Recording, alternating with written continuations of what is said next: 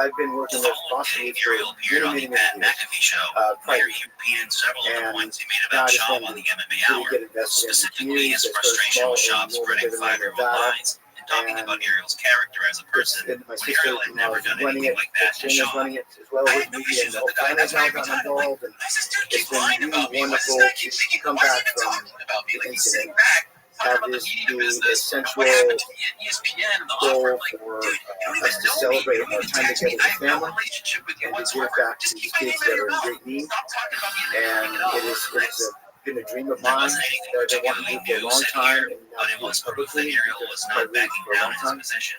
And The to really make situation a did big, take a bit of big a strange splash turn and when to make Josh a lot of Thompson movement and Big John for these McCarthy kids. decided And to I think weigh it's in one of the on the reasons why I growing brought strife back, between Ariel and Sean. outside of all Big the John counseled Ariel I think against there's acting something like a tough guy working because one in day my a fighter favor might decide to to get come back physical with him. outside just my family. My problem is And then I think it is my two kids and my ability to have a great respect for them. And it's been a couple years now, and it's already been moving mountains to kids already, and we'll continue to do so. This is like this is easy. I love this. This is part of my fiber in my body. As old as a 7 in my family, I've been changing diapers and living as the oldest. It's sort of my birthright to be able to do. What makes me cooler is that I'm the Marvel superhero. So I have like a reach and access to these kids that they even listen to. Right? They're like, oh, cool, let's go to camp with Hawkeye. That's so dope. And they all shit with plastic snacks, right? And this is like all their valuables in their life. And it makes me weak, right? This is all their work to show up in Kentucky bags. All of it. So we give them roll it, hands on it, passport. I'm going to change the narrative. You're a traveler now. You're a little traveler.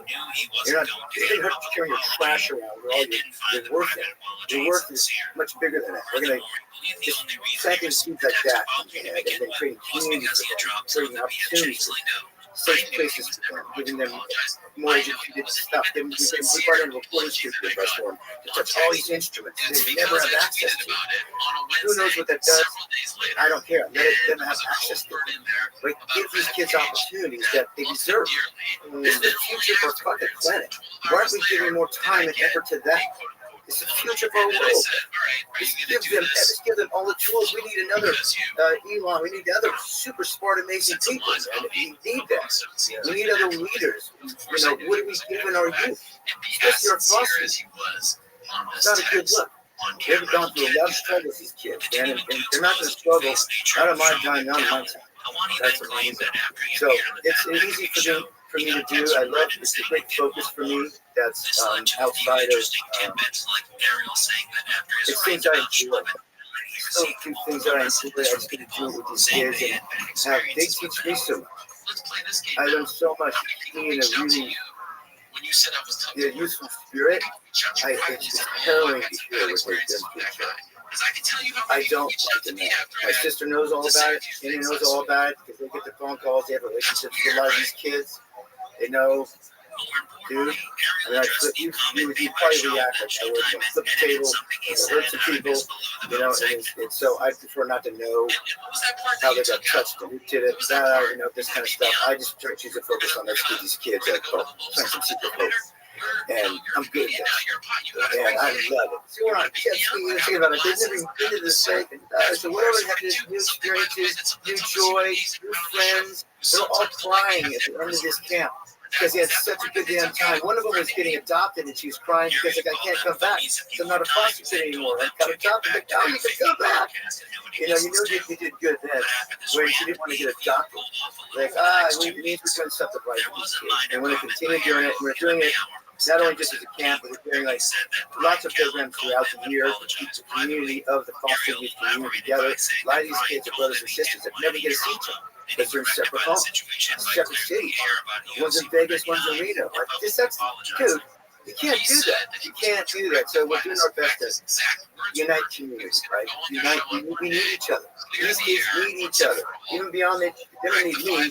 They need to have access and reasons to be together. So it's helping the foster parents. It's helping the kids. Whatever we can do, we're going to start building youth centers as well. We'll be building homes as well in the future with the foundation. But we're starting step by step, breath at a time, brick by brick, and building camps and activities and education for them. It's I love it. You can see how much I love it. I can talk about this for days, man. Just it up. Yeah. I love it, man. I can't. We have these camps coming up here in June and July, so I'm pumped. Can't wait to finish this job and go back home. That's incredible. Yeah. It's kind of shocking that it takes individuals to inspire to do something like this because society doesn't put any emphasis on us. Well, it's like, look, there's states have foster programs, right? But there's gaps in the system, man. It's like kids forgotten kids or forgotten. And then some more, it's tragic. But put a spotlight on something, put energy into something, it builds. And I got a loud voice and a big heart, and I'm very actionable what I do, and that's why the foundation's growing and making the moves and making the paving ways for these kids. So I'll keep doing it, man. It's easy. How long have you been doing this? Probably only a couple of years. Just started out. So, then it's like learning about the nonprofits. Oh man, it's like you going out asking for money, so I don't do that. I'll go do like voiceover jobs and put money in the account for. I hate asking for money for foundation stuff. I'll let you. But I stay in my lane. I work with the kids and work with the ideas and programs, and I love my sister and those guys in the board. And all those kind of things. Unfortunately, people be able to heavyweight division, and he should probably quit for the sake of his Well, that's what it is, and that's why we operate at 8%. His company special is consistent bad, despite attempting to prime people to Yeah, believe in exactly. positive Yeah, reviews. so I mean, Comedians I think we openly got mock to, him, because no one and even the ones takes who anything don't want to burn a bridge with him basic publicly operating mock costs. him And behind his back. 8%, I can say that for 13%. certain. It's like If all we're the going to talk money's about going to Shop's kids. talent, we need to look no All of further it. than the All people of who actually got him All where of he is today. So I'm trying to get to the bank account Shop would full probably to still the be operate collecting off. concussions like Funko Pops and Bellator or interest. bare knuckle Once we're boxing. there, Simply then being in the storm doesn't mean that your opinion is worth anything or that you have any talent as a broadcaster. So If it weren't for Brian Are Callen you gonna and Joe Rogan expand this? piggybacking him Yeah, to it'll wannabe grow. influencer status, Again, you'd be I one think of those the people key talking to perspective no one. for me Ask is yourself, staying who's in tuning into the their own podcast area, created by that guy who got knocked out by Ben Rothwell and Hunter Rousey's husband? There are I'm plenty very, of very fighters who, hands-on, despite and all the it's success they important had in for me the cage, to be the voice aren't for able the to draw a foundation few thousand people for to these the kids podcast. and an advocate for Conversely, you them. have people like Jack And, Slack and Luke Thomas who so are well respected in the MMA Nevada is community kind of and the have goal for managed the to create a next good living from 5 breaking years. down fights. And I will say that Shab there's is still a ton of extremely kids talented that as a have thief not and reached bullshit the salesman, league. though. So Like his handler, I ballerina got Dose focused on that. Rogan, Shab has That's amazing. cultivated a following Yeah, of then gullible there's simpletons who like parrot his getting dim-witted that opinions. use that Likewise, huge he's out. attracted a They collection get of it back into being backpackers and counselors back ass-looking in the hangers-on. town. These The periods of minor fame and success do spring more than most non-existent careers. This parasitic university, relationship works a lot both of them are ways, going though. back into As Shab steals sociology from and everyone around psychology him, and want to go help he's managed to get kids away and with stealing foster. from every So comedian he's great, ever been someone associated give with, them down to opportunity to stealing come their back and laughs and help catchphrases, the youth, without ever being maybe called give out them by one of guidance. them. God, He stole the name of his thick boy Fight Club merch line, dark and it's and then one way. created some of the most Whatever we can generic do, merch I've ever seen. It's Then there was a time he used the a image of wonderful, Scrooge wonderful. McDuck on one of the Fighter in the Kid shirts and got sued by That's Disney. amazing. You On do another light up occasion, and he talk used a about that Spurs like logo nothing on else. promotional merch for a comedy show he was doing in the Yeah, parking yeah, lot of yeah. AT&T It's everything. It's again, I'm focusing my energy on all the positive stuff, you know, because that can't be sensitive to deal with the hardships that they go through. So let me just be a guy cutting light for them, or someone to laugh on, that takes the sign my t-shirt, whatever they want to do. I don't care. I'm their playground. I love it. Again, I think it's the biggest reason why I came back. That's incredible. Yeah. You can see that it means so much to you. Yeah. And that's just, if you could find something like that in life, you'll win. Yeah. I mean, just think of the amount of positive energy you put out there in the world. Yeah, it's just it's pretty exponential. And then also how it cascades. Yeah, it will affect that. Yeah, Change insane. their lives, Yeah. change other people's Yes. lives. Yeah. And it then There are comes plenty back. of fighters who, despite Maybe all when the you put out success in they the had in world, the it's cage, get back, you know. aren't able to draw a few thousand people to I see it every podcasts. day. It's Conversely, you have exponential. people like Jack Especially Slack now, and Luke since Thomas who the are incident. well respected The in the ripple MMA effect is community just, and have managed to dude, create a this good happened to living my from drivers. It's breaking private down fights. I will experience. say that Shab I is woke up extremely and it was talented as a global. thief and bullshit I salesman. didn't. so kind of glad it did. Allowed people to see me as the band member and not the guy that swings an arrow. It's a fake arrow. It's CGI. You know, so that's because I'm glad it became a big part of it. You know, the ripple effect of just this narrative of the recovery. Like you said, it's affected a lot of people. And it's a beautiful thing. It's hostage, and that's the foundation. And I see it every day. You really read exactly right. Well, what's the alternative? I know, but I mean, it's interesting that you have this perspective. Like, I'm always curious if people that have such an amazing perspective. Like, how did you gain it? Like, how did you get to this place? Yeah, well, I think just you have the life in review, right? Yeah, you know, the life in review. Like, I think, you know, there's Earth Order, right? There's also being in the 70s, in a small town where I was a latchkey kid. Right? I free reign. I was 7 years old. Came to the house. Didn't have to come home to the streetlights game. Right? No, I knew the space. I broke windows, shops, stole shit, light up cigarettes, my mom, all this stuff like that. Sometimes I learn, I reprimand myself. I self-police myself. I was a very honest kid. You know, there's a lot of things. You know, I had a bicycle, and then that was like freedom. That's what I feel like. Oh, I have real freedom. Like fish and pull, got my bike, went off. They never found me. Yeah. It's like, that wouldn't happen today. I would never let my dog hurt you. Never. Walk across the street. It's life. I was a latchkey kid too, and I just think of the where was it? Well, I lived all over the place. So I lived when I was 7 to 11. I lived in San Francisco. From 11 to 13, I lived in Florida. From 13 till 24, I lived in Boston. Oh wow. New York. Oh wow. And well, LA. Last 5 years. Yeah. What's a big six? Yeah, it's The good thing about living in a bunch of different places. The bad thing is I never really developed roots, but I had to form my own opinion because I couldn't count on the opinions of all the people around me. I didn't have like a core group of friends. I just had to like sort of see the world for what it was. Yeah, did that make you an introvert or an extrovert or both? I think I was an introvert initially. I don't think I ever, even though I talk for a living, I'm a public figure, I'm not really an extrovert. It's really odd. Like, I don't really like attention. It sounds crazy, it just only gets a lot of attention. Yeah, I don't need it, you know, which is probably why I get it. Right.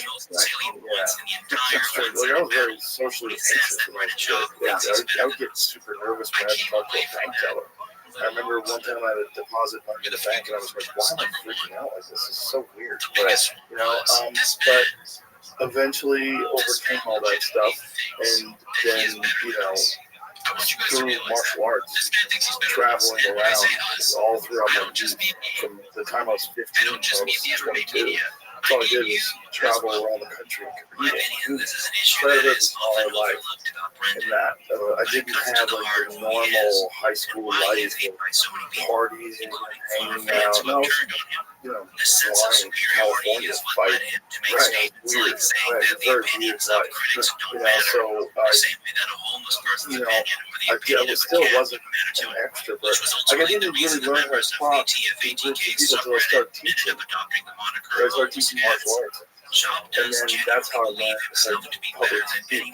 But I was publicly speaking about something that I was very good at. So it was like I commanded sort of attention, just like because I would demonstrate things that I was doing, and then in demonstrating and talking, it made sense that I was able to talk about something really well. Yeah, and you know, it's like I was really good at it, so I could show them. I'm going to demonstrate something to you, and then I do it, and they're like, holy shit, like, I'm going to show you how to do this. And then they listen to me, like, I taught at Boston University, and when I was 19, and it was real, counter GPA, it was like pass-fail A, and I'd say, all you have to do is show up, and try, and get an A.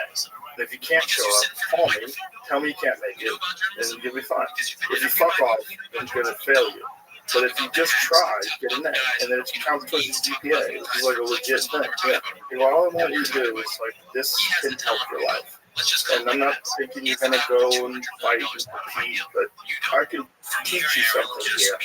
Yeah. And it's difficult, but you'll get better at it. And through getting better at it, you learn how to get better at it. The discipline. Yeah. So that's like how I got into comedy is the oddest way. Just learning how to talk to people. Because I wasn't comfortable talking to you. I always felt like a loser and a weirdo, and I always felt like an outcast. Yeah. So to learn how to talk publicly, like that's how I did. Yeah. You know, but all that traveling around just gave me this very bizarre, like ruthless sense of who I was as a person. Is there anything that you grabbed from that experience that you hold on to? I mean, that you, this is the positive things that kind of come out in that, right? Yeah. I went to a different school every year of my life. At least until I got high school. But I was in the same town. They move around a lot. Maybe just in the town, divorce and all that sort of stuff. Schools were full, whatever it was. So I had to either engage with people, all brand new people, each grade, new school, new grade. Yeah. And then, you know, growing up, I was more shy, think more like you, like an introvert. So either I was very gregarious, or I just was an observer and just watched, so you make choices. That's why I became an observer. But with that, I don't know. I like that part of me. And I can be extroverted like an actor or anything, but I'm still more insular and quiet. And, even the two quiet guys are jaws up. It was hard, but I wouldn't have wanted it any other way, because I think it made me different. You know, and I think there's, unfortunately, if you are in like a small town, and you grow up in that town community, your perspective is very limited. Yeah. And I moved around a lot. And I think that was very uncomfortable. I hated it when I was a kid. Like, fuck, we're moving again to another state. But that made me who I am. And again, it made me form my own opinion instead of adopting a conglomeration of opinions that everybody around me had. You know, and I went from very liberal and progressive San Francisco in the 1970s during the Vietnam War to living in Florida, where it was like completely the opposite. It was super conservative and kind of retarded. And I remember just being around people like, this to my face. Why do you think this is crazy? So strange to me to have this complete juxtaposition. Not only were they afraid to address wanting to, but it also made me realize that wow, there's a lot of different ways to think. There's a lot of different ways to engage with life. When Ariel addressed the TFAGK reply, well, it's only like especially growing up, right? You think 7, 8, 13, all those years, you look to our friends and afraid to say his name. He also discussed some past experiences he had with Brendan and Ryan, including their appearance on the MMA Hour many years ago, when their PR person asked Ariel for a favor. Things started to heat up about 6 minutes into Ariel's response, though. After replying to Schaub's nonsense about Ariel being banned from Vegas and being invited to a rinky-dink comedy show with 25 people in attendance and a 50% off discount codes, Ariel dropped his first tactical right? That's all anxiety inducing. I was trying to rate it. Perspective. I was trying to rate the results. Best I could Positive come up perspective, with, you know, to lean 1.7. on. Yeah, like you said, I like how I came. You know that number, right? Drove you into You've all heard the that number, things you probably like 1.7? about yourself. Lowest rated. Yeah, and it also, I got picked on Watching this MMA Hour live was hilarious as the second Ariel dropped the reference to the IMDb rating. Live chat lost his fucking mind. But this was just the beginning, I didn't have friends. Ariel didn't even miss a beat when he pivoted to Brian Callen, who apologized to Ariel in private because, according to his body, he's afraid Ariel will open up the closet and release everything in there. Ariel then changed gears for a few minutes and talked about Josh Thompson and Big Joe McCarthy before pivoting back to Shaw and and now all that his I'm haters good are. at this one thing, And so let's go back to the thing, because you got a bunch of people, again, people trying to make it about themselves. That was You got all like the hanger-oners. my whole life. You got this washed up, I don't want to do this anymore. fancy-looking character in my Transitioned to other things, but all night trying to get a piece of the pie, trying to period get of the ball, time trying to get the wouldn't have happened if I lived in a comfortable environment where I wasn't like this, where I didn't get space. I wouldn't have that desire to like, do something that was completely terrifying because I was scared of physical confrontation.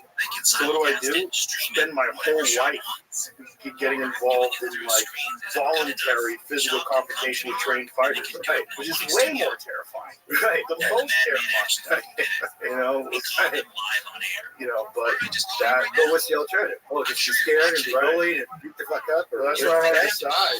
Yeah, take the reins and how to decide that. Yeah, so to make this change. Fortunately, worked out. Yeah.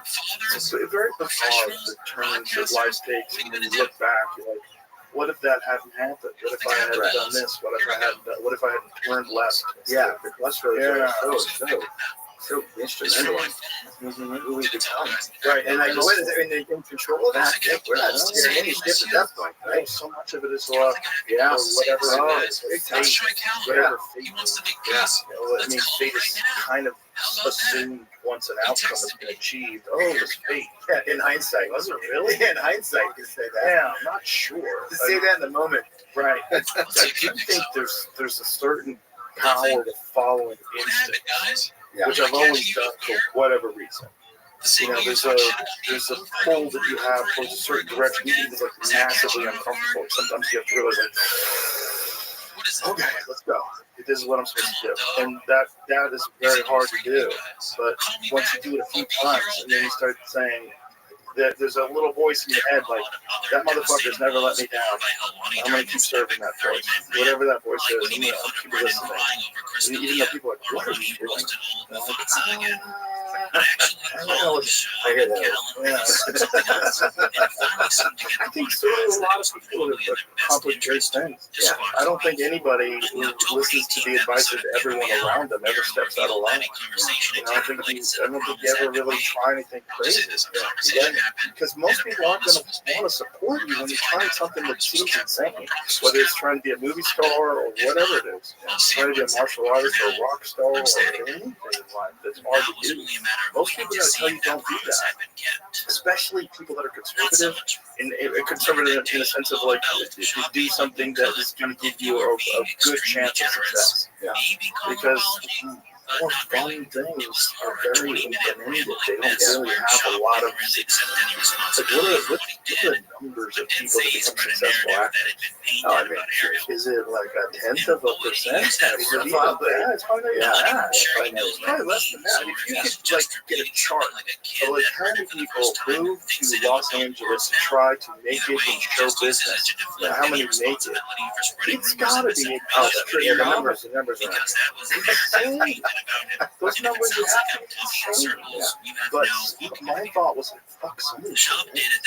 Somebody did it. Like, why can't I do it? And then people would say, yeah, what are the odds you're gonna make it? Like, so, well, why am I thinking about that?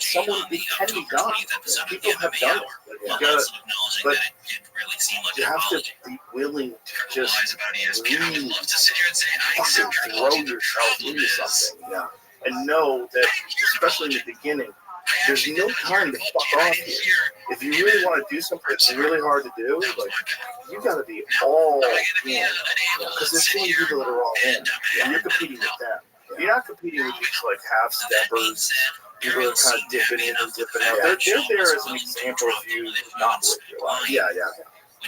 Well, isn't there like kind of a selective hearing that kind of has to happen in anything for anything? You have to listen, you listen to engage, you really listen to learn and grow. Yeah. But then you have to have selective listening to like, how many times I was told no, it's all crazy. But you're like, what are you doing? You're out of your mind. I'm like, oh, now I know I'm on the right track when I hear that. Because that's the words of a fearful person. Those are the words of someone who's scared and not courageous, and a lot of stuff's in there. I'm on the right track. Well, not just that.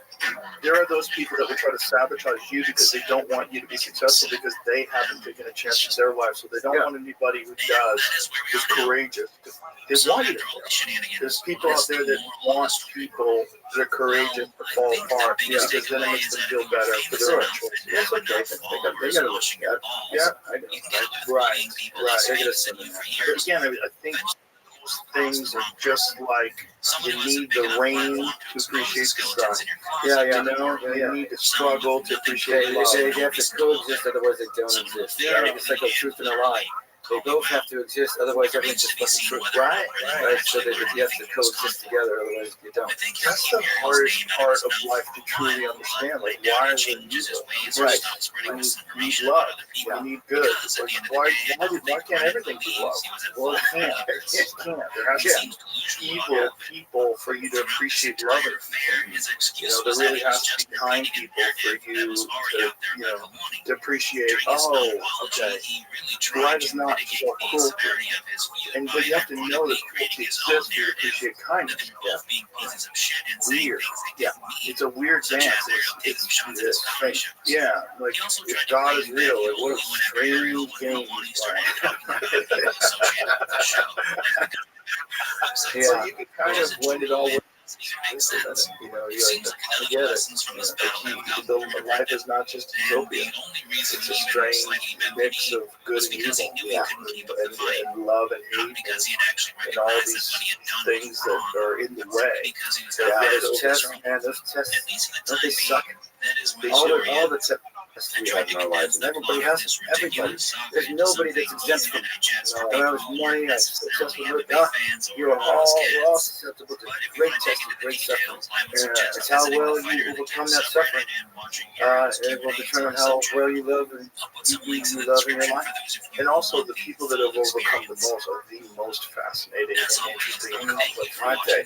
Have you ever met Amanda Knox? No, she is.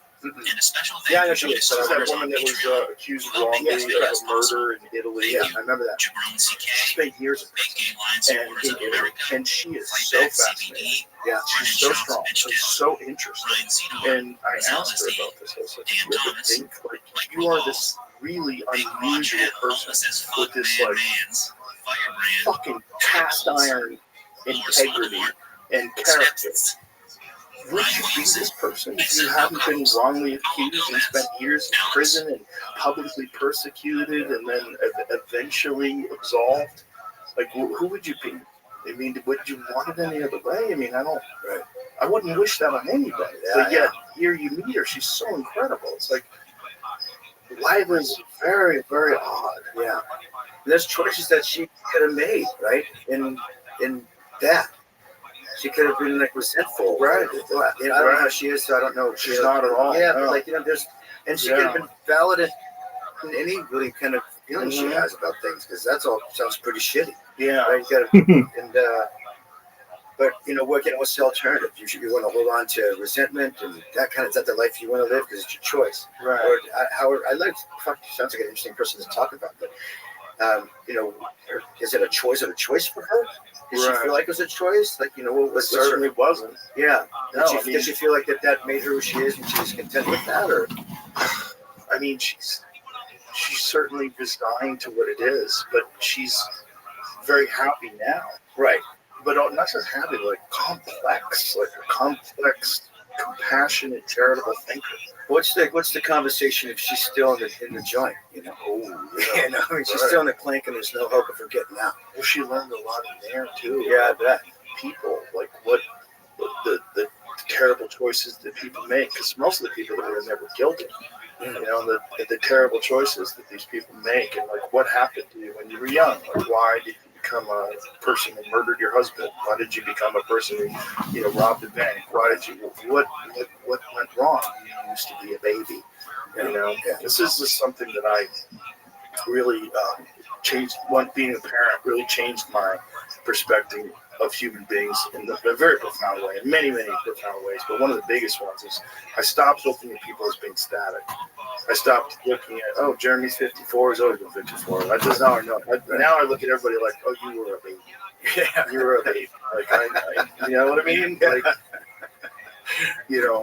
I love my daughters dearly, and they're very extraordinary people, but it's been fascinating to watch them as little babies become these really complex human beings and have conversations with them and talk to them and see how they interface with life. And then people who are all fucked up and, angry and fucking hateful, and just, God damn, what happened? What went wrong? Yeah. what are the things that, and how do you get out of this? Yep. It's interesting. It's but I mean, there's so many trials and tribulations in this wonderful existence that we all share. And I think we learn a lot through other people's, not just your own, but other people's. Yeah, for sure. Well, that's the hope anyway. We can, right? Yeah.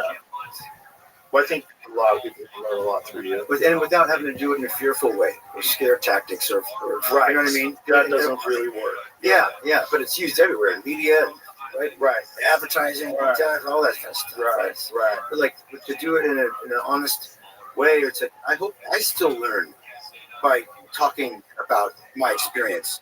Right, I still learn by looking through the book or listening to the audio. I'll be listening to the audio soon when I have my daughter and all my nieces and nephews around. They're going to listen to it. We're all going to listen to it together. So I'm not going to have them go off reading this thing. It's too harrowing to do it alone. But like, I'll be listening to it. I want to learn through it. And with that experience and that exchange with these beautiful young creatures. Yeah.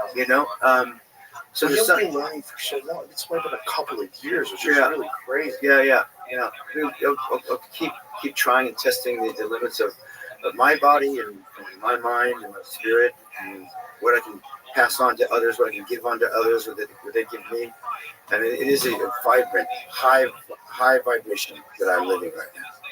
And I'm so blessed to have it. And so much gratitude in every breath. I almost feel like I don't have to walk anywhere. I sort of live it. I just feel so lucky, and I think it has to do with all the love and all the goodness that this world has to offer. I think it's gotten me through, and the attitude of it, the perspective of that, because it can be a very bleak, dark place. But I choose love, I choose action, I choose my perspective is my choice. And I've been in dark places where it wasn't quite so positive and so lovely. It was well before the accident. Where just like, just kind of grumbly and grumpy and don't want to leave my house. And, I don't want to go sign autographs. I don't want to be around people. Or, I'm just kind of whatever. Not a really great, happy place, perhaps. Like everybody has the right to be, but that doesn't exist at this point. I don't get no bad days, Jim. That's amazing. Right? You're like, fuck, I want that. Isn't that incredible? But I can gas up the snow cap for you want. I can make it happen for you. Isn't that incredible? No more bad days, brother. Right? Wow. It's a perspective that is mine, and a truth and a reality that is mine. Because I have a barometer to I know what a bad day is actually like. And I was tested to my limits, and I got through it, luckily, somehow, some way. And it's just almost science at this point. It's a factual that it's just not going to happen. I can't. No matter if I tried so hard to have a bad day, it's just not going to happen. Yeah, I can have a bad moment. I can have frustrating times, but it's not. I'm just not going to have a bad day. And for the rest of my experience here on Earth, it's amazing. And I think that experience, this perspective that you're sharing, is contagious. I think so too, dude. Yeah, I know. Actually, I know so. Yeah, for a fact. For a fact. It's sort of make manifestation of what your existence is. You want it to be. Yeah. And you can do it. Yeah. You gotta believe. You gotta do it. Yeah. Both those things. I think that's why it's beautiful that you. Yeah. My next breath. Yes, sir. Thank you, Jeremy. This is awesome. I really appreciate you. Yeah, likewise, brother. You make me happy, man. You bring out a lot of good stuff in me. You reaffirm a lot of good things in me in a really, really meaningful way, and I appreciate you. I appreciate you too. Thank you. It's a lot of fun. Yes, sir. Thank you. Yeah, I'll see you at the UFCs too, man. Absolutely. Okay. Go buy this book, folks. Yes, sir. Bye, everybody. Bye-bye.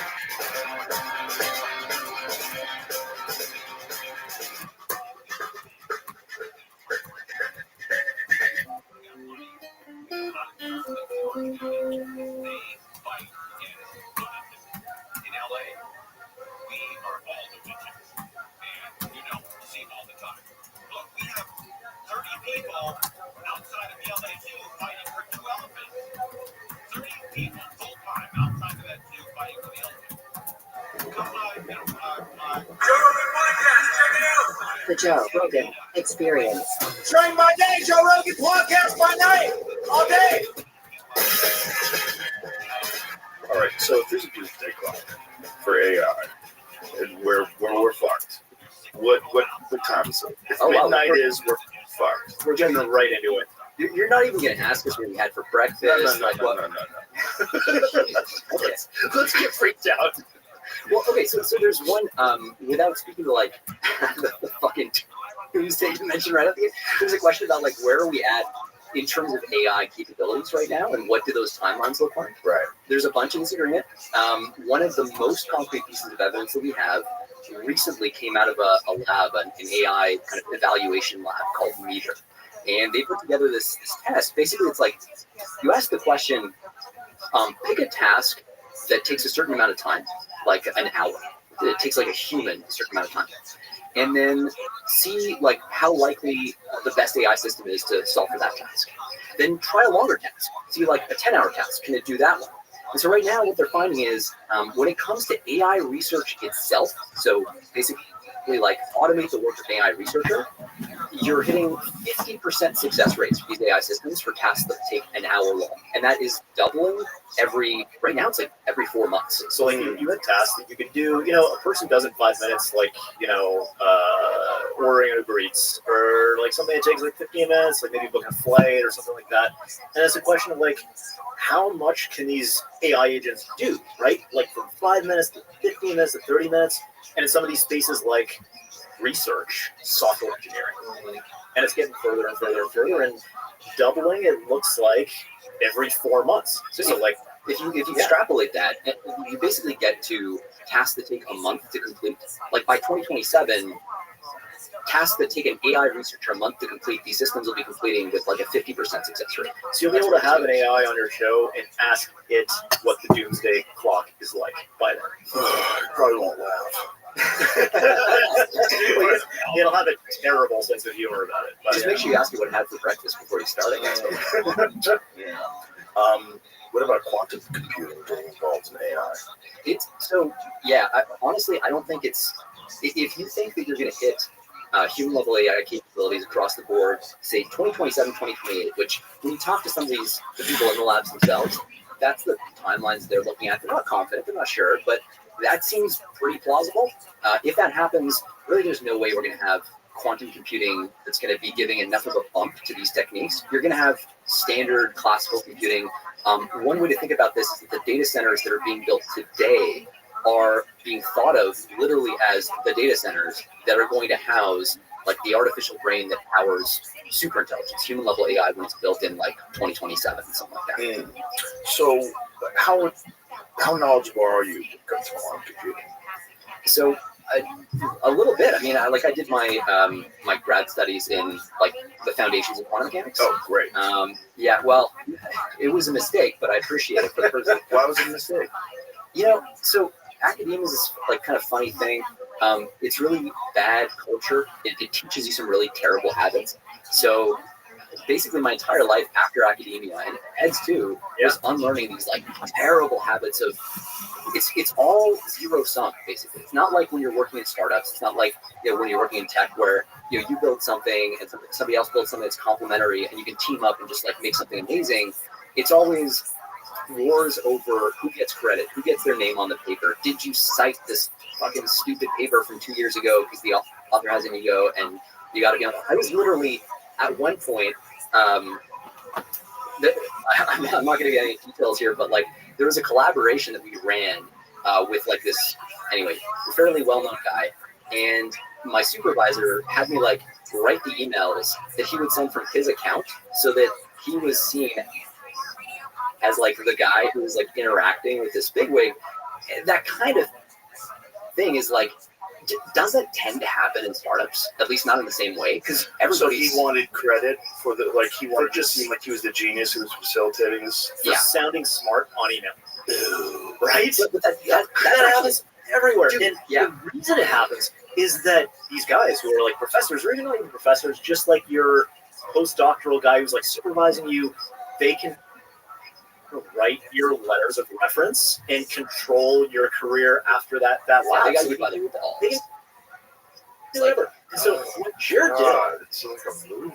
totally, Yeah, it's gross. Like a gross movie. It's like a gross boss in a movie that wants to take credit for your work. and it's real, it's rampant. And the way to escape it is to basically just be like, fuck this, I'm going to go do my own thing. So Yeah. Jared dropped out of grad school to come start a company. And I mean, honestly, even it took both of us like a few years to like unfuck our brains and unlearn the bad habits we learned. It was really only a few years later that we started like really getting a good flow.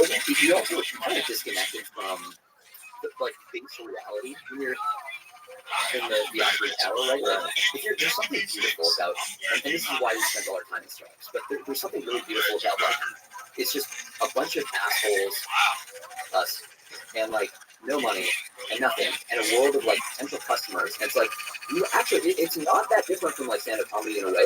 Like your product is, can I get the laugh, right? Like something like that, and it's unforgiving. If you fuck up, it's like silence in the room. It's the same thing with startups. Like the space of products that actually works is so narrow, and you got to obsess over what people actually want. And it's so easy to fool yourself into thinking that you've got something that's really good because your friends and family are like, "Oh no, sweetie, you're doing a great job. Like, what a wonderful life. I would totally use it. I totally see all that stuff, right?" And I love that because it forces you to change. Mm-hmm. Yeah, the whole indoctrination thing in academia is so bizarre because of these like hierarchies of powerful people, and just the idea that you have to work for someone someday and they have to take credit by being the person on the email. That will haunt me for days. Oh, I swear to God, I'll be thinking about that for days now. I fucking can't stand people like that. It drives me nuts. One big consequence is it's really hard to tell who the people are who are creating value in that space too, right? Of course, sure, Like, because it's just like television. One of the things about television shows is, so I'll give you an example. A very good friend of mine who's a very famous comedian had this show, and his agent said, "We're going to attach these producers that'll help get it made." And he goes, "Well, what are they going to do?" He goes, "They're not going to do anything. It's just be in name." He goes, "Well, they're going to get credit." He goes, "Yeah." He goes, "Fuck that." He goes, "No, listen. This is better for the show. It'll help the show. Right. But then they'll have a piece of the show." He's like, yes, but it's a matter of whether the show gets successful or not, and this is a good thing to do. And he's like, "What are you talking about?" But it was a conflict of interest because this guy the agent was representing these other people. But this is completely common. Yeah. So there's these executive producers that are on shows that have zero to do with it. It's so many industries are like this, and that's why we got into startups. It's literally like you and the world, right? Yeah. It's like in a way like stand-up comedy, like Jared said, Or like podcasting, where your enemy isn't actually hate; it's indifference. Like most of the stuff you do, especially when you're getting started, like why would anyone like give a shit about you? They're just not going to pay attention. Yeah, that's not even your enemy. That's just all potential. That's all it is. It's like your enemy's within you. It's like figure out a way to make whatever you're doing good enough that you don't have to think about it not being valuable. It's meditative. Like there's no way for it not to be in some way a reflection of like yourself. You're kind of like in this battle with you trying to convince yourself that you're great, so the ego wants to grow, and then you're constantly trying to compress it. And if there's not that outside force, your ego will expand to fill whatever volume is given to it. Like if you have money, if you have fame, if everything's given, and you don't make contact with the unforgiving on a regular basis, like you're gonna end up doing that to yourself. And you could, it's possible to avoid, but you have to have strategies. Yeah, you have to be intentional about it. Yeah, the best strategy is jujitsu. Yeah, it's Mark Zuckerberg is a different person now. Yeah, you can see it. Yeah, well, it's a really good thing for people that have too much power because you just get strangled all the time. Yeah, and then you just get your arms bent sideways, and after a while, you're like, okay, this is reality. This social hierarchy thing that I've created is just nonsense. It's just smoke and mirrors, and they know it is, which is why they so rapidly enforce these hierarchies. Like why sir and ma'am and all that kind of shit. That's what that is. Like you don't feel like you really have respect unless you say that. Ugh. These poor kids that have to go from college where they're talking to these dipshit professors out into the world and operating under these same rules that they've been forced and indoctrinated to. It's God, you just make it on your own. It's amazing what you can get used to, though, and like it's like you're mentioning the producer thing. That is literally also a thing that happens in academia. So you'll have these conversations with them. All right, well, this paper is something, but we want to get it in a paper, in a journal, and so let's see if we get like a famous guy on the list of authors, so that when it gets reviewed, people go like, "Oh, Mr. So and So, okay," like, and that literally happens. Like, you know. The funny thing is, like, the hissy fits over this are, like, the stakes are so really low. At least with your producer example, like, someone stands to make a lot of money. With this, it's like, you get maybe, like, an assistant professorship out of it at best. It's, like, 40 grand a year, and it's just, like, it's just... For the producers, it is money, but I don't even think we notice the money anymore. I think the big part, because all those guys are really, really rich already. I think, you know, if you're a big-time TV producer, you're really rich. I think the big thing is being thought of as a genius is always connected to successful projects. Right. Yeah. That's what they really like. That is like always going to be a thing, right? And it wasn't one producer; it was like a couple. So there's going to be a couple different people that were on this thing that had zero to do with it. It was all written by a stand-up comedian. His friends all helped him. They all put it together. And then he was like, no, he wanted firing his agent over it. Oh, shit. Yeah. Good for him. I mean, yeah. Get the fuck out of here. At a certain point for the producers, too, it's kind of like you'll have people approaching you for help on projects that look nothing like projects you've actually done. So I feel like it just adds noise to your universe. Like, if you're actually trying to build cool shit, you know what I mean? Like, some people just want to be busy. They just want more things happening, and they think more is better. More's not better, because more is energy that takes away from the better, whatever the important shit is. Like, yeah, the focus. You only have so much time until AI takes over. Then you'll have all the time in the world, because no one will be employed, and everything will be automated. We'll all be on universal basic income. And that's a show. The end. That's a sitcom. That's a bunch of poor people existing on $250 a week. Oh, I would watch that. Yeah, because the government just gives everybody that. That's what you live off of. Like weird shit is cheap. Like the stuff that's like all like, well, the stuff you can get from chatbots and AI agents is cheap, but like food is super expensive or something. And yeah, organic food's gonna be, you're gonna have to kill people for it. You will eat people. It will be like a Soylent world. Right. Hey, really green. Yeah. Nothing's more free range than people, though. That's true. Depends on what they're eating, though. It's just like animals. You know, you don't want to eat a bear that's eating salmon. It tastes like shit. Yeah, I didn't know. Yeah. I've been eating my bear raw this entire time. So back to the quantum thing. So quantum computing is infinitely more powerful than standard computing. Would it make sense then that if quantum computing can run a large language model, that it would reach a level of intelligence that's just preposterous? So yeah, one way to think of it is like there are problems that quantum computers can solve way better than classical computers. And so like the numbers get absurd pretty quickly. It's like problems that a classical computer couldn't solve if it had the entire lifetime of the universe to solve it. Right. A quantum computer, right, in like 30 seconds, boom. But the flip side, like there are problems that quantum computers just like can't help us accelerate. The kinds of like one classic problem that quantum computers help with is this thing called like the traveling salesman paradox or problem, where you have like a bunch of different locations that a salesman needs to hit, and what's the best path to hit them most efficiently. It's like kind of a classic problem if you're going around different places and have to make stops. There are a lot of different problems that have the right shape for that. A lot of quantum machine learning, which is a field, is focused on how do we take standard AI problems, like AI workloads that we want to run, and like massage them into a shape that gives us a quantum advantage. And it's a nascent field. There's a lot going on there. I would expect, like, my personal expectation is that we just build the human level AI and very quickly after that super intelligence without ever having to factor in quantum. But it's could you define that for people? What's the difference between human level AI and super intelligence?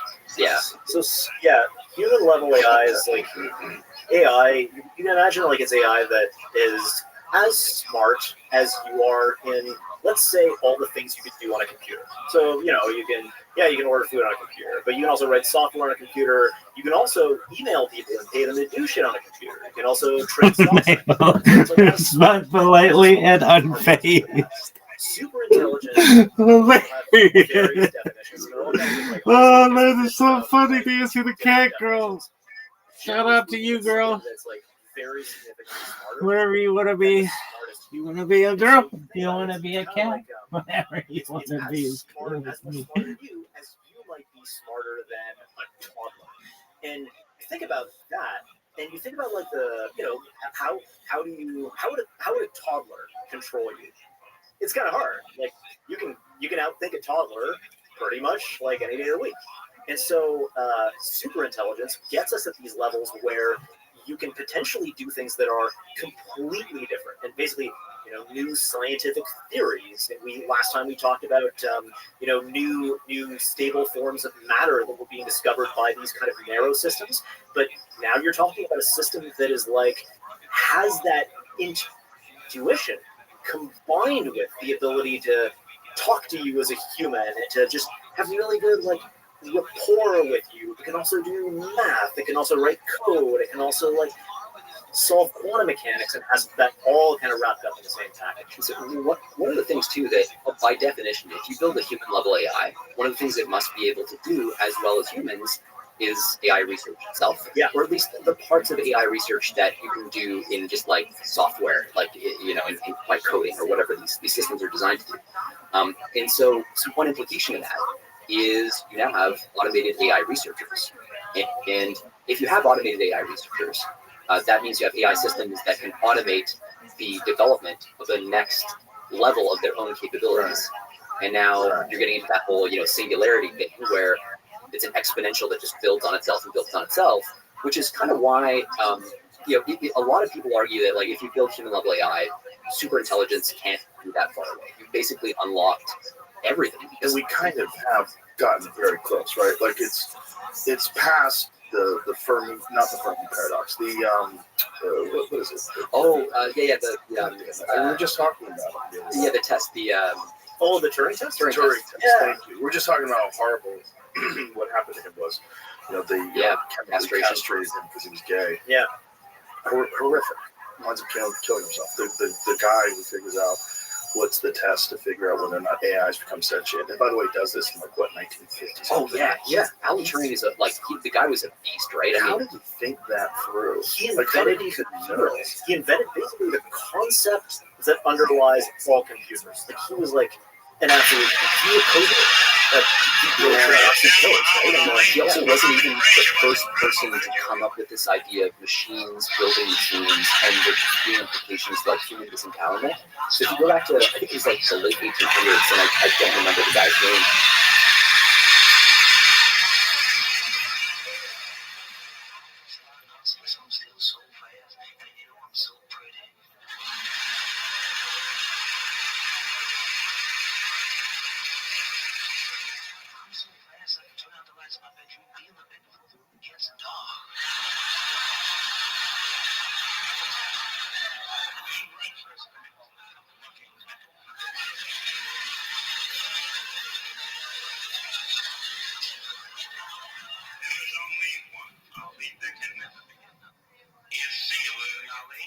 Solely Ali. That's the fact that makes him great. The fact that there is only one Ali. Numero uno. There is little I can say about this man that he has not already said himself.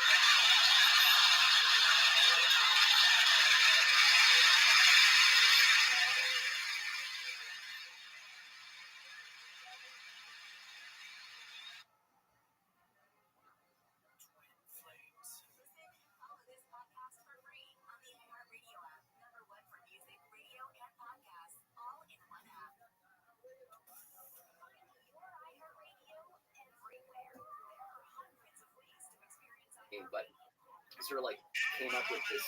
He was observing the Industrial Revolution and the mechanization of labor, and kind of starting to see more and more like he's seen out of it. It's almost like you have humans are an ant colony, and the artifacts that colony is producing, they're really interesting artifacts for these machines.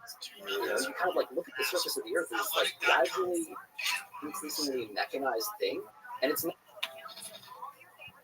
not super clear if you zoom out enough, like what is actually running the show here? Like you've got humans servicing machines, humans looking to improve the capability of these machines at this it dictates, like they're not even in control of what they're doing. Economic forces are Are pushing we it. the servant of the master, right? At Yeah. a certain point, like, and the whole thing is like, especially with the competition that's going on between the labs, but just kind of in general, you're at a point where like, the CEOs of the lab, like they're these big figureheads, they go on interviews, they talk about what they're doing and stuff. Do they really have control over any part of the system? The economy's in this like almost convulsive fit, right? Like you can almost feel like it's hurling out AGI, and like for as one kind of data point here, like all these labs, so OpenAI, Microsoft, Google, every year they're spending like an aircraft carrier worth of capital individually, each of them, just to build bigger data centers to house more AI chips to train bigger, more powerful models, and that's like. So we're actually getting to the point where if you look at on a power consumption basis, like we're getting to 2, 3, 4, 5% of the U.S. power production. If you project out into late 2020s, kind of 2026, 27. You're talking not for double digit though. Not for double digit, Yeah. but for single digit. Yeah, you're talking like that's a few gigawatts. So 1 gigawatt. Sorry, not for single digit. It's in the like for 2027. You're looking at like in the 0.5-ish%. But it's a big fucking fact. Like you're talking about gigawatts and gigawatts. 1 gigawatt is 1 million homes. So you're seeing like one data center in 2027 is easily going to break a gig. There's going to be multiple like that. And so it's like 1 million home city, metropolis really, that is just dedicated to training like one fucking home. That's what it is. Again, if you zoom out of planet Earth, you can interpret it as like this, like all these humans practically running around like ants, like building this like artificial brain. That's like one super mind assembly. Marshall McLuhan in 1963 or something like that said, human beings are the sex organs of the machine. Oh god, that is different today. It does. It does.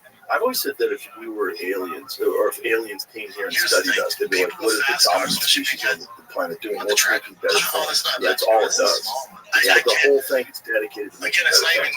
And all the guys, including materialism, including status, keeping up with the Joneses, all that stuff is tied to newer, better stuff. You don't want old shit. Yeah. You want new stuff. You don't want an iPhone 12. What are you doing, you loser?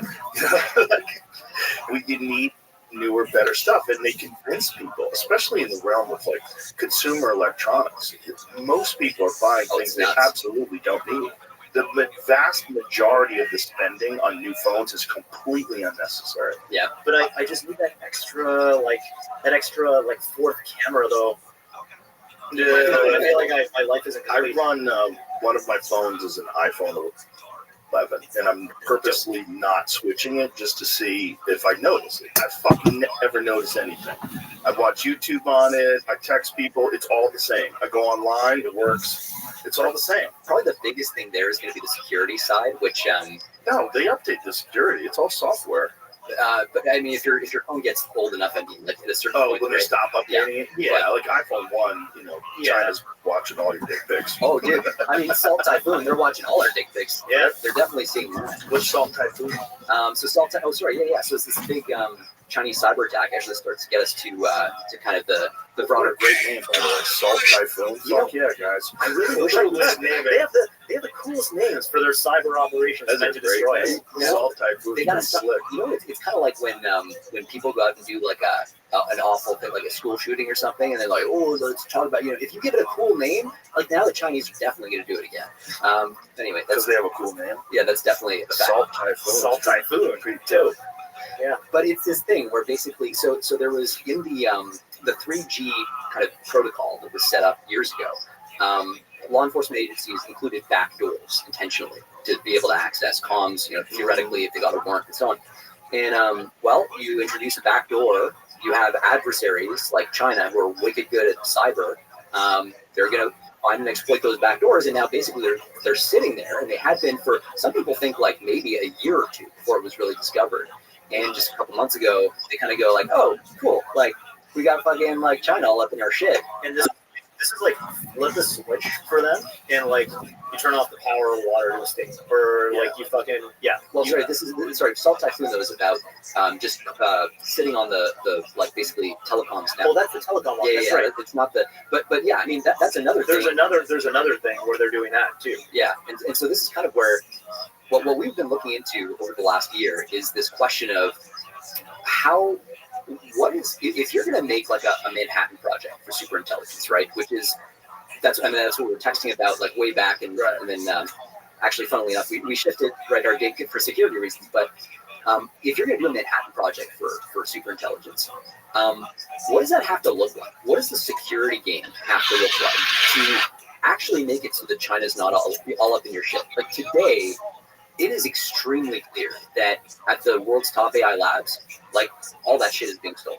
Like there is not a single lab right now that isn't being spied on successfully based on everything we've seen by the Chinese. Can I ask you this? Yeah. Are we spying on the Chinese as well? That's a big problem. Do you want to?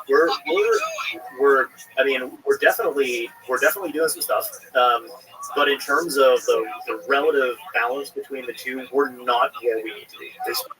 We spy on them? Yeah, because they build all our shit. They build. Well, that was the Huawei situation, right? Yeah, and it's also it's if you look at the power grid. So this is now public, but if you look at like transformer substations, so these are essentially they're a crucial part of the electrical grid, and there's really like basically all the components that are made in China. China's known to have planted backdoors like Trojans into those substations to fuck with our grid. The thing is, when you see a self-typing, when you see like big Chinese cyber attack or a big Russian cyber attack, you're not seeing those things. These countries do not go and show you like their best cards out the gate. You show the bare minimum that you can without tipping your hand at the actual capabilities you have. Like the way that one of the people kind of who's been walking us through all this really well explained it is like the philosophy is you want to learn without teaching, right? You want to use what is the lowest level capability that has the effect on after. So I'll give an example. Like I'll tell you a story that's kind of like it's a public story. Right? It's from a long time ago, but it kind of gives a flavor of like how far these countries will actually go when they're playing the game for public. So it's 1945. America and the Soviet Union are like best friends. They're just defeated the Nazis, right?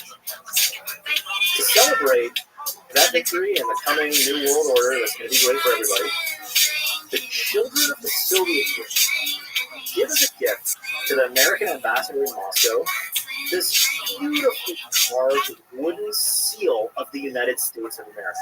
Beautiful. Cool thing. Ambassador is thrilled with it. He hangs it up behind his desk in his private office. You can see where I'm going with this, probably. But yeah, 7 years later, 1952, finally occurs to us, like, let's take it down and actually examine this. So they dig into it, and they find this incredible contraption in it called a cavity resonator. And this device doesn't have a power source, doesn't have a battery, which means when you're sweeping the office for bugs, you're not going to find it. What it does instead is it's designed, that's it. It's the thing. They call it the thing. And what this cavity resonator does is it's basically designed to reflect radio radiation back to a receiver to listen to all the noise talking in the ambassador's private office. And so, how's it doing without power? So that's what they do. So the Soviets, for 7 years, parked a van across the street from the embassy, had a giant fucking microwave antenna aimed right at the ambassador's office, and were like zapping it and looking back at the reflection and literally listening to every single thing he was saying. And the best part was when the embassy staff was like, we're going to go and like sweep the office for bugs periodically, they'd be like, hey, Mr. Ambassador, we're about to sweep your office for bugs. And the ambassador was like, cool, please proceed and go and sweep my office for bugs. And the KGB dudes in the van were like, turn it off. Sounds like they're going to sweep the office for bugs. Let's turn off our giant microwave antenna. and they kept at it for 7 years. It was only ever discovered because there was this like British radio operator who was just doing his thing, changing his dial. He's like, oh shit, like is that the ambassador? Like, so the thing is, and actually, sorry. One other thing about that, if you heard that story and you're kind of thinking to yourself, hang on a second, they were like microwaves at our ambassador 24/7 for 7 years. Whoa. Doesn't that seem like it might like dry his genitals or something? Yeah, or something like that. Supposed to have a lead vest. And the answer is yes. And this is something that came up in our investigation just from every single person who was filling us in and dialed in and knows what's up. They're like, look, so you got to understand, like our adversaries, if they need to like give you cancer in order to rip your shit off of your laptop, they're going to give you some cancer because I don't know specifically about the ambassador, but like that's also so. We're looking at what we can say. There's actually people that you talk to later that can go in more detail here, but older technology like that, kind of lower power, so you're less likely to look at that. Nowadays, we live in a different world. The guy that invented that microphone his last name is Theremin. He invented this instrument called a theremin, which is a fucking really interesting thing. He's just moving his hands? Yeah, your hands control it, waving over this. What? It's a fucking wild instrument. Have you seen this before, Jamie? Yeah, I saw Juicy J playing it yesterday on Instagram. He's like practicing. It's a fucking cool. He's also pretty good at it too. Yeah. There's both hands are controlling it by moving in and out in space, X, Y. I honestly don't really know how the fuck it works, but I've seen it. That is wild. It's also a lot harder to do than it seems. So the Americans tried to replicate this for years and years and years without really succeeding.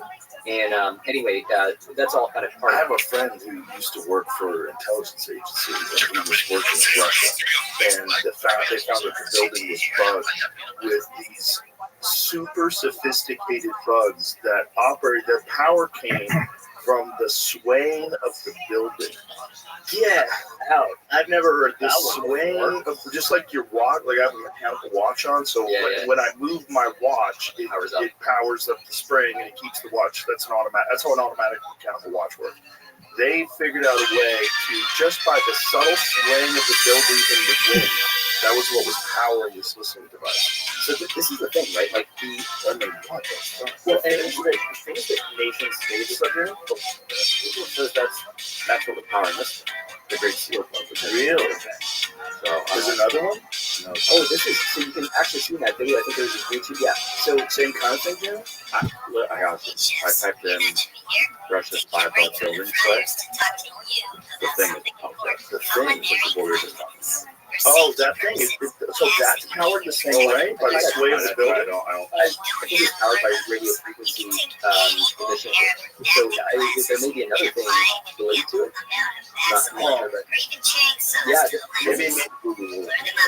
Maybe it's the word sway which is throwing it off. But it's a great action. The only reason we even know that too is that when the U-2s were flying over Russia, they had a U-2 that got shot down in 1960. The Russians go like, like friggin' Americans like spying on us. What the fuck? I thought we were buddies. So just think that. But and then the Americans were like, okay, bitch, look at this, and they brought out the seal. And that's how it became public. It was basically like the response to the Russians saying, like, they're all there. Everyone's spying on everybody. That's the thing. I think they should have some sort of UFO technology. We need to talk about that. We turn off our mics and I'm 99% sure a lot of that shit. You need to talk to some of the people. I'm talking to a lot of people. There might be some other people that would be interested in. I would very much interested. Here's the problem. Some of the people I'm talking to, I'm positive, they're talking to me to give me bullshit. Because are we on your list? No, you're not on the list. But there's certain people I'm like, okay, maybe most of this is true, but some of it's not on purpose. There's that. I guarantee you, I know I talk to people that don't tell me the truth. Yeah. It's an interesting problem in like all income, right? There's always the mix of incentives is so fucked. Like the adversary is trying to add noise into the system. You've got pockets of people within the government that have different incentives from other pockets, And then you have top secret clearance and all sorts of other things that go on. Yeah, one guy that texted me, he's like, the guy telling you that they aren't real is literally involved in these meetings. So stop listening. It's like one of the techniques, right? Like is actually to inject so much noise that you don't know what's what. And you can't follow it. So this actually this happened in the COVID thing, right? The lab leak versus the natural like wet market thing. Yeah. So I remember there was a debate that happened about what was the origin of COVID. This was like a few years ago. It was like 18 or 20 hour long YouTube debate, just like punishingly long. And it was like, there was $100,000 bet either way on who would win. And it was like lab leak versus wet market. And at the end of the 18 hours, the conclusion was like, one of them won, but the conclusion was like, it's basically 50-50 between them. And then I remember like hearing that and talking to some folks and being like, hang on a second. So you got to believe that whether it came from a lab or whether it came from a wet market, one of the top 3 priorities of the CCP from a propaganda standpoint is like, don't get fucking blamed for COVID. And that means they're putting like $1 to $10 billion and some of their best people on a global propaganda effort to cover up evidence and confuse and blah, blah, blah. You really think that you're 50%, like that confusion isn't coming from that incredibly resourced effort? Like, they know what they're doing. Particularly when different biologists and virologists who weren't attached to anything were talking about like the cleavage points and this different aspects of the virus that appeared to be genetically manipulated. The fact that there was only one spillover event, not multiple ones. None of it made any sense. All of it seemed like some sort of a genetically engineered virus. It seemed like gain-of-function research. And their early emails were talking about that. And then everybody changed their opinion. And even the taboo, right, against talking about it through that lens. Oh, yeah, total propaganda. It's racist. Yeah, Which is crazy because nobody thought the Spanish flu was racist, and it didn't even really come from Spain. Yeah, that's true. Yeah, It came from Kentucky. I didn't know that. Yeah, I think it was Kentucky or Virginia. Where did the Spanish flu originate from? But nobody got mad. Well, that's because the state of Kentucky has an incredibly sophisticated propaganda machine. And pinned it on Might not be Kentucky. I think it was an agricultural thing. Kansas. Yeah, goddamn.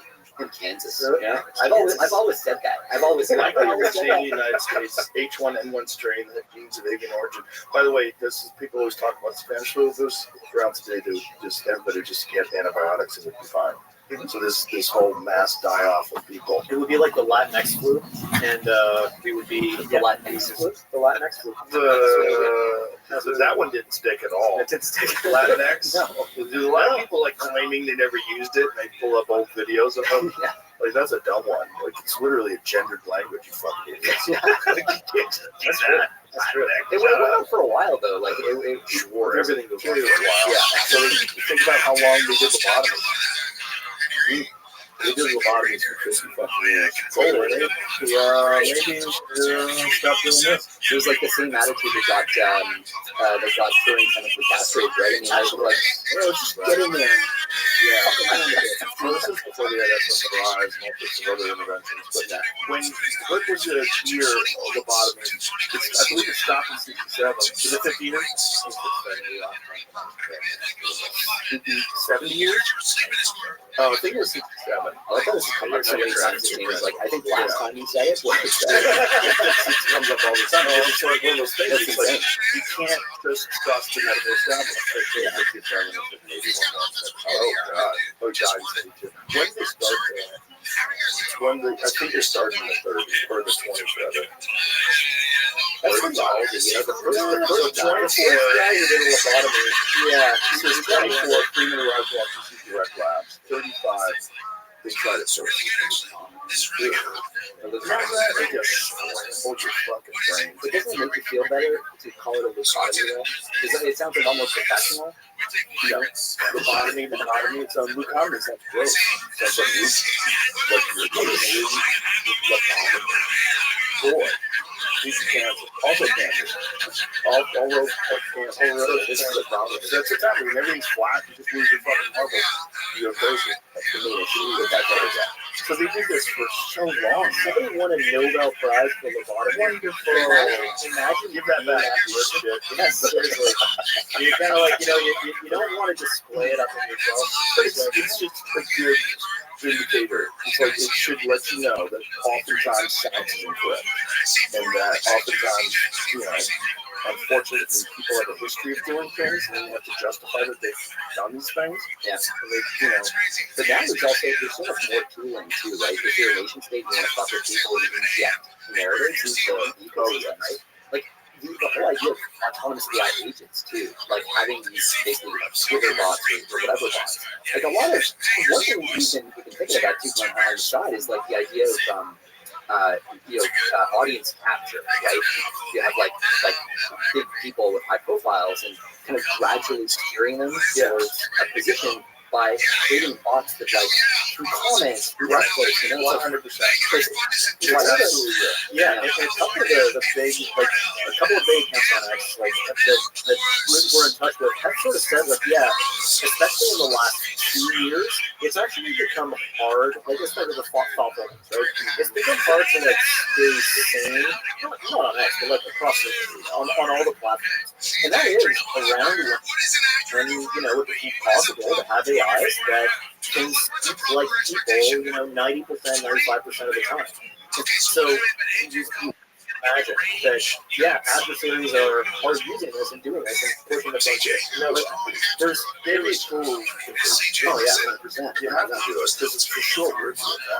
This is one of the things where, like it used to be. So OpenAI actually used to do this assessment of their AI models as part of their kind of what they call a preparedness framework. They would look at the persuasion capabilities of their models as one threat vector. They pulled that out recently, which is kind of like, wow. You can argue that it makes sense. I actually think it's somewhat concerning because one of the things you might worry about is with these systems, sometimes they train through what's called reinforcement learning. Potentially, you could imagine training these to be super persuasive by having them interact with real people and convince them practically, convincing them to do specific things.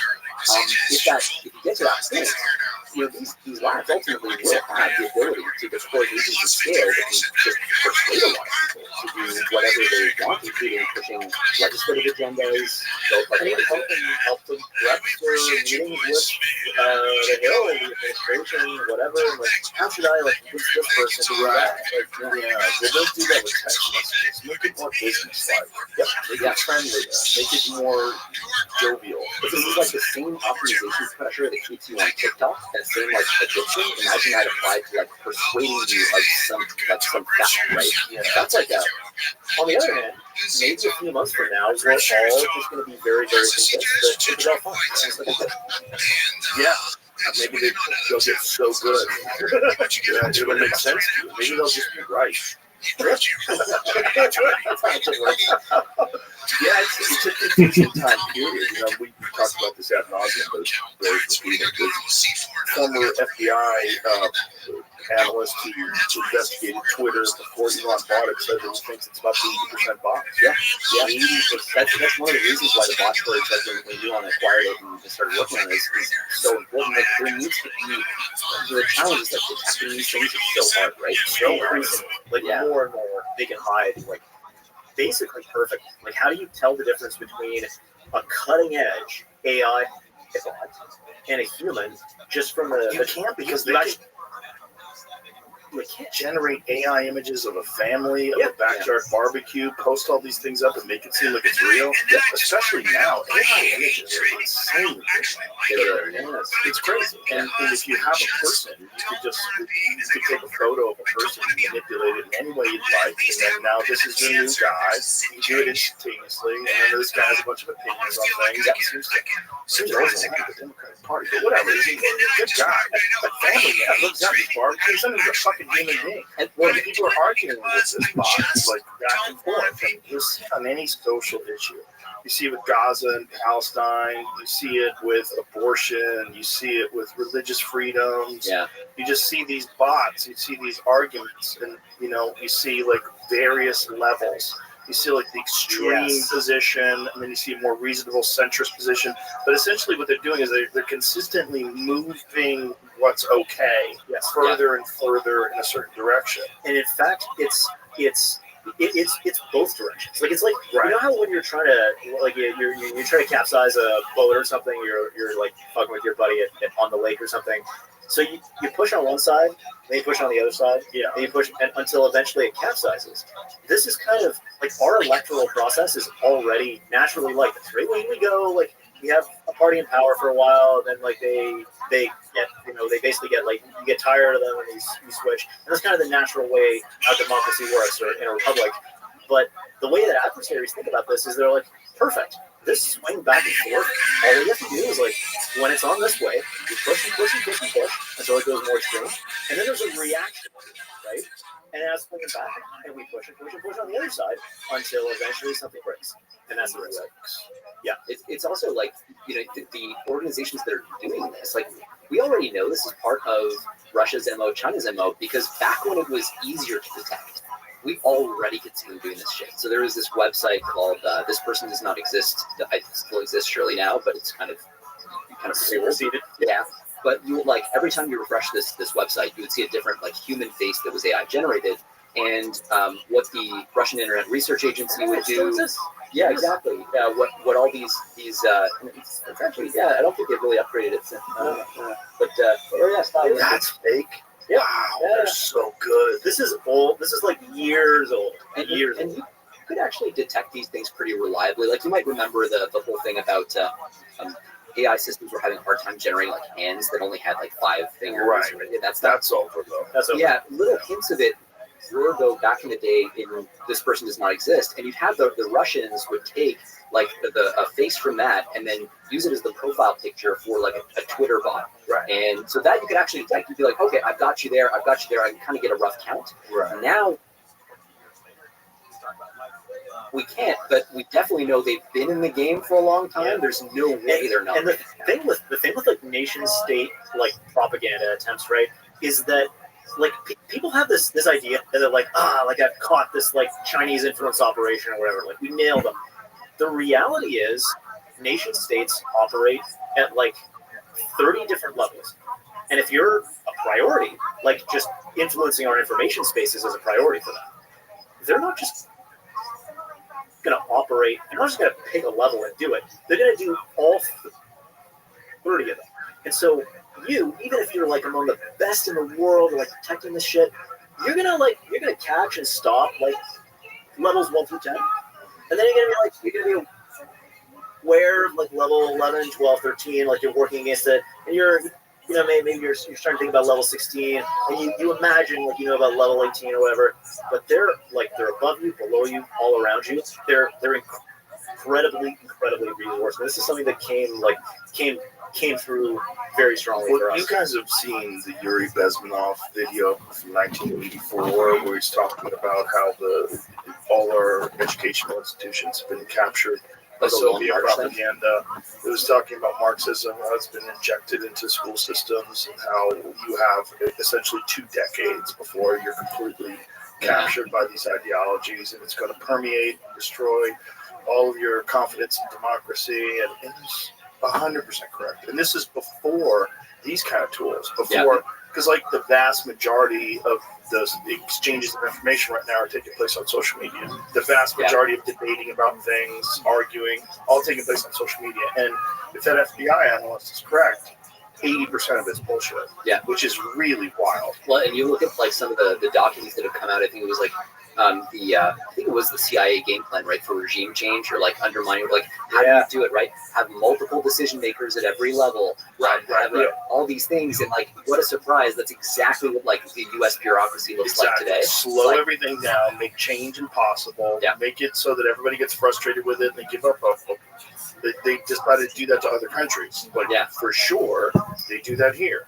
open society, right? I mean, that's part of the trade-off, and that's actually a big part of the challenge too. So when we're working on this, right, like one of the things I was talking about, these 30 different layers of security access or whatever, one of the consequences is you bump into a team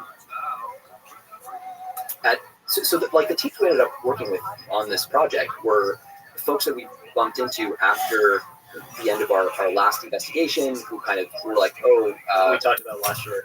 Yeah. Like looking at AGI, looking at the national security kind of landscape around that, and a lot of them like really well placed. It was like special forces guys from tier 1 units, so you'll SEAL Team 6 type thing. And because they're so like in that ecosystem, you'll see people who are like ridiculously specialized in combat, like the best people in the world at doing whatever the thing is, like to break this security. And they don't know often about like another group of guys who have a completely different capability set. And so what you find is like you're indexing like hard on this vulnerability, and then suddenly someone says, oh yeah, but by the way, I can just hop that fence. So the really funny thing about this is like most or even like almost all of the really like elite security people kind of think that like all the other security people are dumbasses, even when they're not. Or like they're biased in the direction of, because it's so easy when everything's like stovepipe. But so most people who say they're like elite at security actually are dumbasses. Because most security is like about checking boxes and like SOC 2 compliance and shit like that. Yeah, it's what it is like, so everything's so stovepipe. Yeah, that you literally can't know what the exquisite state of the art is in another domain. So it's a lot easier for somebody to come up and be like, oh yeah, like I'm actually really good at this other thing you don't know. And so figuring out who actually is, like, we had this experience over and over where like you run into a team and then you run into another team, they have an interaction and you're like, oh, interesting. So like these are the really kind of the people at the top of the game. And that's been this really long process to figure out like, okay, what does it take to actually secure our critical infrastructure against like CCG, for example, like Chinese attacks, if we're building a super intelligence project. And it's this weird like kind of challenge because of the stovepiping. No one has the full picture, and like we don't think that we have anything now, but definitely don't know if anyone who's like that, like this close to it. The best people are the ones who, when they encounter another team and other ideas and start to engage with it, are like, instead of being like, oh, like you don't know what you're talking about, you just like actually lock on and go like, that's fucking interesting. Tell me more about that. Right. Yeah. People that have control of their ego. Yes. 100%.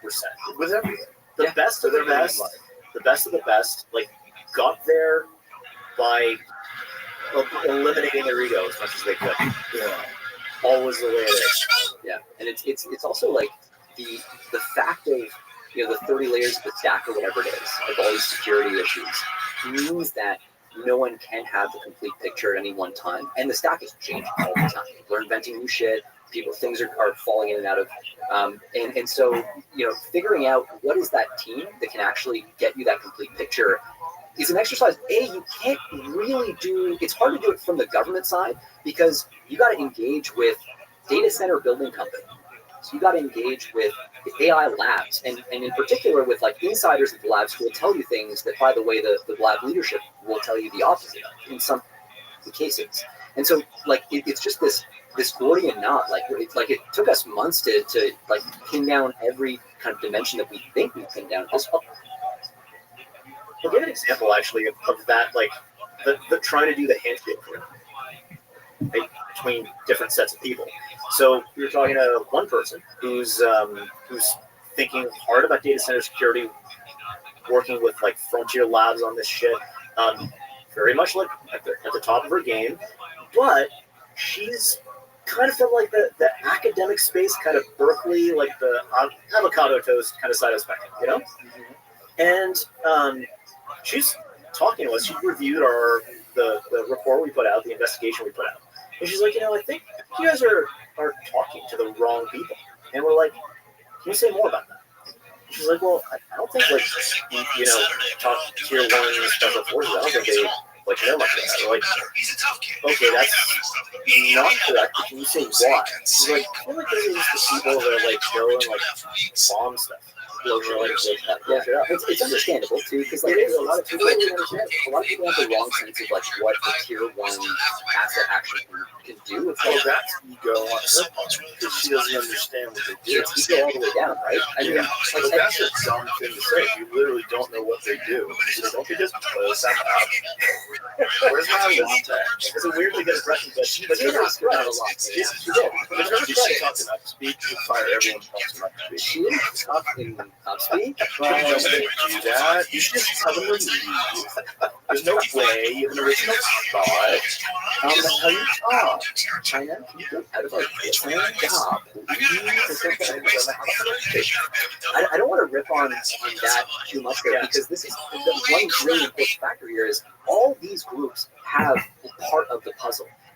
And they're all fucking amazing. They are like world class at their own little slice. And a big part of what we've had to do is like bring people together, and there are people who helped us immeasurably do this. But like bring people together and explain to them the value that each other has in a way that's like that allows that bridge building to be. By the way, the tier 1 guys are the most like ego moderated of the people that we talk to. There's a lot of like Silicon Valley hubris going around right now where people are like, listen, like get out of our way, we'll figure out how to do this like super secure data center infrastructure. We got this. Why? Because we're the guys building AGI, motherfucker. Like that's kind of the attitude. And it's like, cool, man, like that's like a doctor having an opinion about like how to repair your car. I get that it's not the like elite kind of like whatever, but someone has to help you build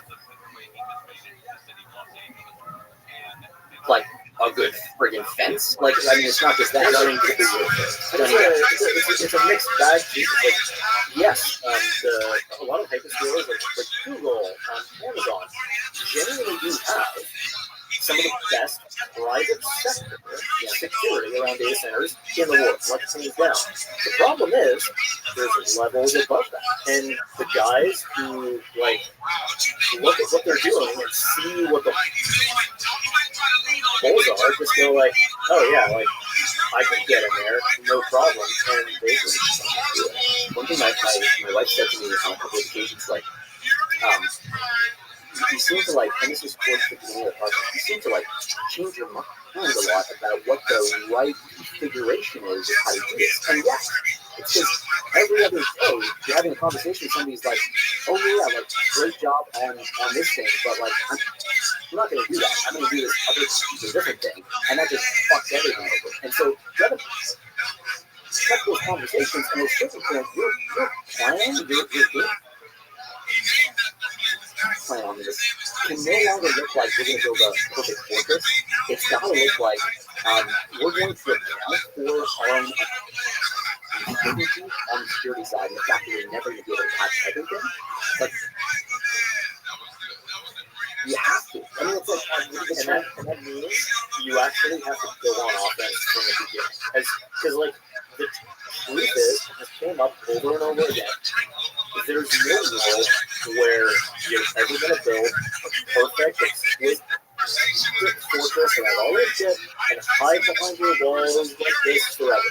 That just doesn't work. Because no matter how perfect the system is and how many angles you cover, like your adversary is super smart, is super dedicated. If you see the feel to them, they're right up in your face. Reaching out and touching you, and they're trying to see like what you see is already break. And that just means you have to reach out and touch them from the beginning. Because until you've actually like reached out and used the capability and proved like we can take down that infrastructure, we can like disrupt that cyber operation. You do this, you do that. You don't know if that capability is real.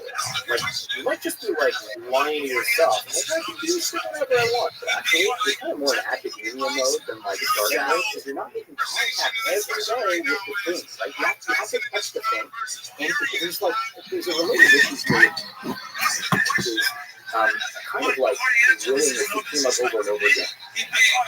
Like one of the gurus of this space is like, maybe probably a couple of them make the point that, you can have the most exquisite capability in the world, but if you don't actually have the willingness to do it, you might as well not have that capability. And the challenge is right now, China, Russia, like our adversaries, pull all kinds of stunts on us and get no consequence. Particularly during the previous administration, this was a huge problem during the previous administration where you actually had sabotage operations being done on American soil by our adversaries, where you had administration officials, as soon as like a thing happened, so for example, there was like 4 different states had their 911 systems go down like at the same time. Different systems, like unrelated stuff. But it was like it's this stuff where it's like, let me see if I can do that. Let me see if I can do it. Let me see what the reaction is. Let me see what the shadow is that comes back after I do that. And one of the things that was actually pretty disturbing about that was under that administration or whatever, the response we got from the government right off the gate was, "Oh, it's an accident," and that's actually unusual. The proper procedure, the normal procedure in this case, is to say we can't comment on an ongoing investigation, which we've all heard, right? Like we can't comment about. We need to confirm no tomorrow. Exactly, it's all that stuff, and that's what they say typically out the gate when they're investigating stuff. But instead, coming out and saying, "Oh, it's just an accident," is a break with. What do you attribute that to? They, if they say, if they leave it open to say, actually, this is an adversary act. Actually, we think it's an adversary action. They have to respond. The public demands a response, and they don't. They were There's a fear of escalation. Fearful.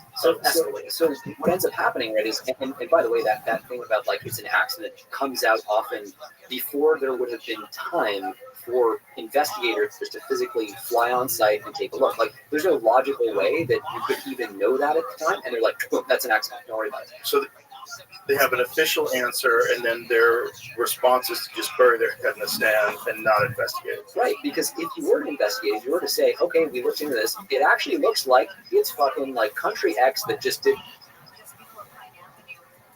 this thing." Right. If that's the conclusion, it's hard to imagine the American people not being like, what are we, like, we're letting these people injure our American citizens on U.S. soil, take out like U.S. National security, like, or critical infrastructure, and we're not doing anything.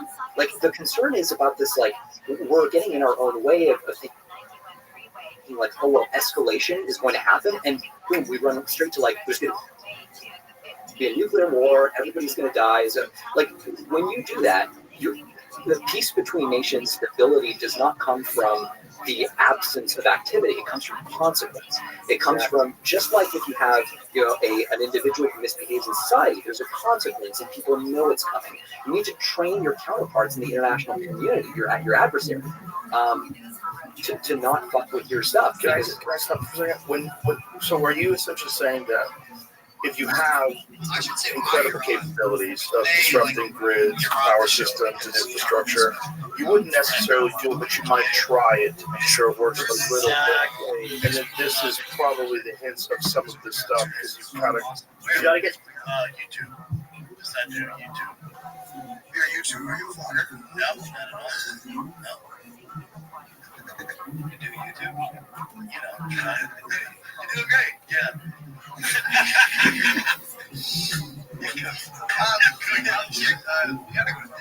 Wait, right now, a 42-minute voice performance. Is that how long? What'd you say? No, I want to hear what you're saying right now.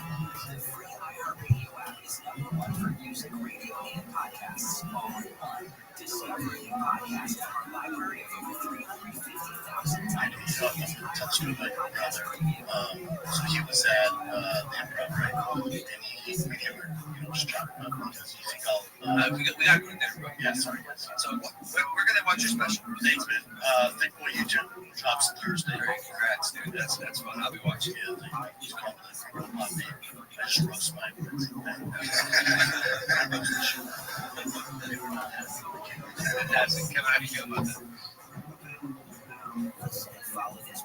Well, I should say why you're on. Well, you're on the show because you have a special coming out. Correct. And I want to Thursday. This Thursday? Next week. Next week, Thursday. Okay, so this will come out 2 days. It's so awesome. Where is it coming out? YouTube. Just do YouTube. You're a YouTuber. Are you a vlogger?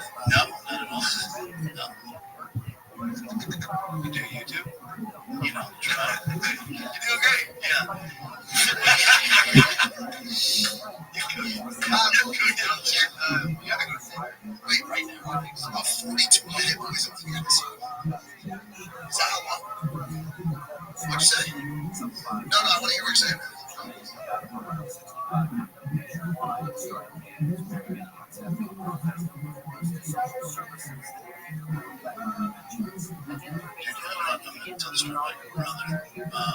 So he was at the improv, right? And they were just chopping up. I think we gotta go to the improv. Yes, right. So we're gonna watch your special. Thanks, man. Thick Boy YouTube. Thick Boy YouTube drops Thursday. Great, congrats, dude. That's fun. I'll be watching. Yeah. Tell the story about your brother. So he was at the improv, right? And they were just chopping up. You think we gotta go to the improv. Yes, right. So we're gonna watch your special. Thanks, man. Thick Boy YouTube drops Thursday. Great, congrats, dude. That's fun. I'll be watching. Yeah. Gotta get your reps in, right? Gotta get your reps in. It's like okay, so suppose that I went to you and it was like, hey, I bet I can kick your ass. Like I bet I can like friggin' slap a rubber guard on you and like do whatever the fuck, right? And you're like, yeah, you look really convinced. It's because I'm jacked, right? Oh no, Jacked, there's right? people that look like you that can strangle people. Yeah, Yeah, there's a lot of like very high level Brazilian Jiu-Jitsu black belts that are just super nerds. And they don't lift weights at all. They only do jiu-jitsu. And if you only do jiu-jitsu, you'll have like a wiry body. That was heartless. So let's slip that in. Like, just like some guys who look like you is like, just real fucking Look like intelligent people. No, they're like some of the most brilliant people I've ever met. Really, that's the issue. It's like data nerds get really involved in jiu-jitsu, and jiu-jitsu data. But here's the thing.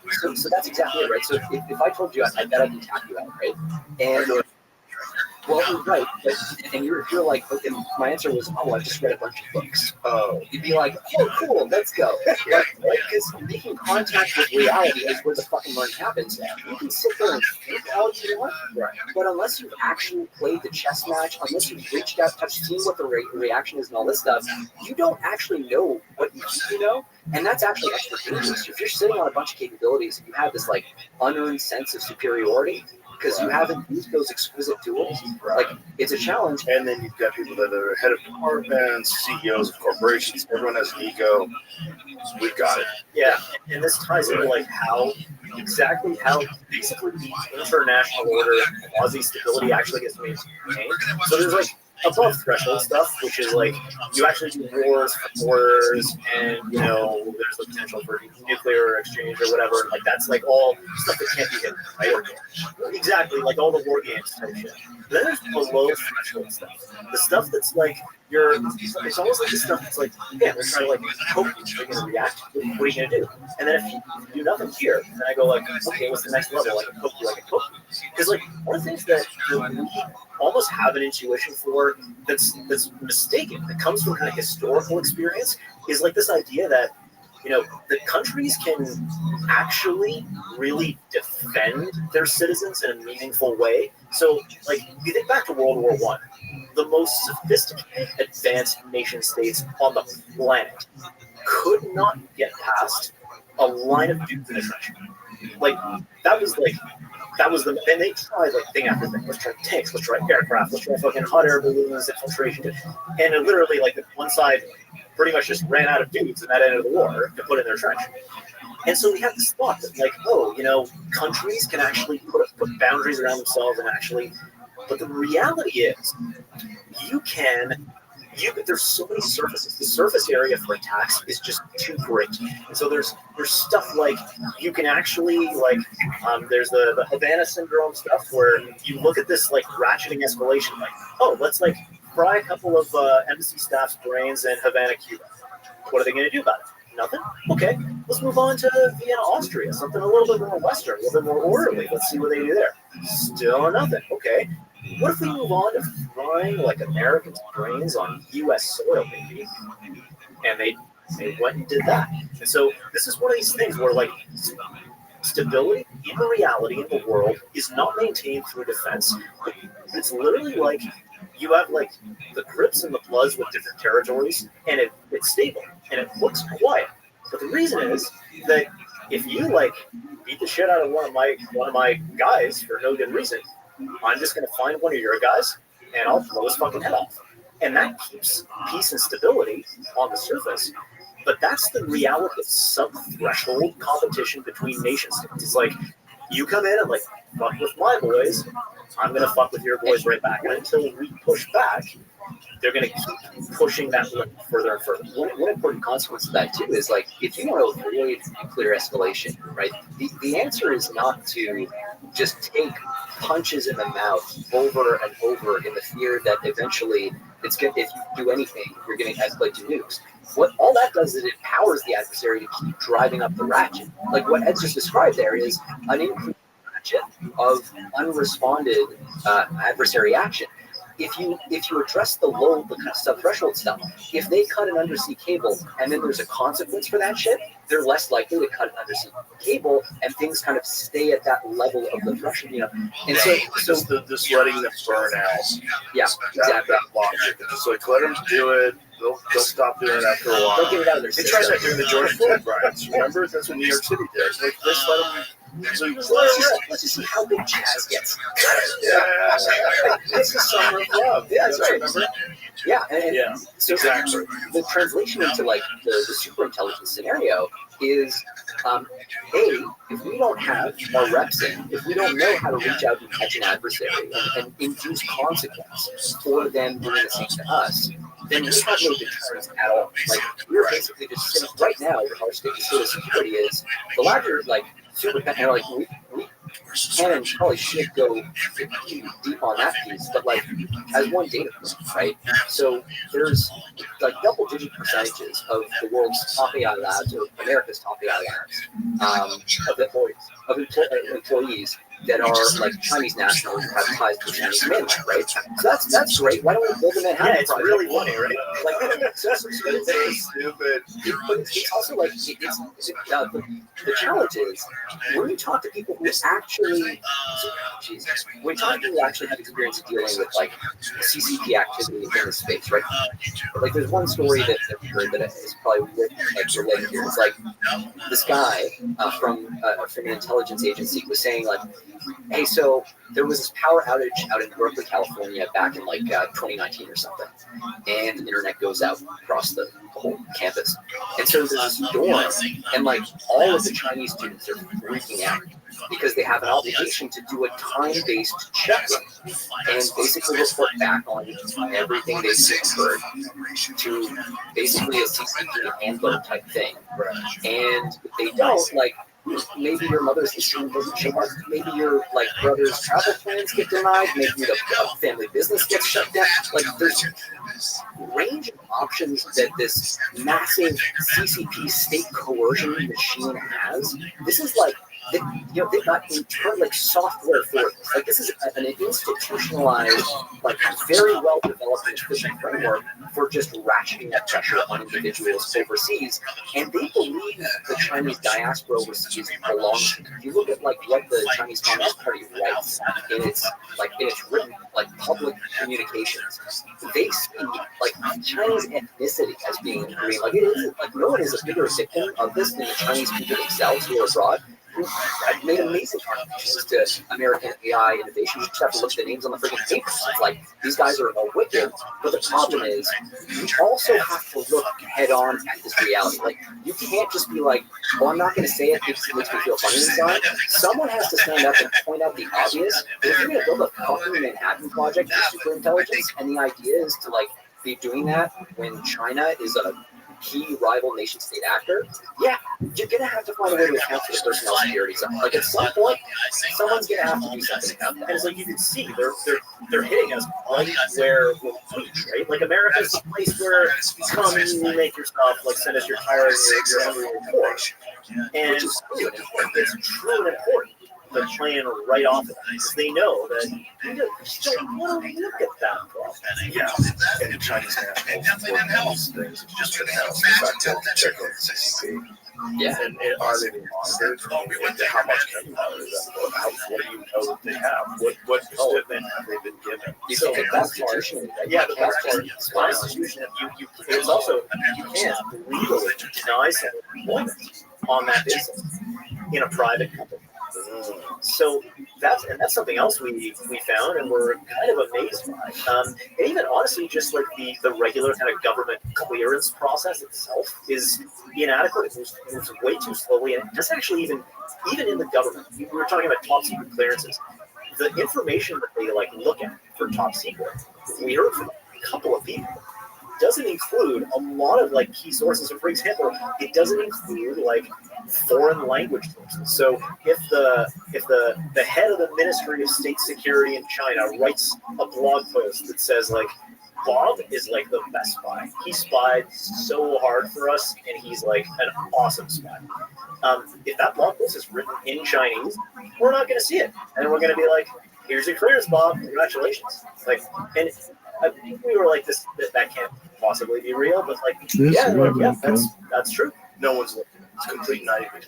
If there's gaps in It's every very level, weird. there's a lot of The one of sickest the worst things here is fucking like dog of all time. the physical infrastructure. So the personnel thing is like fucked up. The physical infrastructure thing is another area where people don't want to look, because if you start looking, what you start to realize is, okay, China makes like a lot of our like components for our transformers for the electrical grid, yeah, but also all these chips that are going into our big data centers, these massive training runs. Where do they come from? They come from Taiwan. They come from this company called TSMC, Taiwan Semiconductor Manufacturing Company. We're increasingly onshoring that, by the way, which is one of the best things that's been happening lately. It's like massive amounts of TSMC capacity getting onshored in the U.S., but still being made. Right now, it's basically like 100% there. All you have to do is jump on the network at TSMC, hack the right network, compromise the firmware on the software that runs on these chips to get them to run, and you basically can compromise all the chips going into all of these things. Never mind the fact that like Taiwan is like set like physically outside the Chinese sphere of influence for now. China is going to prioritize the fuck out of getting access to that. There's been cases, by the way, like Richard Chang, like the founder of SMIC, which is the sort of okay, TSMC. This massive, like, series of aircraft carrier fabrication facilities. They do like all the iPhone chips. Yeah. They do the AI chips, which are the things we care about. Yeah.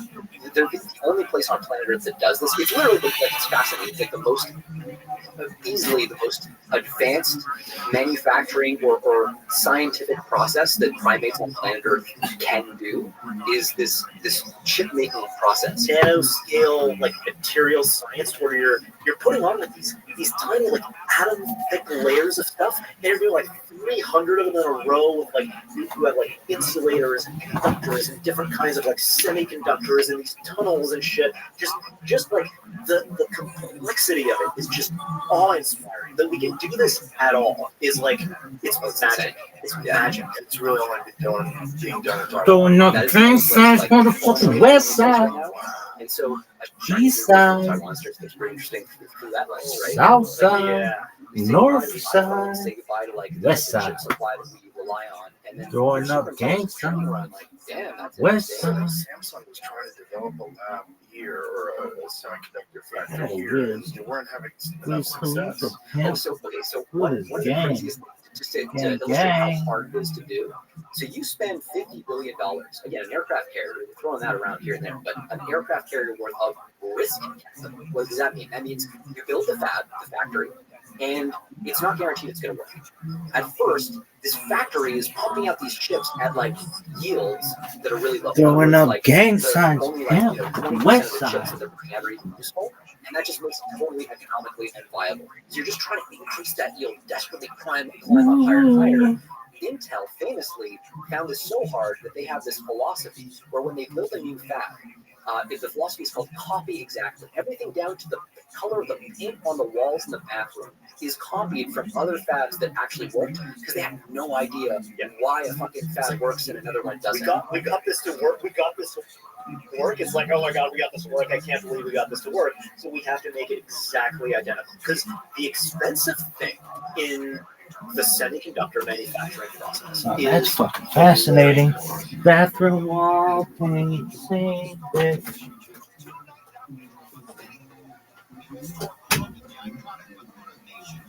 That's Michael Spears, the star of City Boom, running 8 p.m. on the next edition.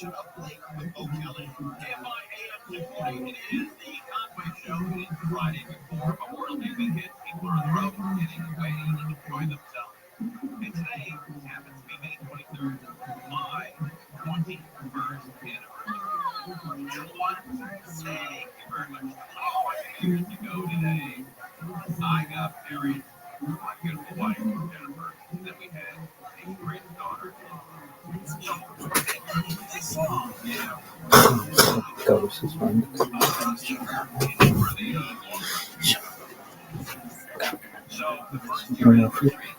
So, son. So, like Jared said, you start like putting through a whole bunch of like the starting material for the chips, which are called wafers. You put them through your fab. The fab has got like 500 dials on it. And every one of those dials has got to be in the exact right place or the whole fucking thing doesn't work. So you send a bunch of wafers in at great expense. They come out all fucked up in the first room. It's just like it's going to be all fucked up in the first room. Then what do? You get a bunch of like PhDs, material scientists, like engineers with scanning electron microscopes because all this shit is like atomic scale tiny. They like all the chips and all the stuff has gone wrong. Like, oh shit, these pathways got fused or whatever. But like, yeah, you just need that level of expertise. And then they go, it's a mix, right? Like it's a mix. It's a mix now in particular. But like, yeah, you absolutely need humans looking at these things at a certain level. And then they go, well, okay, like I've got a hypothesis about what might have gone wrong in that run. Let's tweak this dial like this and this dial like that, and we learn the whole thing again.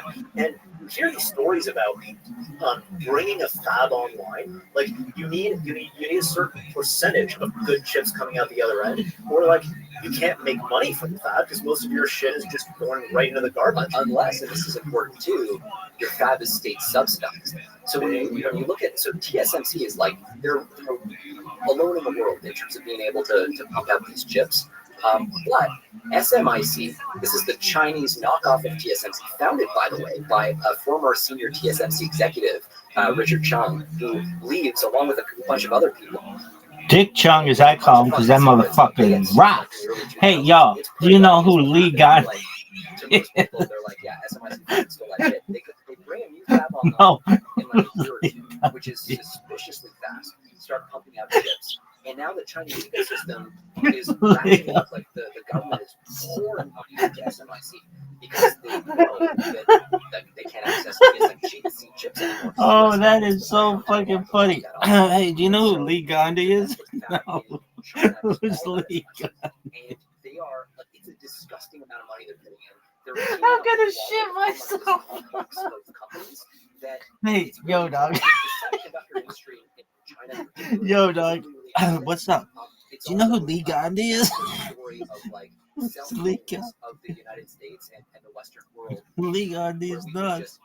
Son. A lot of our shit to them for a long time, but it's quickly to build the chips. So like, hey, do you know who Lee Gandhi? Hey, Lee Gandhi was here to see you. Who's Lee Gandhi? You're just giving us like a big. Oh, I gotta take a shit. Allegedly. Yo, dog. So we have Lee Gandhi was here to see you. Still today. Who's Lee Gandhi? Lee Gandhi's nuts. Like the Chinese semiconductor fabs. We're still sending them a whole bunch of shit. The way we set export controls is instead of like, oh, we're sending this gear to China, and like now it's China and can't do anything about it. Lee Gandhi's nuts. We still have this thing where we're like, huh? No. This company in China is cool. That company in China is not cool. So we can ship to this company, but we can't ship to that company. And so you get this ridiculous Lee shit. Gandhi For was here to example, see you. There's like Really? a couple of facilities that you can see by satellite. One of the facilities is okay to ship equipment to.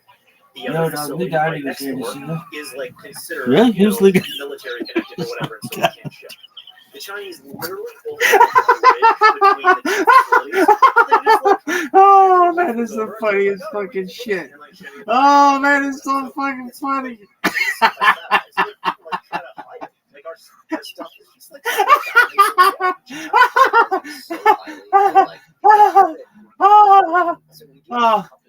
That shit is so fucking funny, dude. Yo, dog, Lee Gandhi is here to see you. Oh, really? It was Lee the Chinese military or Lee Gandhi's nuts. reality is in China, civil military fusion is their policy. In other words, every private company, like, yeah, that's cute, dude. You're working for yourself. Yeah, no, buddy. You're working for the Chinese state. We come in, we want your shit, we get your shit. There's no there's no true kind of distinction between the two. And so when you have this attitude where you're like, yeah, we're gonna have some companies where like you can't send to them, but that creates a situation where literally Huawei will spin up like a dozen subsidiaries or new companies with new names that aren't on our blacklist. And so like for months or years, you're able to just ship chips to them. Nowhere, and that's to say nothing of like using intermediaries like Singapore or other countries. You wouldn't believe the number of AI chips that are shipping to Malaysia. Can't wait for the latest like data center model to come out of Malaysia. Who's the Gandhi? And actually, it's just proxy for the most part. There's some amount of stuff actually going on in Malaysia, but for the most part, it's how can the United States compete? If you're thinking about all these different factors, you're thinking about espionage, people that students from the CCP connected, contacting. Hey, dog. Lee Gandhi is here to see you. Network equipment. Who's Lee Gandhi? Lee Gandhi's nuts. On top of that, state funded, everything is encouraged. Can I call you Mr. D's? Mr. D's? Can't get away from He's nuts. For the Chinese Hey, dog. Lee Gandhi's here to see you. You gotta stem Lee Gandhi? right? So right now, OpenAI Lee Gandhi's nuts. massive scale AI model. You better believe hey, dog. That, like, Lee Gandhi's here has to a see you. really good chance they're gonna get their hands. Who's Lee Gandhi? Right? So if you Lee Gandhi's ratchet up nuts. capabilities, it's like that meme of like there's Lee Gandhi was here to see you. And some guy who's like who's Lee Gandhi? surfing behind and there's a string attaching them, and the motorboat guy goes like, hurry up, like accelerate, they're catching up. That's kind of what's happening right now is we're helping them accelerate, pulling them along, basically. Yeah, pulling them along. Now I will say, like, over the last 6 months especially, where our focus has shifted is like, how do we actually build like the secure data set? Like, Lee Gandhi's here to see actually you. lock this down. And also, Who's Lee Gandhi? you don't want the security measures to be so nuts. irritating and invasive that they slow down the progress. Like, there's this kind of dance that you have to do. This fucking we actually, so this rabbi. is part of what was in the redacted version of the report because we don't want to talk Do you know about who that Lee Gandhi necessarily, is? but there are ways No, that you who's can Lee get a really Gandhi? good 80-20. Like, there are ways that you can play with things that are already, built, and have a lower risk of them having been compromised. And look, a lot of this stuff as well that we're talking about, like big Yo, problems Lee in China, Gandhi's a here lot to of this see you. is like us Oh, just really? like Who's Lee Gandhi? tripping over our own Lee Gandhi's and cell nuts. phoning ourselves. Because the reality is, like, the Chinese are trying to indigenize as fast as they can, totally true. But the gear, You do YouTube? like the machines that actually like do this, like we talked about atomic patterning from there later. Are you a the machines vlogger? that do that for the most part. Are you a vlogger? From the No. West, from the Netherlands, from Japan, from us, from like allied countries. And the reason that's happening is like in many cases, you'll have this honestly a little disgusting, but like the CEOs and executives of these companies will brief like the administration officials and say, like, if you guys like piss off from selling to China, like You're doing great. Suffer, like American jobs are going to suffer, and it's going to be really bad. And then 3 weeks later, they turn around in their earnings calls, and they go like, yeah, so we expect like export controls or whatever, but it's really not going to have a big impact on us. And the really fucked up part is if they lie to their shareholders on their earnings calls and their stock price goes down, their shareholders can sue them. If they lie to the administration on an issue of critical national security interest, fuck off. Wow. Great incentive. And this is probably it's like one reason why it's so important that we not be constrained in our thinking about like we're going to go for Knox. Like this is where the interactive, messy, adversarial environment is so important. you have to be responsible. It's like you have to create a situation where they perceive that if they try to do an espionage operation, an intelligence operation, there will be consequences. That's right now not happening.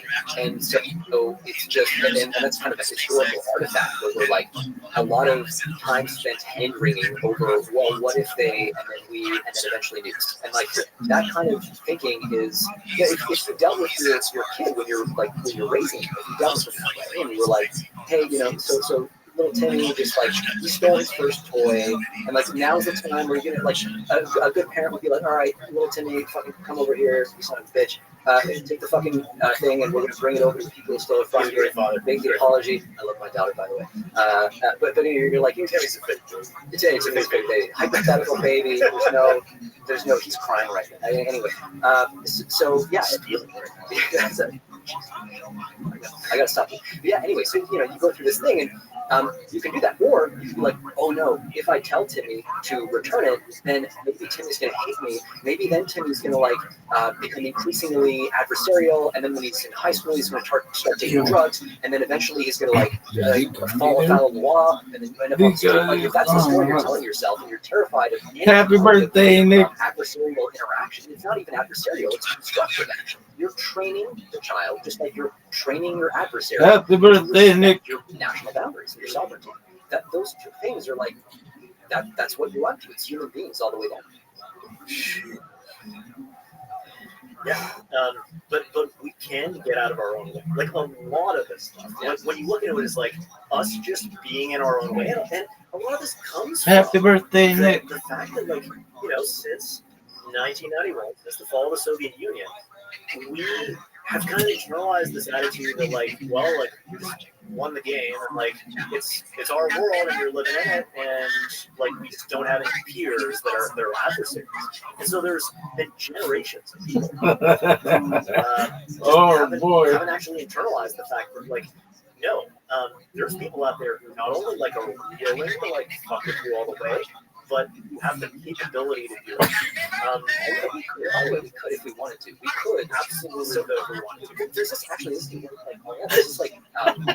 sort of two camps right now in the world of AI and national security. There's the people who are worried about they're so concerned about the idea that we might lose control of these systems that they go, okay, we need to start to deal with China. There's no way out. Have to start to deal with China. And then they start spinning up all these theories about how they're going to do that, none of which remotely reflect the actual when we talk to the people who work on this, who try to do track 1, track 1.5, track 2, or accurately explain the intel stuff. This is a non-starter reason to get into, but they have that attitude because they're like, you don't know how to control this technology. The flip side is people who go, oh yeah, I work in the IC or the State Department, and I'm used to dealing with these guys. The Chinese, they're not trustworthy. Forget it. So our only solution is to figure out the whole control problem, and therefore it must be possible to control the AI systems because you can't see a solution. You just can't see a solution in front of you because you understand that problem so well. And so everything we've been doing with this is looking at how can we actually take both of those realities seriously. There's no actual reason why those two things shouldn't be able to exist in the same head. Yes, China's not trustworthy. Yes, we actually, every piece of evidence we have right now suggests that, if you build a super intelligent system that's vastly smarter than you, yeah, your basic intuition that sounds like a hard thing to fucking control is about right. There's no solid evidence that's conclusive either way. Where that leaves you is about 50-50. So yeah, we ought to be taking that really fucking seriously, and there's evidence pointing in that direction. But so the question is if those two things are true, then what do you do? And so few people seem to want to take both of those things seriously because taking one seriously almost reflexively makes you reach for the other. When both are there, and part of the answer here is you got to do things like reach out to your adversary. So we have the capacity to slow down if we wanted to. Chinese development. We need to.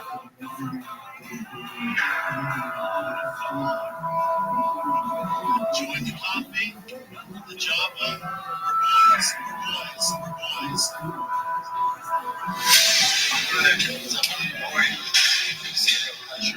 It's always a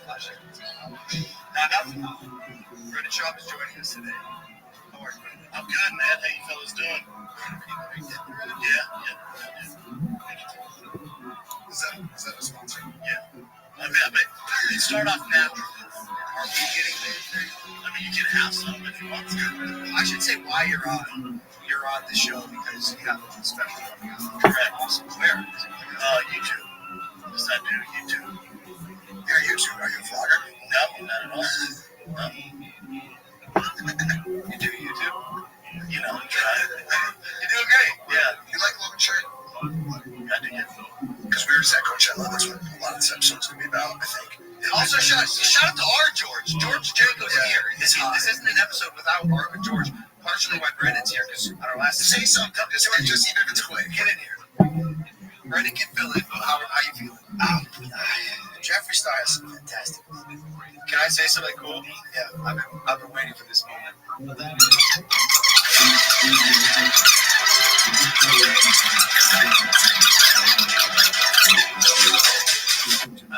to go to dinner, bro. Yeah, sorry, guys. So we're gonna watch your special. Thanks, man.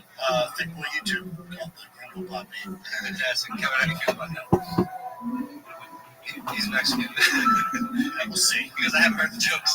I'm not you, well, guys, thank you for listening to this episode of Boston. We love you. We'll see you next week. Hit that subscribe button.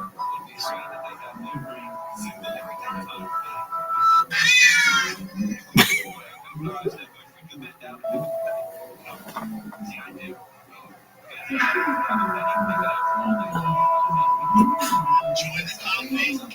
Enjoy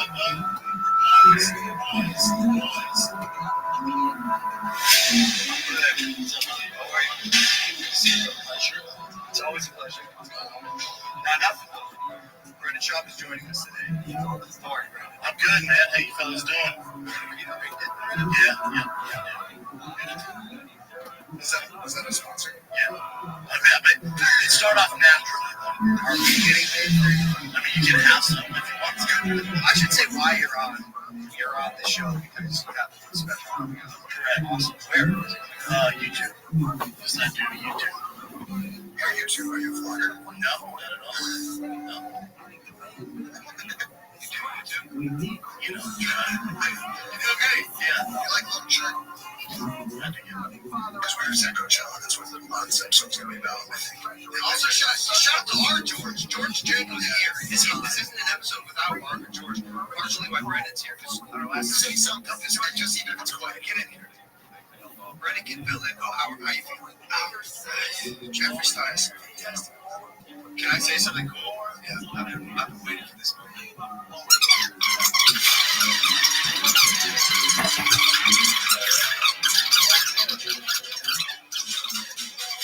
We got to go to dinner, bro. Yeah, sorry. So we're going to watch your special. Thanks, man. Think more YouTube. Called the Block Me. Fantastic. Kevin, how do you feel about that? He's Mexican. We'll see. Because I haven't heard the jokes. I'm not you. Well, guys, thank you for listening to this episode of Boston. We love you. We'll see you next week. Hit that subscribe button.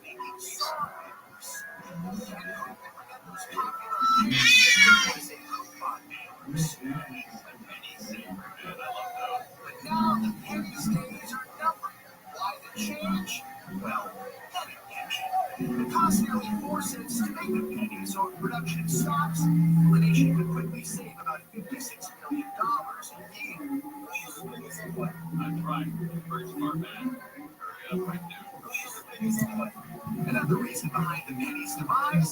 Well, the preference to go cashless. One survey shows more than 40% of Americans say none of their purchases in a week is paid with cash. Okay, that's interesting. I think I was with that 40%. I remember last time I used cash for anything. I use it at you can raise credit for gambling, but I remember paying for a meal with cash or anything. Let's try it. Yeah, but I think it's still a thing. If you pay for weed still with cash, it's cheaper if you pay with cash. Oh, it is because it's all the fees on it if you use your card. Oh, is that right? Yeah, so it's cheaper. But you ever get stuck by the person that's like, it's a check. Oh, my God. I want to kill them. It's a little easier now. It's a little more, they rush it along a little better now. But man, when that checkbook comes out, and that lady or that old guy or lady plops that checkbook down, man, you're in. The cashier is always looking at it like it's on a dollar bill. You have to like look at it, double check it, make sure everything's signed correctly. Yeah, I know. And then you got to run it through the thing that if it doesn't have circle. Yeah. And it comes out like, oh, you have no money in that account. Well, I'm gonna put money in that account. You're the day me, out. Back in the old days, when and I only know this because I had a friend who did really well for himself. He went to Northwestern. He got rid of Northwestern, very popular university. He graduated number one in his class. Become a lawyer at Northwestern, which is very difficult. And so right out of college, he was going to he got a job at Visa. He was going to be one of the top lawyers at Visa. Coming right out of college. And they're going to pay him, I think it was $300,000 or $400,000 a year. Very smart man. So we're in a restaurant celebrating his graduation and celebrating his new job here in New York. And there were probably about 20 of them, guys that he's known forever. And he was going to pay the bill, and we got this beautiful, big, huge job. And back then, back in the 80s, when a buddy got a job paying $300,000, he was like a billionaire. Because nobody could do it. And so we all ate, we all drank, we all had a good time, and the bill came to like $1,200. And he used his Visa card. And he gave it to the guy. And the restaurant owner said, oh, if you use a Visa card, we're going to charge you another 4%. And my buddy, the lawyer, said, well, Visa doesn't allow you to do this. And he said, well, we do it all the time. And the restaurant owner said, we do it all the time. And my buddy said, well, I'm a lawyer with Visa, and what you're doing is illegal. It's against our policy. And if we find out you're doing that, like you're telling me you do that, we're going to take away your ability to take Visa. And this the restaurant owner said, well, I'll just call Visa tomorrow, and then I'll figure it out with them. And my buddy said, yeah, you're going to be calling me. When you call Visa, I'm going to answer, and I'm going to tell you the same thing. So just like for the one of the greatest fights ever. It's like the dumbest guy in the world and the smartest guy in the world. So then I just when I went and get my Ferrari, I was talking and road round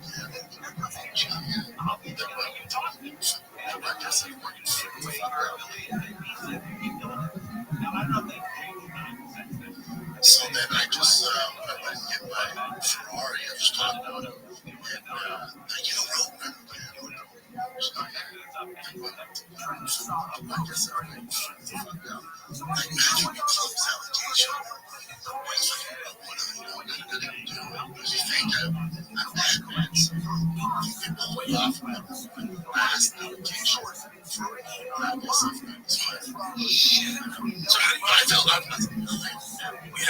I keep getting a bonnet and like had a crazy white shirt.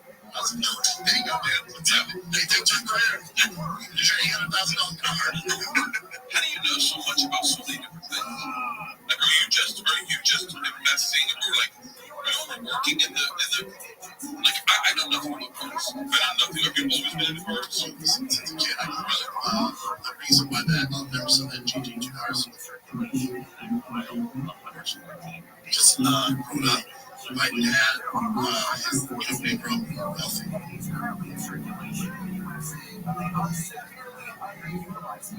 Why that I'll never sell that GT2 cars. Just grew up. My dad is they grew up wealthy. Trying to make him like, and he brought with him, he brought with him a family in Indiana, trying to pay a couple of bucks. Joe Rogan references in my bed, just need some laws, but come on, don't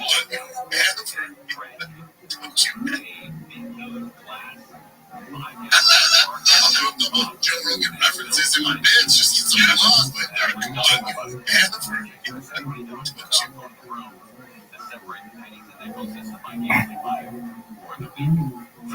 All myself. Like I was like, I decided to do it all myself. Like I was like, I came out with all the big companies. the offers, they read me as if, what would you do for me? They told me what you can do, and I just feel like I can do it myself. So that's what I decided to do, and then I was like, well, if I'm going to keep going that route, I'm going to do the same. Instead of hiring our PR lady, I'll do it myself. And it's been a beast. Just you gotta remember, I'm touring nonstop, doing now. And then I have the network. It's just what do you got over there? I have really,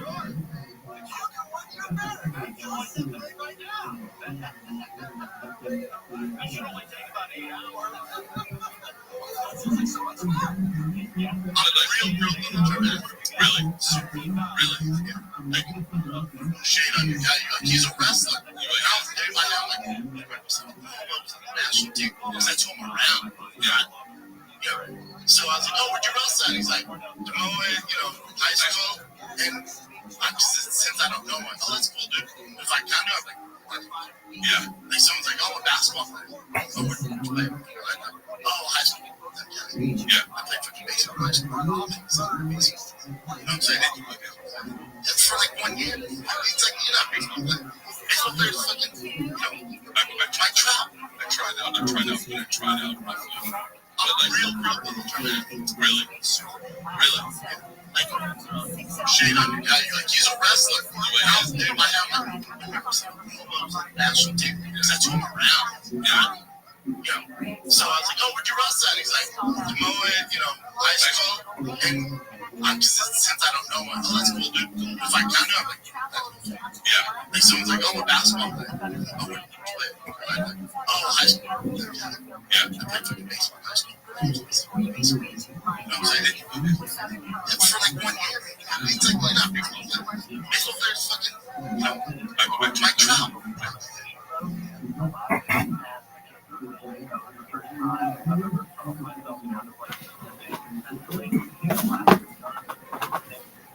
If you're interested in hearing anonymous callers like this tell stories from their lives, check out my podcast, Therapy Gecko. You can listen to Therapy Gecko on America's #1 We need to have a serious conversation about when and how, but the fact of that not being on the table right now for anyone, because people who don't trust China just don't think that the AI risk or won't acknowledge that the issue with control is real, because that's just too worrisome, and there's this concern about, oh no, but then runaway escalation. People who take the loss of control thing seriously just want to have a kumbaya moment with China, which is never going to happen. And so the framework around that is one of consequence. You gotta flex the muscle and put in the reps and get ready for potentially, if you have a late stage rush to superintelligence, you want to have as much margin as you can, so you can invest in potentially not even having to make that final leap in building the superintelligence. That's one option that's on the table if you can actually degrade the adversary's capabilities. And there's something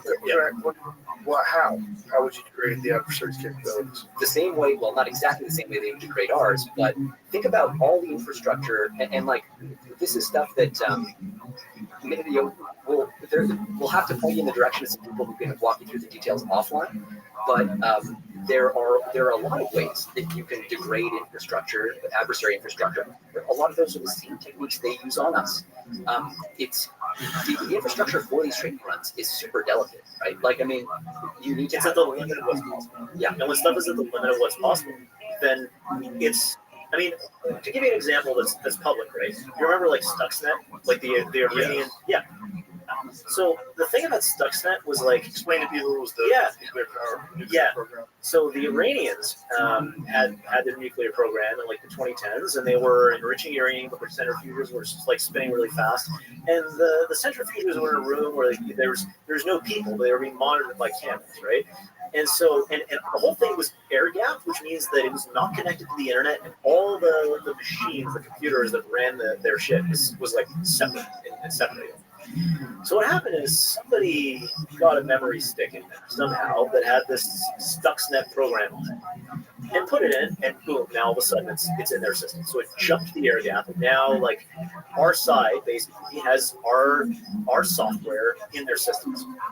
And the thing that it did was not just that it broke their centrifuge or shut down their program. It spun the centrifuges faster and faster and faster. The centrifuges that are used to enrich the uranium. Yeah. These are basically just like machines that spin uranium super fast to enrich it. They spin it faster and faster and faster until they tear themselves apart. But the really, like, honestly dope ass thing that it did was it put in a camera feed of everything that's going on. So the guy at the control is like watching, and he's like, it's like checking the camera feed. It's like, looks good, it's fine. In the meantime, you got this like explosions going on, like uranium like blasting everywhere. So you can actually get into a space where you're not just like fucking with them, but you're fucking with them, and they actually can't tell that that's what's happening. And in fact, I believe actually, Jamie might be able to check this, but that the Stuxnet thing was designed initially to look like from top to bottom, like it was fully accidental, but got discovered by I think like a third-party cyber security company that just by accident found out about it. And so what that means also is like there could be any number of other Stuxnets that happened since then, and we wouldn't fucking know about them because it all made to look like an accident. Well, that's insane. So, but if we do that to them, they're going to do that to us as well. Yep. And so it's just like mutually assured technology destruction. Well, so if we can reach parity in our ability to intercede and kind of go in and do this, then yes, right now the problem is they hold us at risk in a way that we simply don't hold them at risk. And so this idea, and there's been a lot of debate right now in the AI world, you might have seen actually, so Elon's AI advisor put out this idea of essentially this mutually assured AI malfunction. It's like mutually assured destruction, but for AI systems like this. There are some issues with it, including the fact that it doesn't reflect the asymmetry that currently exists between the U.S. and China. Like all our infrastructure is made in China, all our infrastructure is penetrated in a way that theirs simply is not. When you actually talk to the folks who know the space, who've done operations like this, it's really clear that that's an asymmetry that needs to be resolved. And so building up that capacity is important. I mean, the alternative is we start riding the dragon and we get really close to that threshold where we're about to build OpenAI is about to build super intelligence or something. It gets stolen, and then the training run gets polished off, finished up in China or whatever. All the same with supply. It's just that it's China doing it to us and not the reverse. And obviously a CCP AI is a Xi Jinping AI. I mean, that's really what it is. Even people at the like Politburo level around him are probably in some trouble at that point because this guy doesn't need you anymore. So yeah, this is actually one of the things about like, so people talk about like, okay, if you have a dictatorship with super intelligence, it's gonna allow the dictator to get like perfect control over the population or whatever. But the thing is like it's kind of like even worse than that, because you actually imagine where you're at. You're a dictator, like you don't give a shit by and large about people. You have super intelligence. All the economic output eventually you can get from an AI, including from like you get humanoid robots, which are kind of like coming out or whatever. So eventually you just have this AI that produces all your economic output. So what do you even need people for at all? And that's fucking scary, because it rises all the way up to the level. You can actually think about like as we get close to this threshold, and as like particularly in China, they maybe are approaching. You can imagine like the Politburo meeting, like a guy looking across at Xi Jinping and being like, "Is this guy gonna fucking kill me when he gets to this point?" And so you can imagine, like, maybe we're going to see some. But then you can automate the management of large organizations with AIs, agents, or whatever that you don't need to buy the loyalty of in any way. That you don't need to, kind of manage or control. That's a pretty existential question if your regime is based on power. It's one of the reasons why America actually has a pretty structural advantage here: the separation of powers, or democratic system, and all that stuff. If you can make a credible case that you have an oversight system for the technology that diffuses power, even if it is make a Manhattan Project, you secure as much as you can, there's not just like one dude who's going to be sitting at a console or something. There's some kind of separation of powers, or diffusion of power, I should say. That's already. What would that look like? Something as simple as like what we do with nuclear command, because you need multiple people to sign off on a thing. Maybe they come from different parts of the government. Like How this do is you worry the issue is that they can capture, right? Oh yeah, anything can be captured, Especially something that's that consequential. 100%, and that's always a risk. The key is basically like, can we do better than China credibly on that thing? Because if we can do better than China and we have some kind of leadership structure, that actually changes the incentives potentially, because it's our allies and partners. and even for Chinese people themselves. Like, guys, play this out in your head. Like, what happens when superintelligence becomes sentient? You play this out? Like sentient, as in self-aware. Not just self-aware, but able to act on its own. It Oh, achieves autonomous. autonomy. Yeah. Yeah. So, Sentient and then achieves autonomy. so the challenge is once you get into superintelligence, everybody loses the plot, right? Because at that point, things become possible that, by definition, we can't have thought of. So any attempt to kind of extrapolate beyond that gets really hard. Have you ever tried though?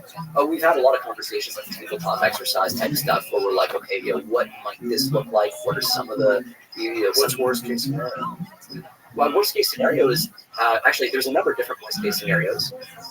This is turning into a really fun upbeat conversation. The Tuesday class. It's the extension of the human race, right? Oh The yeah, extinction of the human race I mean, seems like I think anybody who doesn't acknowledge that is either lying or confused, right? Like, if you actually have an AI system, and this is the question, so let's assume that that's true. You have an AI system that can automate anything that humans can do, including making bio, including making offensive cyber weapons, including all the shit. Then if you okay, so theoretically this could go wonderfully, because you have a George Washington type who is the guy who controls it, who uses it to distribute power beautifully and perfectly, and that's certainly kind of the way that a lot of positive scenarios have to turn out at some point, though none of the labs will kind of admit that, or there's kind of gesturing at that idea that we'll do the right thing when the time comes. OpenAI has done this a lot. Like they're all about like, oh yeah, well not right now, but we'll live up like anyway. We should get into the Elon lawsuit, which is actually kind of fascinating in that sense. But so there's a world where one bad person controls it, and they're just vindictive, or the power goes to their head, which happens to.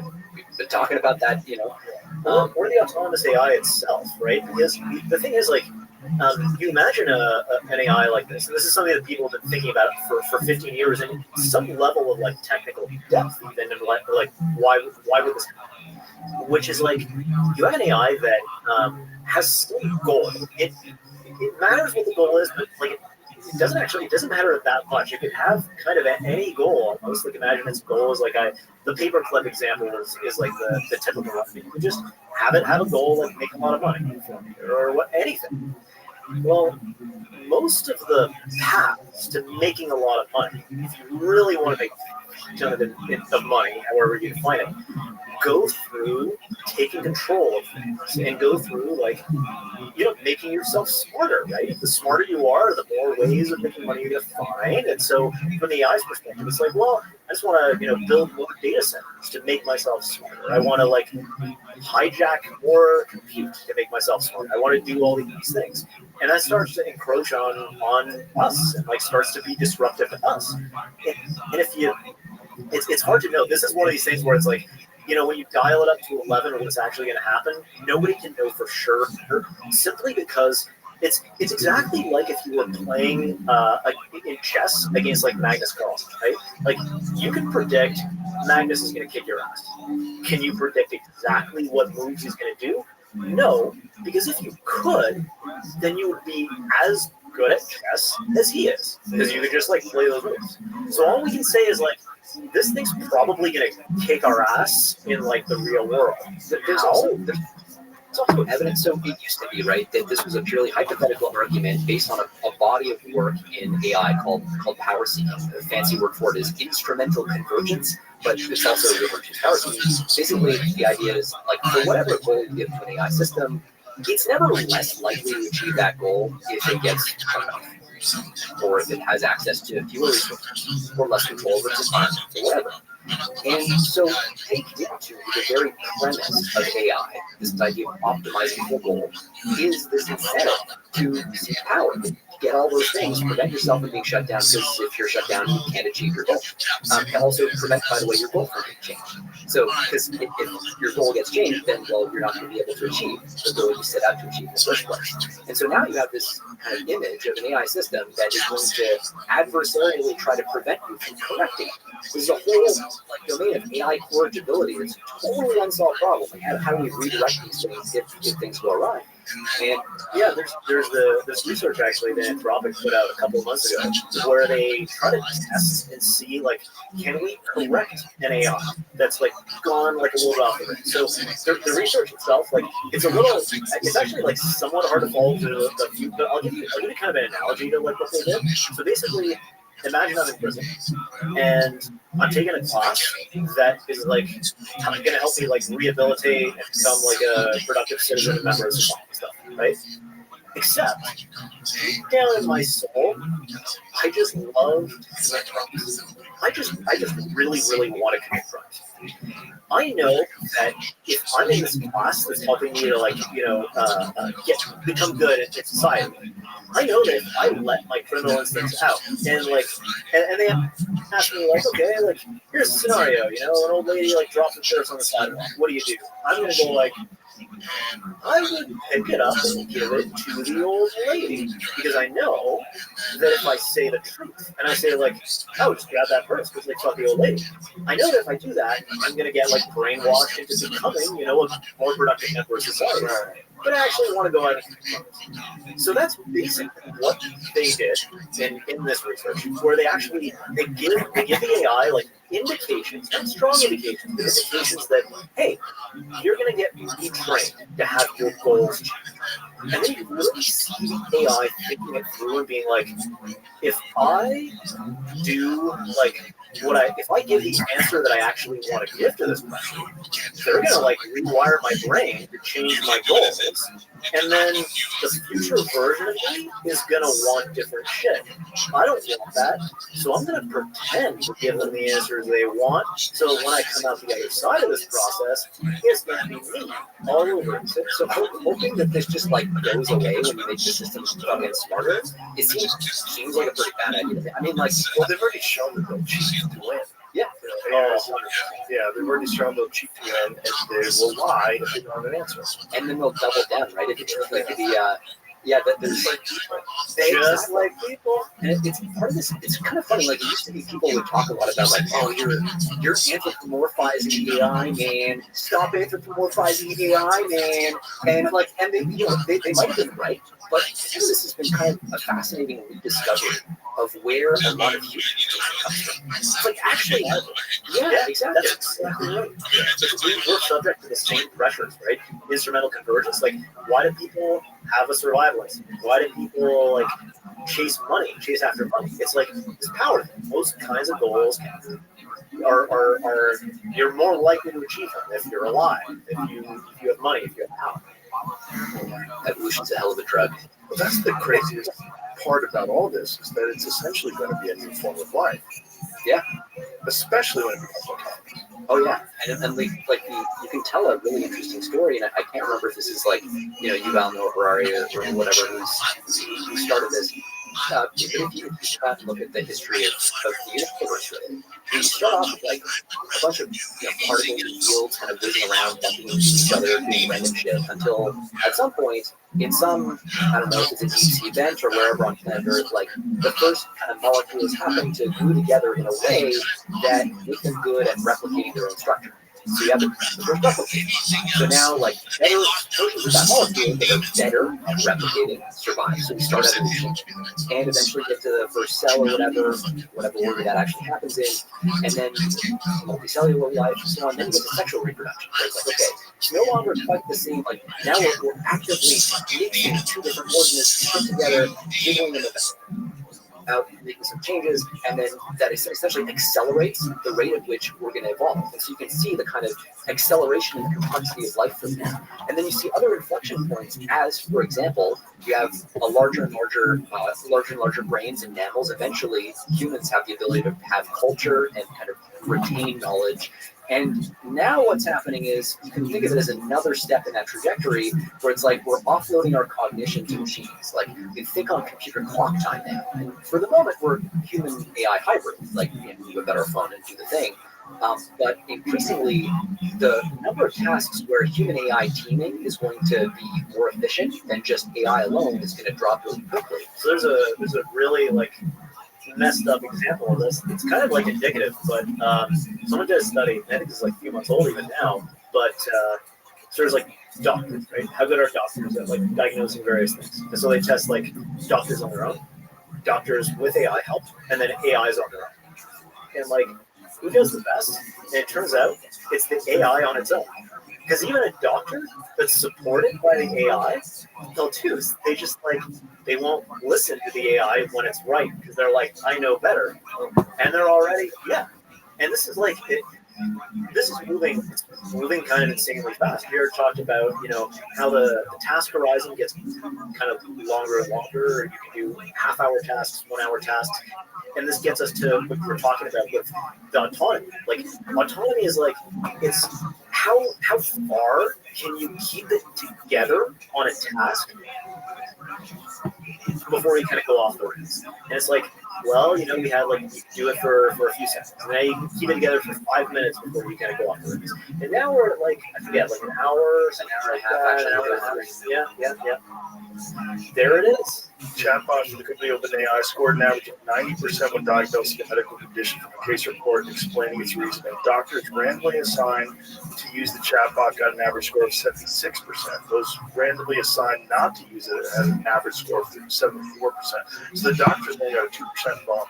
Yeah, the doctors got a 2% bump. That's kind of crazy. From the chatbot, and then the AI That's on kind its of own. crazy, isn't it? Yeah, it is. The AI on its own did 15% better. There's an interesting reason too why that tends to have, like, why humans would rather die in a car crash where they're being driven by a human than an AI. So like AIs have this funny feature where the mistakes they make look really, really dumb to humans. Like when you look at a mistake that like a chatbot makes, you're like, dude, like you just made that shit up. Like, come on, don't fuck. Like you made that up. That's not a real thing. And they'll do these weird things where they defy logic, or they'll do basic logical errors sometimes. At least the older versions of these would, and that would cause people to look at them and be like, "Oh, what a cute little chatbot! Like, what a stupid little thing." And the problem is, like, humans are actually the same. So we have blind spots. We have literal blind spots, but a lot of the time, like, humans just think stupid things, and like. That's like we're used to that. We think of those errors, we think of those failures as just like, oh, but that's because that's a hard thing to master. Like I can't add 8-digit numbers in my head right now, right? Oh, how embarrassing! Like how retarded is Jeremy right now? I can't even add 8 digits in his head. I'm retarded for other reasons, but so the AI systems, they find other things easy and other things hard. So they look at us the same way. They're like, oh, look at this stupid human, like whatever. And so we have this temptation to be like, okay, well, AI progress is a lot slower than it actually is because it's so easy for us to spot the mistakes, and that causes us to put confidence in the systems in cases where we should have confidence in them, and then the opposite doesn't. Well, it's also you're seeing just with like AI image generators. Like remember the Kate Middleton thing, where people are seeing flaws in the images because supposedly she was very sick, and so they were trying to pretend that she wasn't. But people found all these like issues. That was really recently. Now they're different. Yeah. So this is like within, the news cycle. Yeah. Like that Kate Middleton thing was, what was that, Jimmy? 2 years ago, maybe? Fish, where people are analyzing the images, like why does she have 5 fingers and a thumb? Like this is kind of weird. What's that? A year. Yeah, it's so fast. Yeah, like I had conversations. Like so, academics are actually kind of bad with this. Had conversations for whatever reason, like towards the end of last year, like last fall, with a bunch of academics about like how fast AI is progressing, and they were all like, poo-pooing it and going like, oh no, they're running into the wall, like scaling Oh, yeah, into the the walls. wall and all that stuff. Oh my God, the walls. There's so many walls. Like so many of these like imaginary reasons that things are. And by the way, things could slow down. Like I don't want to be like absolutist about this. Things could absolutely slow down. There are a lot of interesting arguments going around every which way. Wow. How could things slow down if there's a giant Manhattan Project race between us and then a competing superpower? So one thing is that has a technological advantage. So there's this thing called like AI scaling laws, and these are kind of at the core of where we're at right now geostrategically around this stuff. So what AI scaling laws say roughly is that bigger is better when it comes to intelligence. So if you make a bigger AI model, a bigger artificial brain, and you train it with more computing power or more computational resources, and with more data, the thing is going to get smarter and smarter and smarter as you scale those things together, roughly speaking. Now, if you want to keep scaling, it's not like it keeps going up double the amount of computing power that the thing gets twice as smart. Instead, what happens is if you want, it goes in like orders of magnitude. So if you want to make it another kind of increment smarter, you've got to 10x. You've got to increase by a factor of 10 the amount of compute. And then a factor of 10 again, so now you're a factor of 100. And then 10 again. So if you look at the amount of compute that's been used to train these systems over time, it's this like exponential, explosive exponential that just keeps going like higher and higher and higher and steepens, like 10x every, I think it's about every 2 years now. We do 10x the amount of compute. Now, you can only do that so many times until your data center is like a 100 billion, $1 trillion, $10 trillion, like every year you're kind of doing that. So right now, if you look at the clusters, like the ones that Elon is building, the ones that Sam is building, Memphis and Texas, like these facilities are hitting the like $100 billion scale. Like we're kind of in that sort of tens of billions of dollars right now. Yeah. If we're looking at 2027, you're kind of more in that space, right? So you can only do 10x so many more times until you run out of money, but more importantly, you run out of chips. Like literally, TSMC cannot pump out those chips fast enough to keep up with this insane growth. And one consequence of that is that you essentially have like this gridlock, like new supply chain choke points show up, and you're like, suddenly I don't have enough chips, or I run out of power. Yeah, that's the thing that's happening on the U.S. energy grid right now. We're literally like we're running out of like 1-2 gigawatt like places where we can plant a data center. That's the thing people are fighting over. It's one of the reasons why energy deregulation is a really important pillar of like U.S. competitiveness. So this is actually something we found when we were working on this investigation. One of the things that adversaries do is they actually will fund protest groups against energy infrastructure projects just to slow down, just to tie them up in litigation. Just to tie them up in litigation, exactly. And like it was actually remarkable. We talked to some state cabinet officials, so in various U.S. states. They're basically saying like, yep, we're actually tracking the fact that, as far as we can tell, every single environmental or whatever protest group against an energy project has funding that can be traced back to nation-state adversaries who are they don't know about it, so they're not doing it intentionally. So they're not like we're trying to you just imagine like we've got like there's a millionaire backer who cares about the environment, he's giving us a lot of money, great, fantastic. But sitting behind that dude in the shadows is like the usual suspects. And it's what you would do, right? I mean, if you're trying to tie up sure, you're trying to fuck with us. Yeah, just show for it. You were just advocating for yourself. Yeah, that's right. That's it. Yeah, but you can also see how a lot of this is still us like getting in our own way. Right? We could, if we had the will, we could go like, okay, so for certain types of energy projects, for data center projects, let's carve out categories. We're actually going to put bounds around how much delay you can create on by lawfare and by other stuff, and that allows things to work while still allowing the legitimate concerns of the population for projects like this in the backyard to have their say. But there's a national security element that needs to be injected into the summer, and it's all part of the rule set that we have and are like tying an arm behind our back, basically. So what would deregulation look like? How would that be mapped out? There's a lot of low-hanging fruit for that. So What are the big ones? yeah, so right now, I mean, there are all kinds of things around. It gets into the weeds pretty quickly, but like there are all kinds of things around. If you're going to, carbon emissions is a big thing, right? So yes, data centers, no question, put out like have massive carbon footprints. That's definitely a thing. The question is like, are you really going to bottleneck builds because of that? And like, are you gonna come out with exemptions for like NEPA exemptions for all these kinds of things? Do you think a lot of this green energy shit is being funded by other countries to try to slow down our energy? Yeah, it's a dimension that was flagged actually in the context of what Ed was talking about.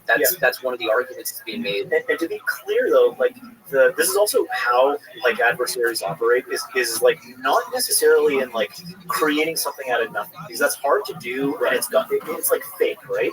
Instead it's like there's a legitimate concern. So a lot of the stuff around the environment and around like totally legitimate concerns. Like I don't want my backyard waters to be polluted. I don't want like my kids to get cancer from whatever. Like totally legitimate concerns. So what they do, it's like we talked about, like you're like waving that rowboat back and forth. They identify the nascent concerns that are genuine and grass needs, and they just go like this, and this, amplify. But that would make sense why they amplify carbon above all these other things. You think about the amount of particulates in the atmosphere, pollution, polluting the rivers, polluting the ocean. That doesn't seem to get a lot of traction. Carbon does. Yeah. And when you go carbon zero, you put a giant monkey wrench into the gears of society. But one of the tells is also like, nuclear would be kind of the ideal energy source, especially modern power plants like the Gen 3 or Gen 4 stuff, which have very low meltdown risk, safe by default, all that stuff. And yet these groups are like coming out against this. It's like perfect, clean, green power. What's going on, guys? And it's because not 100% of the time you can't really say that because it's so fuzzy around. A lot of it is idealistic people looking for a utopia. They get co-opted by nation states. They're not even co-opted. They're fully sincere. Yeah, just funded. Amplified in a preposterous way. That's it. And then Al Gore gets the hell of it. And that little girl, then how dare you, girl? Oh, how dare you take my child away from me? Yeah, it's wonderful. It's a wonderful thing to watch play out because it just capitalizes on all these human vulnerabilities.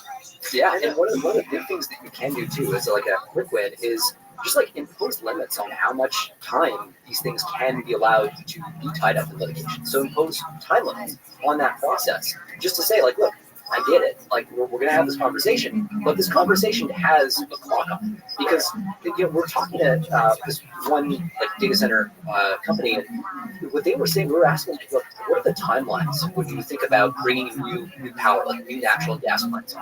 And they're like, well, those are like 5 to 7 years out. And then you go, okay, well, like how long? And that's, by the way, that's probably way too long to be relevant in the super intelligence context. And so you're like, okay, well, how long if all the regulations were waived? If this was like a national security imperative and whatever authorities, Defense Production Act, whatever, like what was in your favor, and you're like, oh, I mean, it's actually just like a 2-year build. Like that's what it is. Yeah. So you're tripling the build time. We're getting in our own way, like every which way. And also, like, I mean, also don't want to be too. We're getting in our own way, but like we don't want to like frame it as like China's like perfect. They fuck up. They fuck up a lot, like all the time. One actually kind of like funny one is around DeepSeek. So you know DeepSeek, right? They made this like open source model that like everyone like lost their minds about back in January. R1. Yeah, R1. And they're legitimately a really, really good team. But it's fairly clear that even as of like end of last year and certainly in the summer of last year, like they were not dialed in to the CCP mothership. And they were doing stuff that was like actually kind of hilariously messing up the propaganda efforts of the CCP without realizing. So to give you like some context on this, one of the CCP's like large kind of propaganda goals in the last 4 years has been framing Korea's narrative, but like the export controls we have around AI and like those peer stuff that we were talking about. Look, man, those don't even work. So you might as well just like give up. Why don't you just give up all the export controls? It's fine. Why don't you just like, give up? We don't even care. We don't care. So that trying to frame that narrative. They a bunch of like gigantic efforts to do this. So I don't know if so there's this like kind of crazy thing where the Secretary of Commerce under Biden, Gina Raimondo, visited China in I think August 2023, and the Chinese basically like timed the launch of the Huawei Mate 60 phone that had these chips that were supposed to be made by like export control shit for her visit. So it was basically just like a big like, fuck you, we don't even give a shit about your export controls, like basically trying a morale hit or whatever. And you think about that, right? That's an incredibly expensive set piece. That's like you gotta coordinate with Huawei. You gotta like get the TikTok memes and shit like going in the right direction. All that stuff and all the stuff they've been putting out is around this narrative. Now, fast forward to mid last year, the CEO of DeepSeek, the company, back then it was totally obscure. Like nobody was tracking who they were. They were working in total obscurity. He does this random interview on Substack, and what he says is, he's like, yeah, so honestly, like, we're really excited like doing this AGI push or whatever, and like honestly, like, money's not the problem for us, talent's not the problem for us, but like, access to compute, like these export controls, man, do they ever work? That's a real problem for us. Oh boy! And like nobody noticed at the time, but then the whole DeepSeek R1 thing blew up in December. And now you imagine like you're the Chinese Ministry of Foreign Affairs, like you've been putting this narrative together for like 4 years, and this jackass that nobody heard about 5 minutes ago basically just like shits all over it. And like you're not hearing that line from them anymore. No. They've locked that shit down. Yeah. Oh, and actually the funniest part of this, right when R1 launched, there's a random DeepSeek employee, I think his name is like Diaglo or something like that. He tweets out, he's like, so this is like the most exciting launch of the year. Nothing can stop us on the path to AGI except access to compute. And then literally the dude in Washington, D.C. who works at a think tank on export controls against China reposts that on X and goes basically like, cool, good message received. And so like hilarious for us, but also like that on the backside somebody got screamed at for that shit. Somebody got magic bust. Somebody got like taken away or whatever. It's like it just undermined their entire like 4-year like narrative around these export controls. Wow. But that shit ain't gonna happen again for DeepSeek. Better that's part of the problem with like, so the Chinese face so many issues. One of them is to kind of another one is the idea of just waste and fraud, right? So we have a free market. Like what that means is you raise from private capital. People who are pretty damn good at assessing shit will like look at your setup and assess whether it's worth backing you for these massive multi-billion-dollar deals. In China, the state the stories of ways are pretty insane. They'll like send $1 billion to like a bunch of yahoos who will pivot from whatever, like, I don't know, making these widgets to just like, oh, now we're like a chip foundry and they have no experience in it. But because of all these subsidies, because of all these opportunities, now we're going to say that we are. And then no surprise, 2 years later, they burn out and they've just like lit $1 billion on fire or whatever, billion yen. And like, the weird thing is this is actually working overall, but it does lead to insane and unsustainable levels of waste. Like the Chinese system right now is obviously like they've got their massive property bubble that they're that's looking really bad. We've got a population crisis. The only way out for them is the AI stuff right now. Like the only path for them is that, which is why they're working it so hard. But the stories of just like billions and tens of billions of dollars being lit on fire, specifically in the semiconductor industry, in the AI industry, like that's a drag force that they're dealing with constantly that we don't have here in the same way.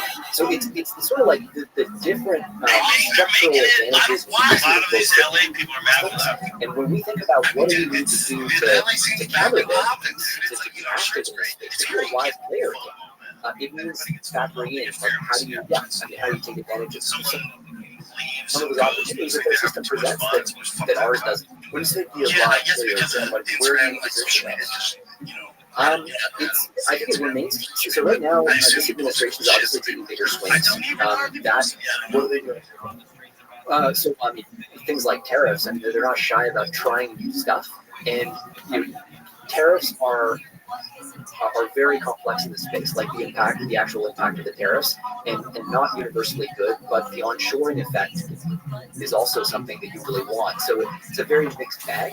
But there's certainly an administration that's like willing to do high-stakes big moves in a way that other administrations haven't. And at a time when you're looking at transformative technology that's going to like upend so much about the way the world works, you can't afford to have that mentality we were just talking about, just like the nervous. I mean, you encountered with the staffers that have on the podcast in the presidential cycle, right? Like the kind of like nervous, antsy staffer who everything's got to be controlled.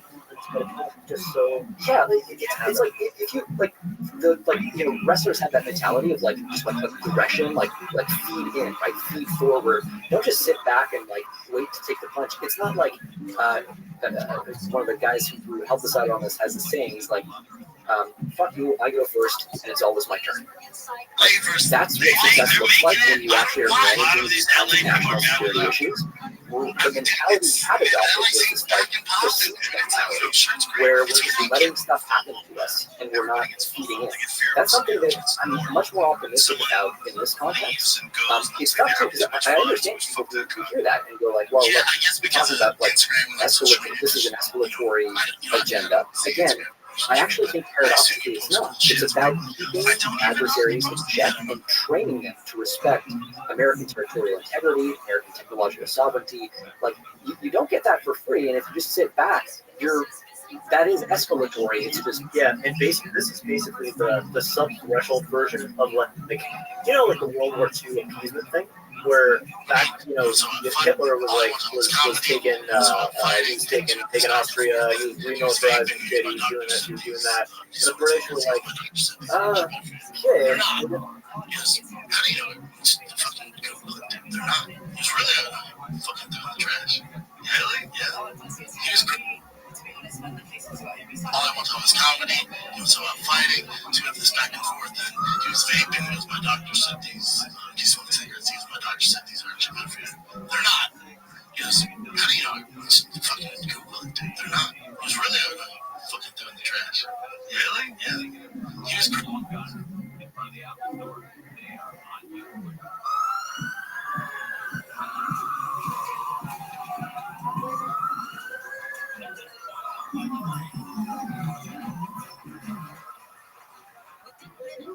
Giant improvement. Yeah, you're set. Yes, you saw your first one. Now, the first one, I would have probably tried to talk to you about it, but I already talked about fighting. Yeah, I was like, I can't talk about this too. Yeah, no. You could have, like, Showtime. Showtime.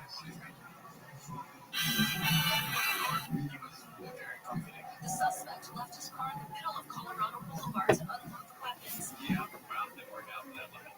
All right, happy nice Memorial Day weekend. Think about the benefit and sacrifice for our country. And any way you can, a small little tribute, small little thing.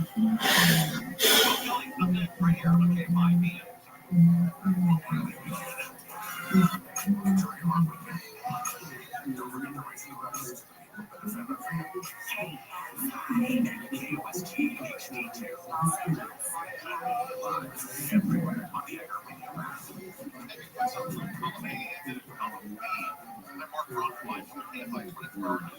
City Valley has pushed forward a plan its layoff number further. The city council was able to cut the number of proposed layoffs in the budget from 1,600 to around 500 or 600. Now they moved to create a new system that's going to be cost per center for college sports. And this is a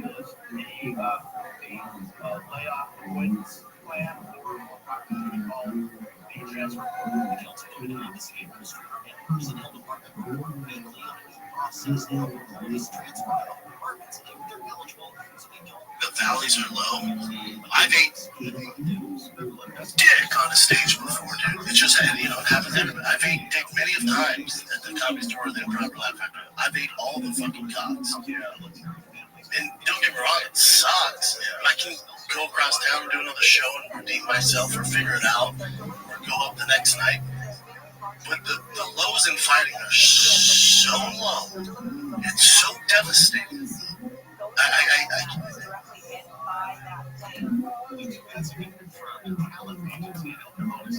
Employees died in the crash, laying high-tension power lines in the fog and traffic.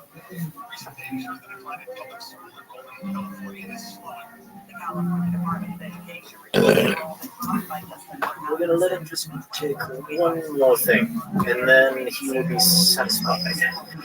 And that just maybe I have to. It's not a bit Poland. Maybe Czechoslovakia is fucking awfully fun.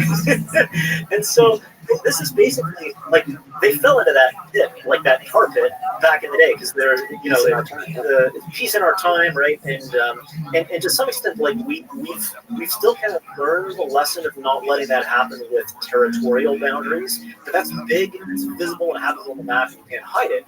Whereas one of the risks, especially with the previous administration, was like there's these like sub-threshold things that don't show up in the news, and that they're calculated. Like they're basically our adversaries know, because they know history. They know not to give us a Pearl Harbor. They know not to give us a 9/11, because historically, countries that give America a Pearl Harbor end up having a pretty bad time about it.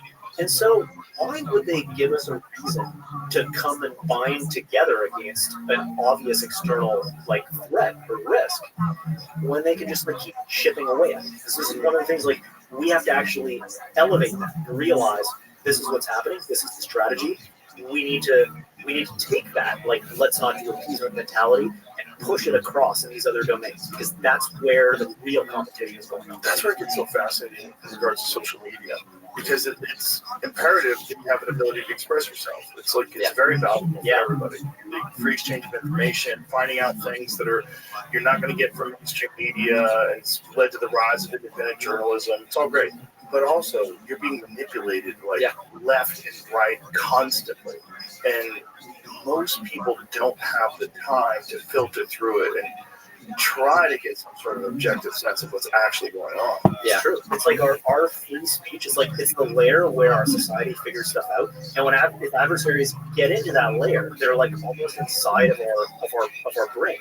And there's ways of addressing this. Like, one of the challenges obviously is like, so you know they try to push in extreme opinions in either direction, and it's that part is actually it's kind of difficult, because while the most extreme opinions are also the most likely generally to be wrong, they're also the most valuable when they're right, because they tell us a thing that we didn't expect by definition, that's true, and that can really advance us forward. And so, I mean, there are actually solutions to this. I mean, this particular thing isn't an area we're like too immersed in, but one of the solutions that has been bandied about is like, you might know, like polymarket prediction markets and stuff like that, where at least, hypothetically, if you have a prediction market around, like, if we do this policy, this thing will or won't happen, that actually creates a challenge around trying to manipulate that view or that market, Because what ends up happening is, like, if you're an adversary and you want to not just manipulate a conversation that's happening in social media, which is cheap, but manipulate a prediction, the price on a prediction market, you have to buy in, you have to spend real resources, and if you're, to the extent you're wrong, if you're trying to create a wrong opinion, you're going to lose your influence. So you actually can't push too far, too many times, or you will just get your money taken away from you. So I think like that's one approach, whereas in terms of preserving discourse, some of the stuff that's happening in prediction markets is actually really interesting and really exciting. Even in the context of bots and AIs.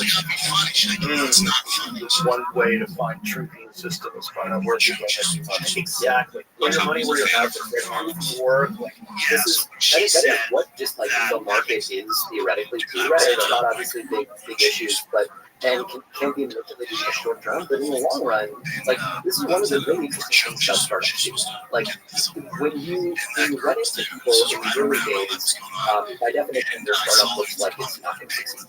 Like that is what it means to be a seed stage startup, right? If it was obvious you were going to succeed, people would have raised more money, right? Yeah.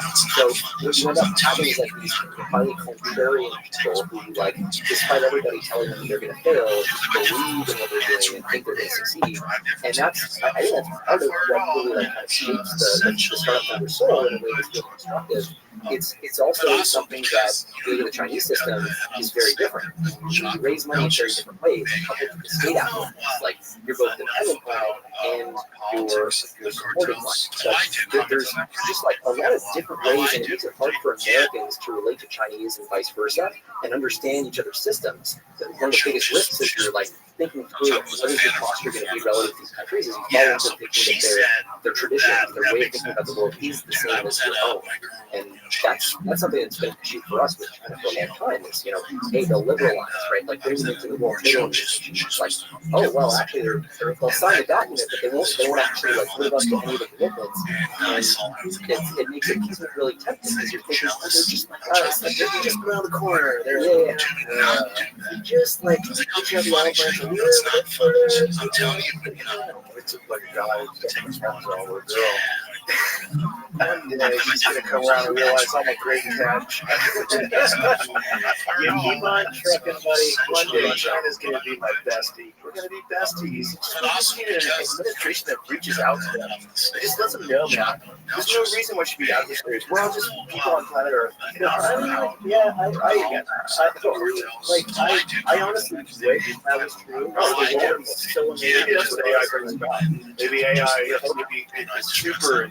Yeah, she goes to say, hey, yo, man, right? Like, something happens, he's like, call some people. Like, Mexico, we're fucked. My anxiety when we were there, dude, was I couldn't sleep. Yeah. And then the last night we're there, we go to dinner. I hadn't seen this the whole time. We go to dinner. We're walking back, and one of the guys who works there greets us. He goes, "Oh, I'll walk you back to your room." I'm like, "Oh, that's nice." And I see behind me, there's a dude in old camouflage carrying a big AK-47. And I keep saying, I'm like, "What the fuck is going on?" I'm holding my son. My Boston is too. So I'm holding like this. I'm gonna put him down just in case something pops off. So I'm like, "Why the fuck is this guy falling?" So my girl's up above in front of me, so I don't say anything because I don't want to be stressed out. So we get back to our place and we go in there. And then I didn't say anything because I didn't want to leave the family. And the next morning I go, "Hey, when Uncle comes back in here, because he always spoke Spanish, I go, ask him why that guy with the AK-47 was following us last night." She goes, "What?" And I didn't want to tell you, but there was a guy following us back to the room. So she talks to him because he's following us, and as we get close to our little villa, he just disappears into the bushes. He just walks on a different path.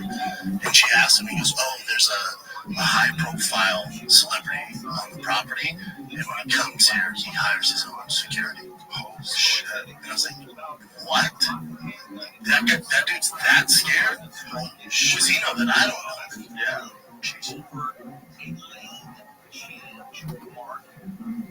And here's something else which is very important. The Office of Criminal Investigations emergency notification and technical alert center, which is in Sacramento, provided real-time investigatory assistance and discovered a flock safety camera that captured an image of the suspect vehicle. Meaning, they tracked this car as it drove around the city, and they later arrested would be the assailant later that day at around 5 p.m. just from the flock system kit. So there are two lessons here. More plotter, yes. Be careful keeping out plotters because someone may shoot you. Your intelligence. Realize, hey, you fucking apes, you territorial apes with thermonuclear weapons. How about you shut the fuck up? You guys are doing the dumbest thing of all time, and you're being manipulated by a small group of people that are profiting in insane ways off of your misery.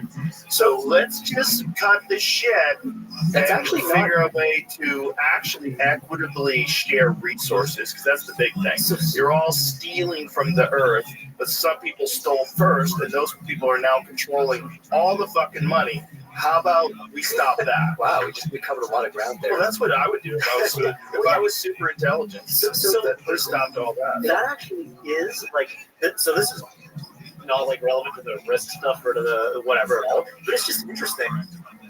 So there's actually theories, like in the same way that there's theories around power seeking stuff around superintelligence.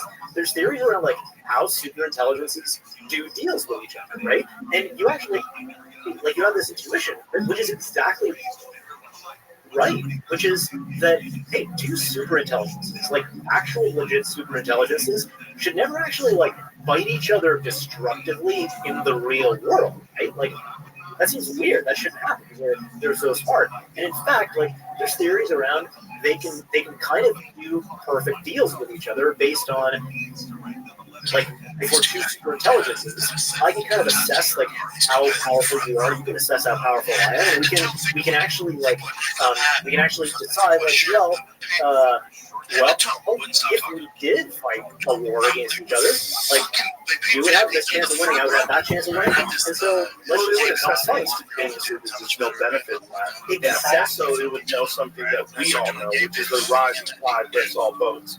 But the problem is the people that already have yachts, they don't give a fuck about your boat. Like, hey, that water's mine. In fact, you should eat that water. Well, hopefully it's so positive to some, right, that even they enjoy the benefits. But I mean, you're right. This is the issue right now. And one of the nice things too is as you build up your bastion of AI capabilities, it does start to open some opportunities for actual like trust and verify, right? Which is something that we can't do. Right? It's not like the nuclear stockpiles where we had some success in some context with like enforcing treaties and stuff like that, sending inspectors in and all that. With AI right now, like how can you actually prove that like some international agreement on the use of AI is being observed? Even if we figure out how to control these systems, how can we make sure that China is baking in those control mechanisms into their training runs, and we are communicating with each other without having total access to the computer stack? We don't really have a solution for that. There are all kinds of programs like this flex type thing, but anyway, those are not going to be online by like 2027. And so one of the hope is working on them is like for sure you want to be positioned for catastrophic success. Like what if something great happens and like or we have more time or whatever? You want to be working on this stuff that allows this kind of control or oversight that's kind of hands off. Where in theory you can hand over you can use to an adversary inside this like box with these encryption things. The people we've spoken to in these spaces that actually try to like break into boxes like this are like, well, that's probably not going to work. But like so the hope is that as you build up your AI capabilities, basically it starts to create solutions. So it starts to create ways for two countries to verify that there is some kind of international risk, or to find, like you said, like absolute de-escalation. That's the sort of thing that we actually could get, and that's one of the strong positives of where you could end up going. That would be what's really fascinating. Artificial general intelligence becomes super intelligence and immediately beats up all the corruption. Because hey, this is the problem. Like a massive Yeah, exactly. When you figured it out, you guys are all criminals. And it exposes it to all the people, like these people that are your leaders, that they're profiting and they do it on purpose. And this is how they're doing it. And this is how they're manipulating it. Yeah, these are all the lies that they're told. Actually, that list is pretty. Whoa. It almost just get like if you could X-ray the world right now and like see all the tissue, Oh yeah, you want to get down to the cellular level. but like How do it would be offshore accounts? There would be so much like the stuff that comes out, you know, from just random, like, just random shit that comes out, like, yeah, I forget that like Argentina, I think we were talking about it, but the Argentinian thing like, that came out a few years ago, and all the oligarchs, they're on their own thing. the laundromat there, the laundromat. Panama Papers. The Panama Papers. Yeah, so, no, that's good movie. Is it called the Panama Papers? It's called the laundromat. Yeah. You remember the Panama Papers? You know, roughly. Yeah, it's like all the oligarchs like stashing their cash, Like actual taxation stuff. Yeah. It's like and like some lawyer or someone basically blew it wide open, and so you got to see like every like oligarch rich person's like financial shit. Like every once in a while, right? The world gets just like a flash of like, oh, here's what's going on under the surface. Yeah, like, oh, fuck. And then we all like go back to sleep. what's fascinating is like the unhidables, right? The little things that can't help but give away what is happening. Like you think about this in the AI play a bit. Some things that are hard for companies to hide is like they'll have a job posting. They got advertised to recruit. So you'll see like, oh, interesting. Like, oh, OpenAI is looking to hire some people from hedge funds. Like, I wonder what that means. I wonder what that implies. Like, if you think about all of the leaders in kind of the AI space, think about Medallion Fund, for example. Like, this is like super successful hedge fund. Very famous. Like, the man who broke the man who broke Marx, the famous book about the founder of the Medallion Fund. And like, this is basically like a fund that they make like ridiculous, like $5 billion returns every year, kind of guaranteed. So much so they have to cap how much they invest in market because they would otherwise like lose the market too much, like affect it. And what's that thing about like the way they trade? And this is like 20-year-old information, but it's still indicative because like you can't get current information about their strategy. But one of the things that they were the first to kind of go for and to figure out is they were like, they basically were the first to kind of build what was at the time, as what was possibly an AI that autonomously did trading at like great speeds, and it had like no oversight. It just worked on its own. And what they found was the strategies that were the most successful were the ones that humans understood the least. Because if you have a strategy that a human can understand, some humans can go and figure out that strategy and trade against it. Whereas if you have the kind of the balls to go like, oh, this thing is doing some weird shit that I cannot understand no matter how hard I try, let's just fucking YOLO and trust it and make it work. If you have all the stuff debugged and if you have the whole system is working right, that's where your biggest successes are. So this kind of strategy. Oh, I mean, like, I don't know specific Give an analogy. Maybe this will like. So how are AI systems trained today, right? Oh, just as a trading strategy. Sorry, I'll just basically like you buy like as an example, like you buy this stock the Thursday after the full moon, and then sell it like the Friday after the new moon, or some like random shit like that. That's like, why does that even work? Like, why would that even work? So to sort of explain why these strategies work better, if you think about how AI systems are trained today, you basically, very roughly, you start with this blob of numbers that's called a model, and you feed an input, you get an output. If the output you get is no good, if you don't like the output, you basically fuck around with all those numbers, change them a little bit, and then you try again. You're like, oh, okay, that's better. And you repeat that process over and over and over with different inputs and outputs. And eventually, those numbers, that mysterious ball of numbers, starts to behave well. It starts to make good predictions or generate good outputs. Now, you don't know why that is. you just know that it does a good job, at least where you tested it. Now, if you slightly change what you tested on, suddenly you could discover, oh shit, it's catastrophically failing at that thing. These things are very brittle in that way, and that's part of the reason why ChatGPT will just like completely go on a psycho binge fest every once in a while if you give it a prompt that has like too many exclamation points and asterisks in it or something. Like these systems are weirdly brittle in that way.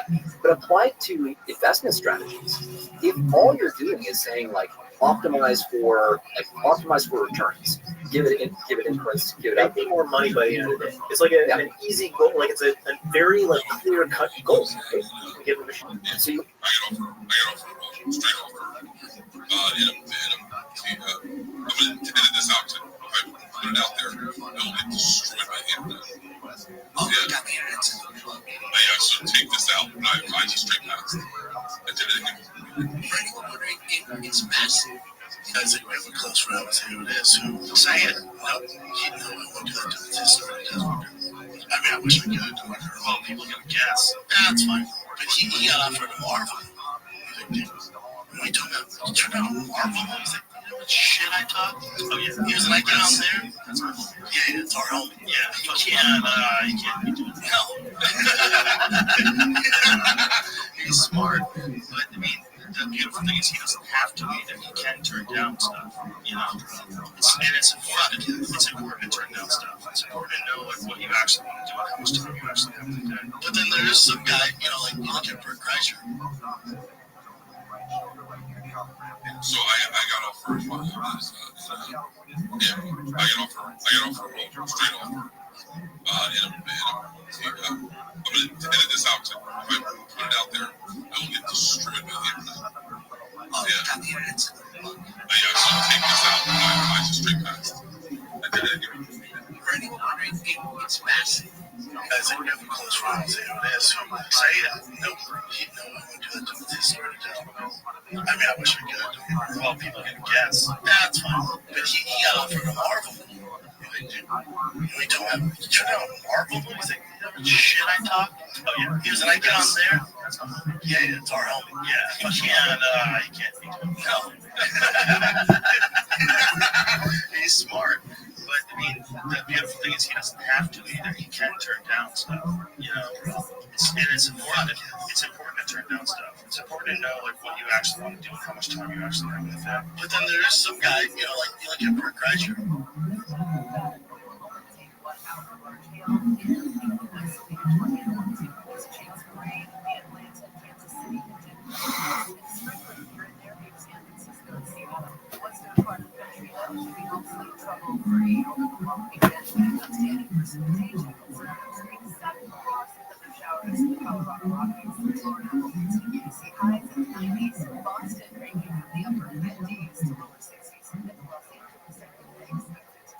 Hey man, be careful at the mall.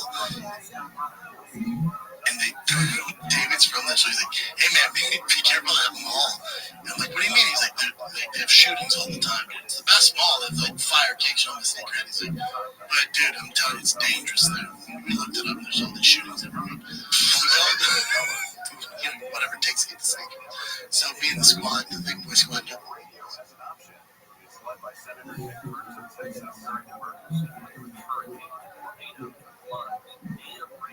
and David's from this, so he's like, hey man, be careful at the mall. And I'm like, what do you mean? He's like, dude, they have shootings all the time. It's the best mall. They have like fire kicks on the sneaker. And he's like, but dude, I'm telling you, it's dangerous there. We looked it up. There's all these shootings every week. You know, whatever it takes to get the sneaker. So me and the squad, the big boy squad, go there, and there's like gangsters in it. There's metal detectors everywhere. There's fucking. What kind of fucking mall is this, bro? I wish I could remember. This mall was nuts. The security, dude. Everybody has fucking AR-15s, like nuts. What? Dude, at a mall? At a mall. I go up to the guy. He was a fan. And he was like, "Oh, what's up, B-Shop? What you doing here, man? What's up, man? Why do you guys have AR-15s?" He goes, "Oh, dude, last week they were cutting throats in the bathroom."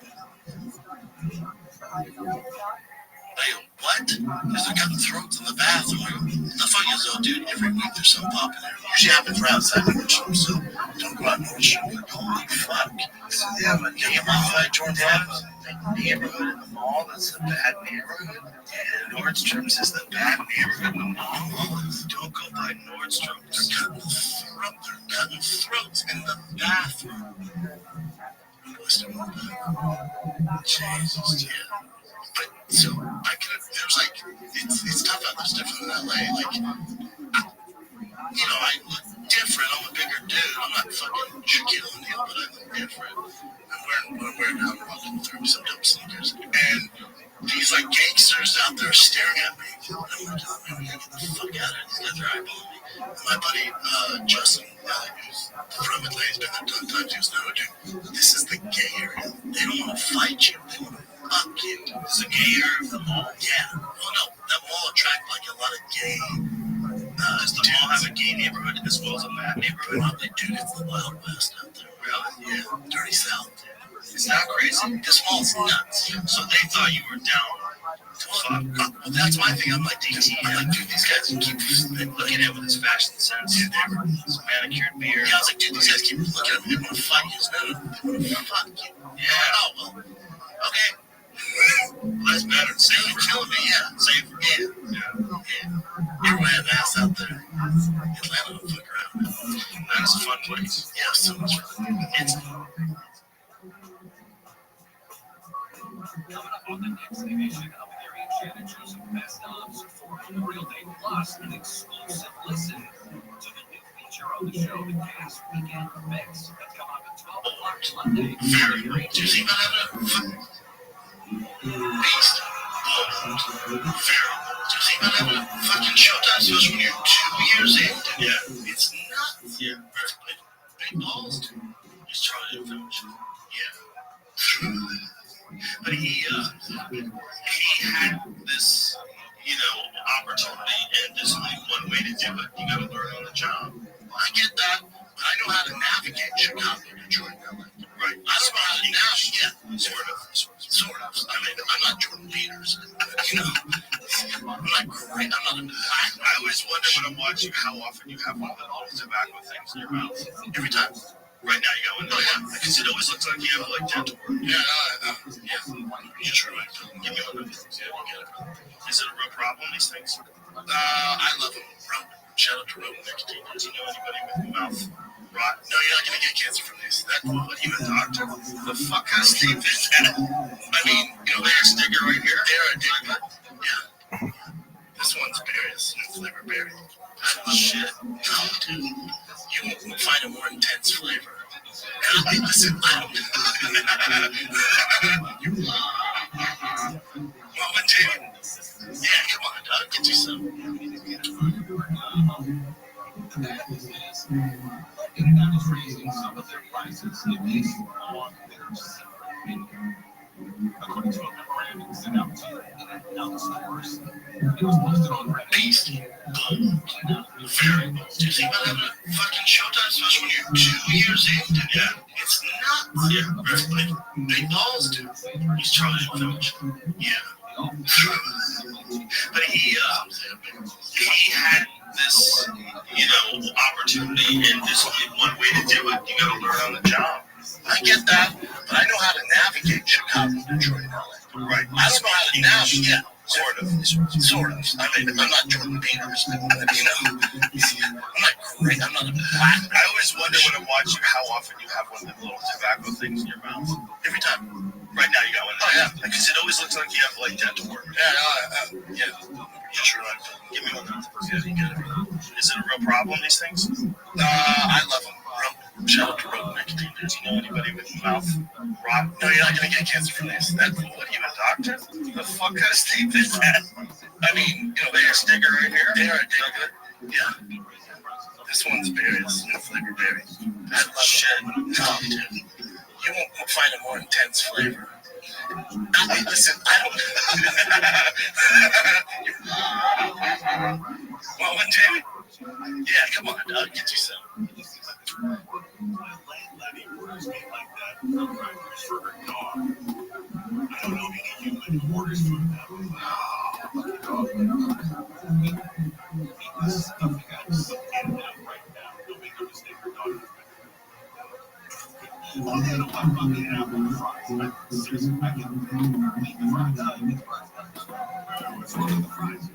Usually when I get them, it just seems kind of drab, and like they've been sitting out for a while. At least you get the animal stuff from it. Yeah, get enough. Look, oh, let's not fry. Get enough fries are just delicious. Then come on now, let's not fry. They're not that delicious, but if you get the animal stuff, then it's fire. With all the cheese and the sauces and all that. It's good. With the fries by itself, I don't know those things, but yeah, it's funny because Nielsen Bakery before talks about that. We're so used to more processed fries that since their fries are literally the potatoes and chop up and throw them in the greaser that give you, that's why we're not used to it. But yeah, you got a sauce. You got a sauce on that I don't think that they put with any hamburger grease. Oh no, but they do like McDonald's. That's part of the reason why McDonald's fries are so good. And also got trouble because they are like vegans know, yeah, look at the fries and meat. You can't see that. It's always some secret ingredient like the tears of children or something that you don't want to know that's at that dark top. I'll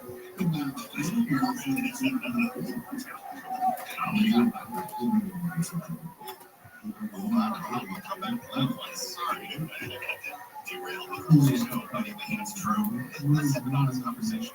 Who else want to go get us some outlet now? Yeah, we need that. I showed up. So, well, so did I. But always talk about in and outs chasing trajectory of the show. I don't know. This is what the leverage is. Exactly. But what about color? Does he know the Dodgers broadcast next door? You might be done that.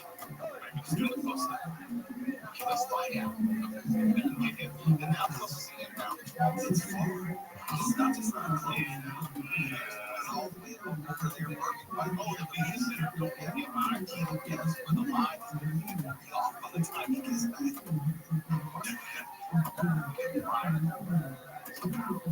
Let him order as much as he wants. Yeah. It's like the Reeds. You got a man delivered. You got a fire. So, and this simply better response on to Colleen. Runs the board for an AM570 LA Sports, the Dodger broadcast. This is the truth. And to me, convincing to go get it out. This is the best of later with Mo Kelly. Kicking off Memorial Day weekend on KFI AM 640. We're live everywhere on the iHeartRadio app. Now to the KFI 24-hour newsroom for the latest.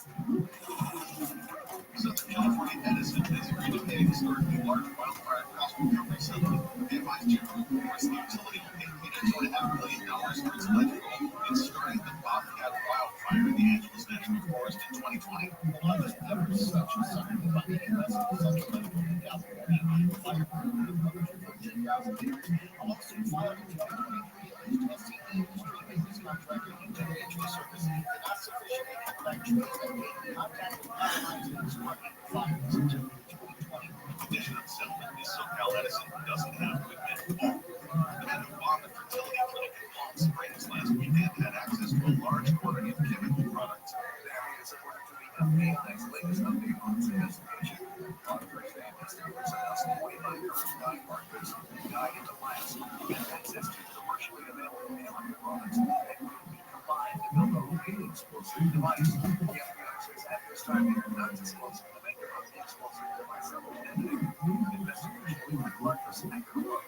Mark Beacon, KFI News.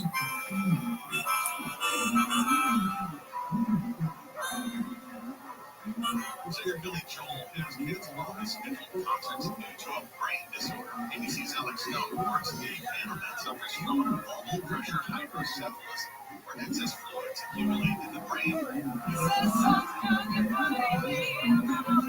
Billy Joel saying he is undergoing physical therapy, and doctors have told him to stop performing during treatment. Ticket holders for his concerts will automatically be refunded their money. Billy Joel says his condition is worse after 5 concerts affecting his hearing, vision, and balance. So if I weather from KFI some clouds and fog later, and lows in the upper 50s, sunny tomorrow, highs around 80, and 80s at the AM, 70 degrees. Then we're looking at it's going to be about the same Sunday as well as Monday Memorial Day. Right now it's around 167 in Palma, 56 in Yorba Linda, and we're heading to a crash of the 5 in San Ann.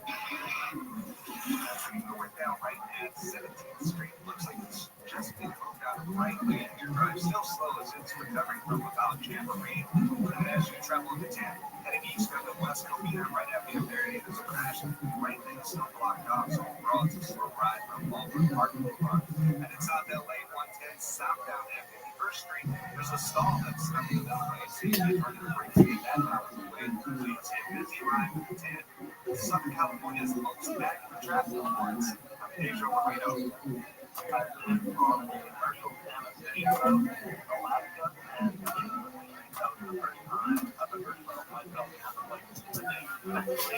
So you end up with a machine that gives you these very, like, it is a very weird strategy. This ball of numbers isn't human understandable. It's just really fucking good at making money. And why is it really fucking good at making money? I don't know. I mean, it just kind of does the thing and it's making money. I don't ask too many questions. That's kind of like the, so when you try to impose on systems, human interpretation. What? Dude, I go up to the guy. He was a fan. He was like, "Yo, what's up, B-Shop? What you doing here, man? What's up, man?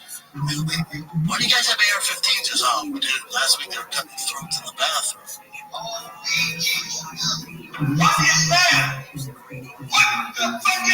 What? Because they're cutting throats in the bathroom. What the fuck is that, dude? You repeat yourself up here.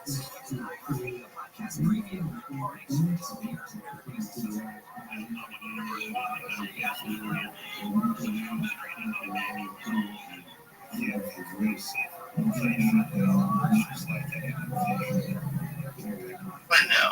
Like, whenever it's like, I always want to know.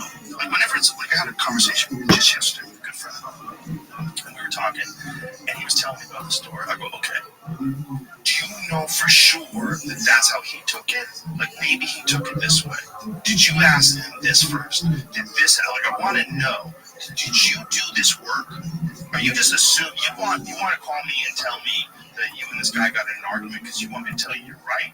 Or do you want my actual opinion? And the only way I want to get my actual opinion is I need to know what your opinion is. And the only way I can trust your opinion is if you've looked at your own self. So if you tell me I got in a fight with this guy, man, I sat down and thought about it. Was I being a dick? What did I do wrong? And then I thought, no, because he knew this, and I know he knew this because he brought this up. So maybe I didn't explain myself right. So I'll think about how I explain myself. And I was like, well, maybe they misinterpreted what I was saying and thought I was joking around. And I'll try to think of that. I'll do the work. So if I ask someone a question, if they're having an argument with someone, okay, do you know this? And then they start raising their voice, and they'll fuck him, and you're looking, giving them the work. So you don't even. So you're so attached to being correct here that you're ready to dig your heels in the sand and then fight for your side, regardless of whether or not it's correct. Season 2 on Peacock leaps into the number 2 spot, and the dramedy The Four Seasons, starring Tina Fey and Steve Carell on Netflix, remains on top, your number 1 stream show. So what's with the Trash Tuesday beef? When are we going to settle the Trash Tuesday beef? It's settled as far as Interpretability checks. Basically, you're adding another constraint. And the minute you start to do that, you're forcing it to optimize for something other than pure rewards. Like doctors using AI to diagnose diseases are less effective than the chatbot. So that's actually related, right? That's related. If you want that system to get good at diagnosis, that's one thing. Okay, just fucking make it good at diagnosis. If you want it to be good at diagnosis and to produce explanations that a good doctor will go like, oh, Cal, you said, well, great, but guess what? Now you're spending some of that precious compute on something other than just the thing you're trying to optimize for. And so now that's going to come with the actual performance of the system. And so if you are going to optimize the fuck out of making money, you're going to necessarily de-optimize the fuck out of anything, including being able to even understand what that system is doing. And that's kind of like at the heart of a lot of the kind of big picture AI strategy stuff is people are wondering about how much interpretability is that worth, and how much does it cost? And everyone's willing to go a little bit further, So OpenAI actually had a paper where they, or I guess a blog post where they talked about this. And they were like, look, right now we have this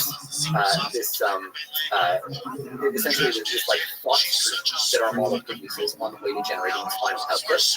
And that thought stream, like, we don't want to touch it to make it like interpret it to make it make sense. Because if we do that, then essentially it'll be optimized to convince us of whatever the thing is that we want it to do. To behave well. It's like if you use like like an OpenAI model recently, right? Like O3 or whatever, it's doing its thinking before it starts like outputting. And so that thinking is, yeah, we're supposed to like be able to read that and kind of get it. But also, we don't want to make it too legible, because if we make it too legible, it's going to be optimized to be legible and to be convincing, rather than to fool us, basically. Yeah, exactly.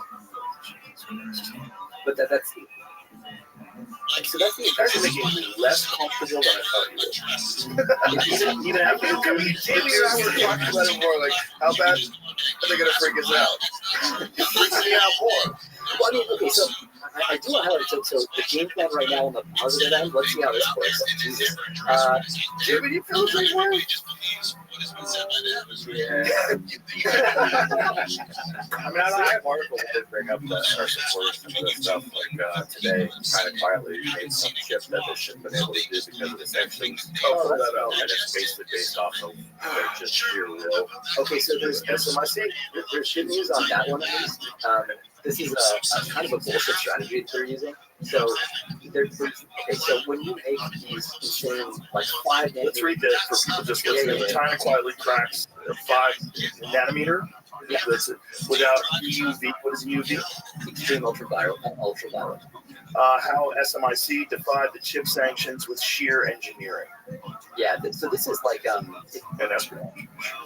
So there's but actually though, so there's a good reason that a lot of these articles are making it seem like this is a huge breakthrough. It actually isn't as big as these.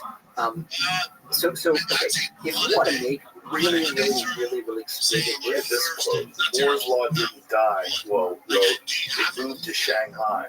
Instead of giving up, China is grinding its way forward layer by layer, pixel by pixel. The future of chips may no longer be written by who holds the best tools, but by who refuses to stop building. The rules are changing and DUV just get confused. Boy. Yeah, so I mean, wrote that article. China. There it is. Welcome, Miss Aquarius. How you doing, bro?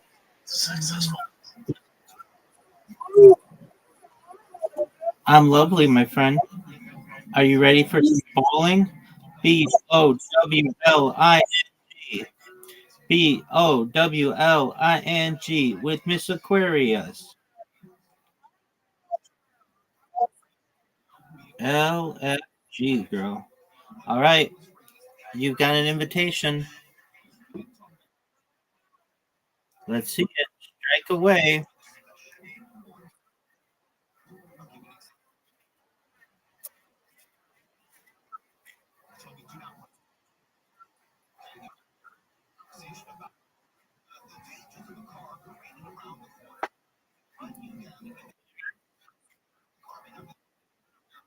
Oh, for sure.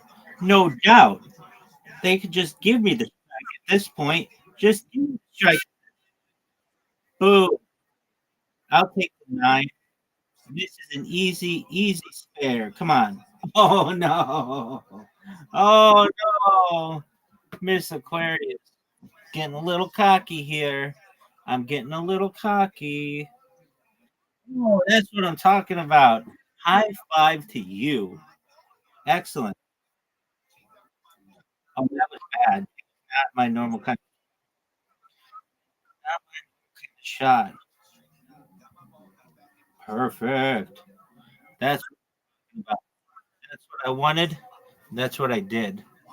Miss Aquarius has the extra points from a first shot or second first strike. Get it. Sometimes it knocks that one over. You got a big score right now. Get it. You got it. Beautiful. You want to strike and you want to spare. That. Oh, for sure. Oh, what? How'd that one in back? How did that one in back stay up? All right, this is a tough split. I'm just going to go for one of them.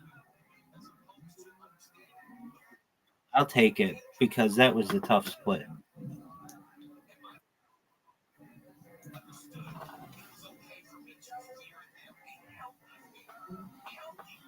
All right, Miss Aquarius. She's racking up that score. 50 points already.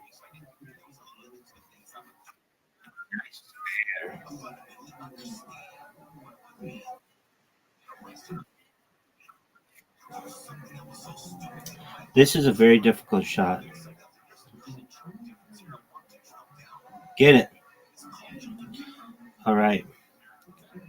Miss Aquarius, ready to put this game out of reach.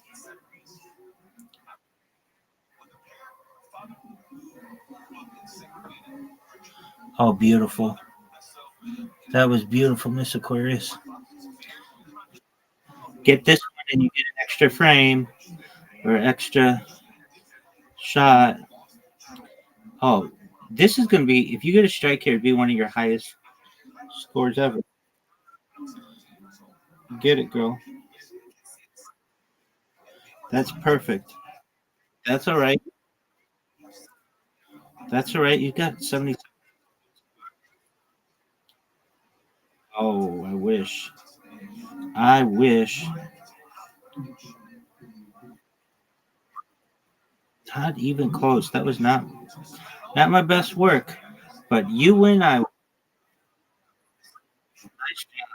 All right. One more. I get you this time. Oh, no doubt. No doubt. All right. Nice. 8 right off the bat.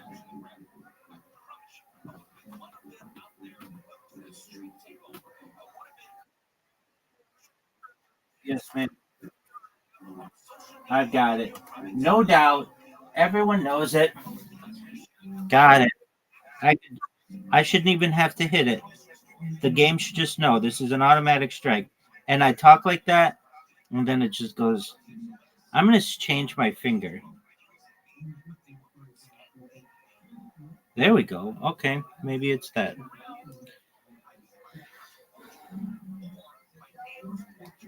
You got a nice spare.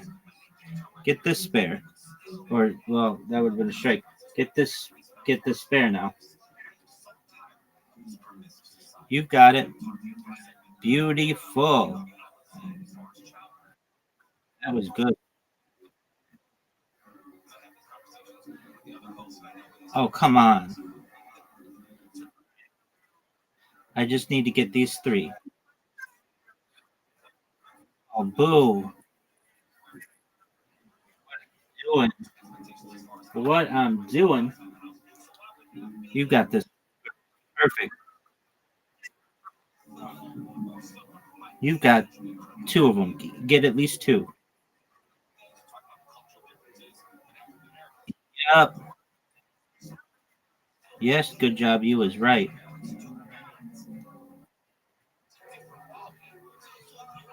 Boo.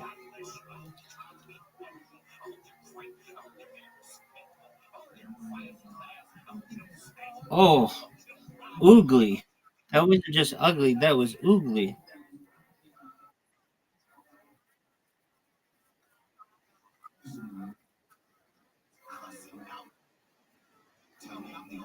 Miss Aquarius, I have not yet given up on this game.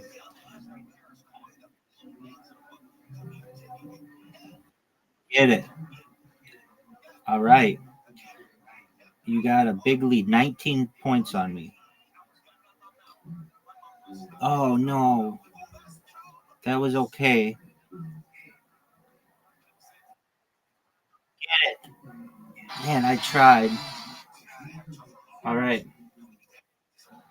Get it, girl. This is all you. You got a 10-point lead. You got it. I know you. You got it. Perfect. All right. 58. Okay. I need these 2. I need these 2. And I got them. All right, it all this. I need 10 or 9. Get it. I gotcha. You. What a comeback. Miss Aquarius already saying that there was going to be another game. There is no more games. You win, I win, Miss Aquarius. Thank you, ma'am. You do what you Excellent, ma'am. We'll be here.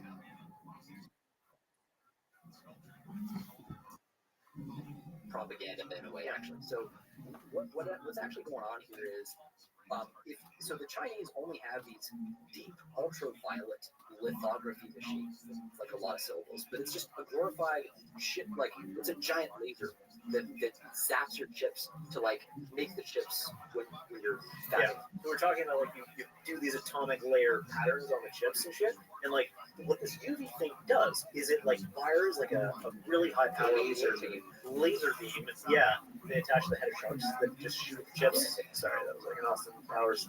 Anyway, they'll like shoot at the chips, and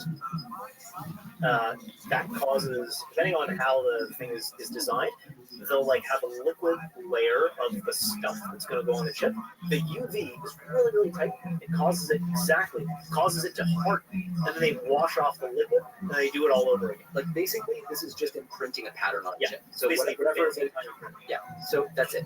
And so the exquisite machines that we get to use, or that they get to use in Taiwan, are called extreme ultraviolet lithography machines. These are those crazy lasers.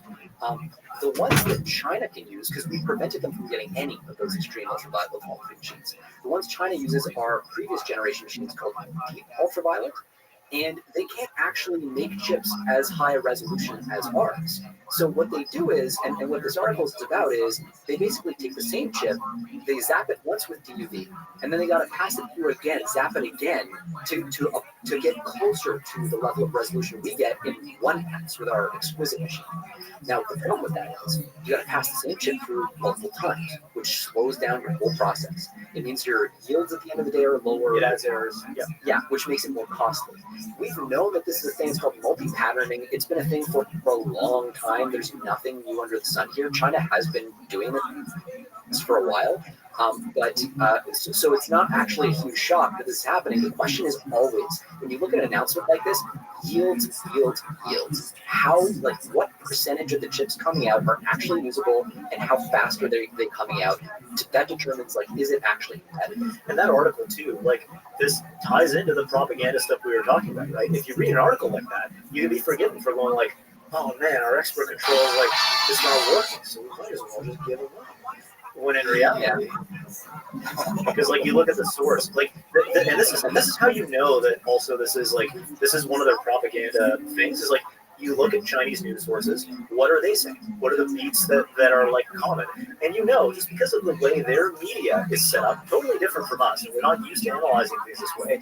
But when you read something in like the South China Morning Post or like the Global Times or Xinhua or a few different places like this, and it's the same beats coming back, you know that someone was handed a brief, and it's like, you got to hit this point, and yep, they're gonna find a way to work that into the news cycle. It's also like slightly true. Like, they did manage to make chips at like 5 nanometers. Cool. It's not a lie. It's the same like propaganda technique, right? You're not, most of the time, you're not going to confabulate something out of nothing. Rather, like, you start with the truth, and then you push it just a little bit. You keep pushing. Wow. How much is this administration aware of all the things that you're talking about? So they're actually, they've got to, right now they're in the middle of like staffing up some of the key positions because it's a new administration still, and this is such a technical domain. They've got people there who are like at the kind of working level. They have some people really sharp. They have some people now, in places like, especially in some of the export control offices now, who are some of the best in the business. Yeah, and that's really important. Like, it's a weird space because so when you want to actually recruit for government roles in the space, it's really fucking hard because you're competing against like an OpenAI like very like low range salaries, like $500,000 a year, the government pay scale, needless to say, is like not. I mean, Elon worked for free.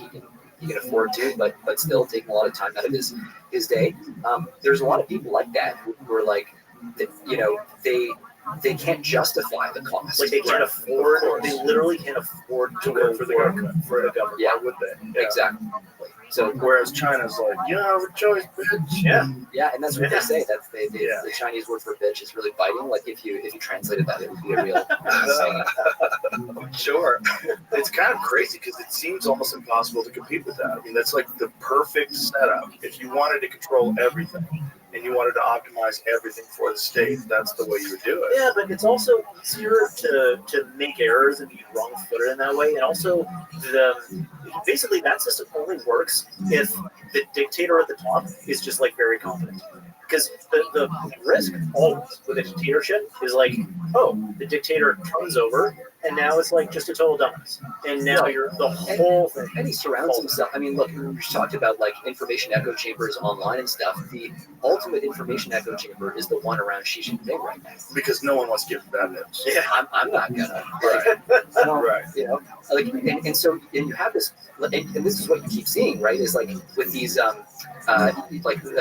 provincial level debt in China, right? Which is so awful. It's like people trying to hide money under imaginary money under imaginary mattresses, and then hiding those mattresses under bigger mattresses until eventually, like, no one knows where the liability is, and then you get a massive property bubble and any number of other bubbles that are due to pop anytime, right? And the longer it goes on, like the more like stuff gets scrolled away. Like there's actually like a story from the Soviet Union that always like gets me, which is so Stalin obviously like purged and killed like millions of people in the 1930s, right? So by the 1980s, the ruling Politburo of the Soviet Union, obviously like things have been different, generations have turned over and all this stuff, but those people, the most powerful people in the USSR, could not figure out what had happened to their own families during the purges. Like the information was just nowhere to be found because the machine of the state was just like so aligned around like we just gotta kill as many fucking people as we can and like turn it over and then hide the evidence of it and then kill the people who killed the people and then kill those people who killed those people. It also wasn't like just kill the people, right? It was like, I mean, a lot of like kind of Blue Light Archipelago style. It's about labor, right? Because the fundamentals of the economy are so shit that you basically have to find a way to justify putting people in labor camps and like. That's right. But it was very much like you grind mostly or largely you grind them to death and basically they've gone away and you burn the records of it happening. So there were little towns, right, that disappeared. Like people who were like, there's no record, or there's like, or usually the way you know about it is there's like one dude. It's like this one dude has a very precarious escape story. It's like if literally this dude didn't get away, you wouldn't know about the entire town that was like wiped out. Yeah, it's crazy. Jesus Christ. Yeah, the stuff that like apart from that though, communism works really communism well. great. It just hasn't been done right. That's right. I feel like we did it right. And we have a 10-page plan. We came real close. Came real close. So close. Yeah. Yeah, and that's what the blue no matter who people don't really totally understand. Like, we're not even talking about political parties. We're talking about power structures. Yeah. And we came close to a terrifying power structure. And it was willing to just do whatever it could to keep it rolling. And it was rolling for 4 years. It was rolling for 4 years without anyone at the helm. Show me the incentives, right? I mean, that's always the question. Like, yeah. One of the things is too, like, when you have such a big structure that's overseeing such complexity, right? Obviously, a lot of stuff can hide in that structure, and it's actually it's not unrelated to the whole AI picture. Like, there's only so much compute that you have at the top of that system that you could spend, right? As the president, as a cabinet member, like whatever. You can't look over everyone's shoulder to do their homework. You can't do founder mode all the way down and all the branches and all the like action officers and all that shit. That's not going to happen, which means you're spending 5 seconds thinking about how to unfuck some part of the government, but then the corrupt people who run their own fiefdoms there spend every day it's like their whole life to like justify themselves. Yeah. Well, that's the USA dilemma. Yeah. Because they're uncovering. It's just insane. Amount of NGOs. Like, where's this going? We talked about this the other day, but India has an NGO for every 600 people. Wait, what? Yes. More NGOs. There's 3.3 million NGOs in India. Do they like bucket like what are the categories that they fall into? Like Who fucking knows? That's part of the problem. That one of the things that Elon had found is that there's money that just goes out with no receipts. And Yeah. it's billions of dollars. We need to take that further. We need an NGO for every person in India. We will get that eventually. It's the exponential trend. It's just like AI. The number of NGOs is like doubling every year. Right. Making incredible progress in bullshit. It's the NGO scaling law, the bullshit scaling law. Well, it's just that unfortunately it's Republicans doing it, right? So it's unfortunately the Democrats are going to oppose it, even if it's showing that there's like insane waste of your tax dollars. I thought some of the Doge stuff was pretty bipartisan. Like there was congressional support at least on both sides. No? Well, sort of. You know, I think the real issue is in dismantling a lot of these programs that you can point to some good some of these programs do.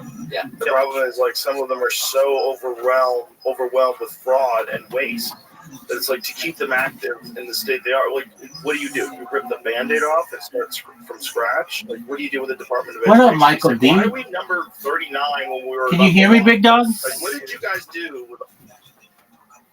Yo, big dog, can you hear me? It's okay if you can't. We're just watching Joe Rogan slaying a dick like it's going out of style. Hope all is good in your neck of the woods, son. All that money. Yeah. So there's a great problem. There's this idea in software engineering. Actually, talking to one of our employees about this, which is like refactoring, right? So when you're writing like a bunch of software, it gets really, really big and hairy and complicated, and there's all kinds of like dumbass shit. And there's all kinds of waste that happens in that code base. There's this thing that you do every like few months. You just think called a refactoring, which is like you go like, okay, we have 10 different things that are trying to do the same thing.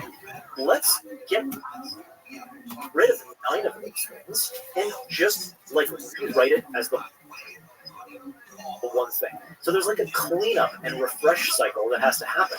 Whenever you're developing a big complex thing that does a lot of stuff. The thing is like the US government at every level has basically never done a refactoring of itself.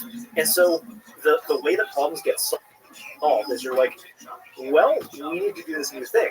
So we're just gonna like stick on another appendage to the beast and get that appendage to do that new thing. And like that's been going on for 250 years. So we end up with this beast that has a lot of appendages, many of which do incredibly duplicative and wasteful stuff that if you were a software engineer, just like not politically, just objectively looking at that as a system, you'd go like, oh, this is a catastrophe. And like we have processes at the industry. We understand how what needs to be done. But they haven't done that. That's $36 trillion. It's a problem. So in all, like, when you're a big enough organization, you run into this problem. Like Google has this problem. Like, we have friends like Jason Search, which is the guy who spoke about that. So he's like a startup engineer. So he works like relatively small code bases, and he like he holds the whole code base in his head every time. But when you move over to Google, like, all of a sudden this gargantuan code base starts to look more like the complexity of the U.S. government, just like very roughly. Right? So now you're like, okay, well, we want to add functionality, and so we want to incentivize our teams to build products that are going to be valuable. And the challenge is, the best way to incentivize that is to give people incentives to build new functionality, not to refactor. There's no glory. If you work at Google, there's no glory in refactoring. If you work at Meta, there's no glory in refactoring. Like friends of ours, there's no promotion. There's no exactly. Yeah. You have to be a product owner. So you have to like invent the next Gmail. You got to invent the next Google Calendar. You got to do the next Messenger app. That's how you get promoted. And so you've got like this attitude. You go into there and you're just like, let me crank this stuff out and like try to ignore all the shit in the code base. No glory in that. And what you're left with is this like, hey, this Frankenstein monster is stapling more shit. And then B, this massive graveyard of apps that never get used. This is like the thing Google is famous for. Like you have this like Google graveyard of apps, like all these things. And you're like, I guess I kind of remember Google Meet. Somebody made their career off of launching that shit and that's like the incentive structure, unfortunately. And it's also kind of the end of the day. I mean, there's whatnot, but in the world where teams are doing oversight, that's your limitation. You got some people at the top who have limited bandwidth and dedicated to like hunting down the problems. AI agents might actually solve that, right? You could like actually have a sort of autonomous AI agent that is the autonomous CEO or something. Go into an organization, uproot all the things, and do that, refactor it. You can get many more efficient organizations out there. I mean, like, thinking about like government corruption and waste and corruption, that's the kind of thing where those sorts of tools could be radically empowering, but you gotta get them to work right and for you. Is there anything you want to wrap this up? If we've made you sufficiently uncomfortable, was the butt too much at the beginning? No, that's all they were doing. It's just, I always try to look at some non-cynical way out of it.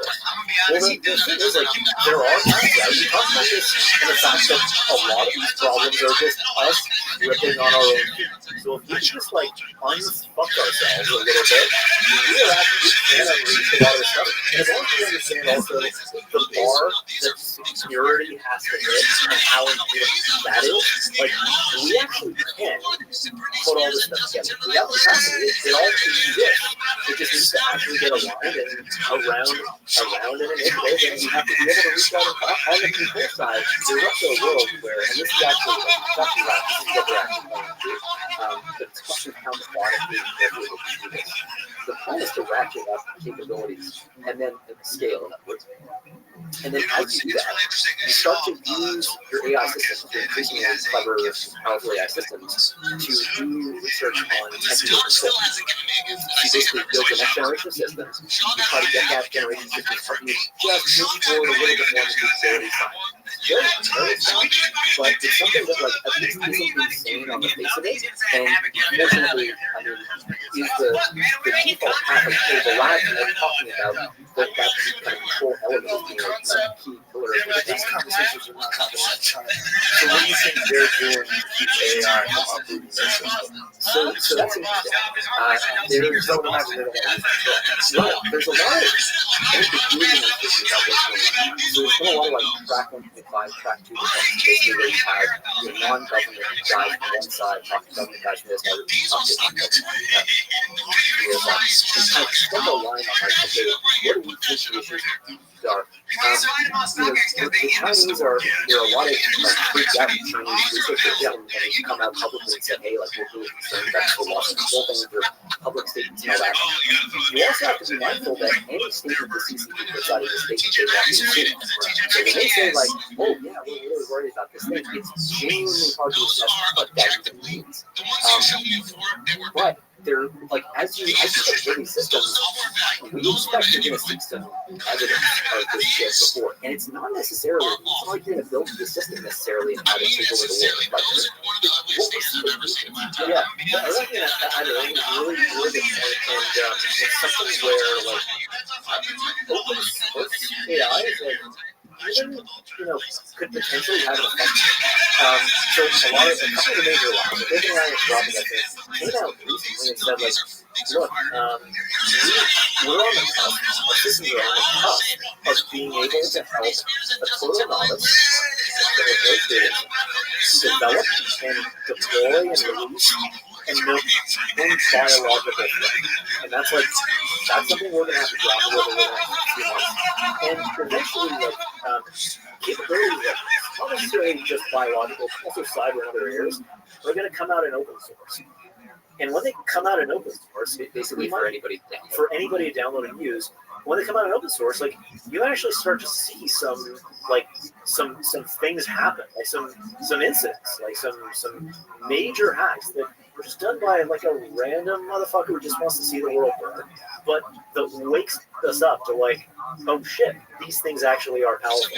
I think one of the aspects also here is we're still in that post-Cold War country, right? In that mentality, like not everyone is like wrapped their heads around this stuff, and like what needs to happen is something that makes us go like, oh damn, we weren't even really trying this entire time. Because this is like, this is the 9/11 effect. This is the Pearl Harbor effect. Once you have a thing that aligns everyone around like, oh shit, this is real and we actually need to do it, and we're freaked out, we're actually safer. We're safer when we're all like, okay, something important needs to happen.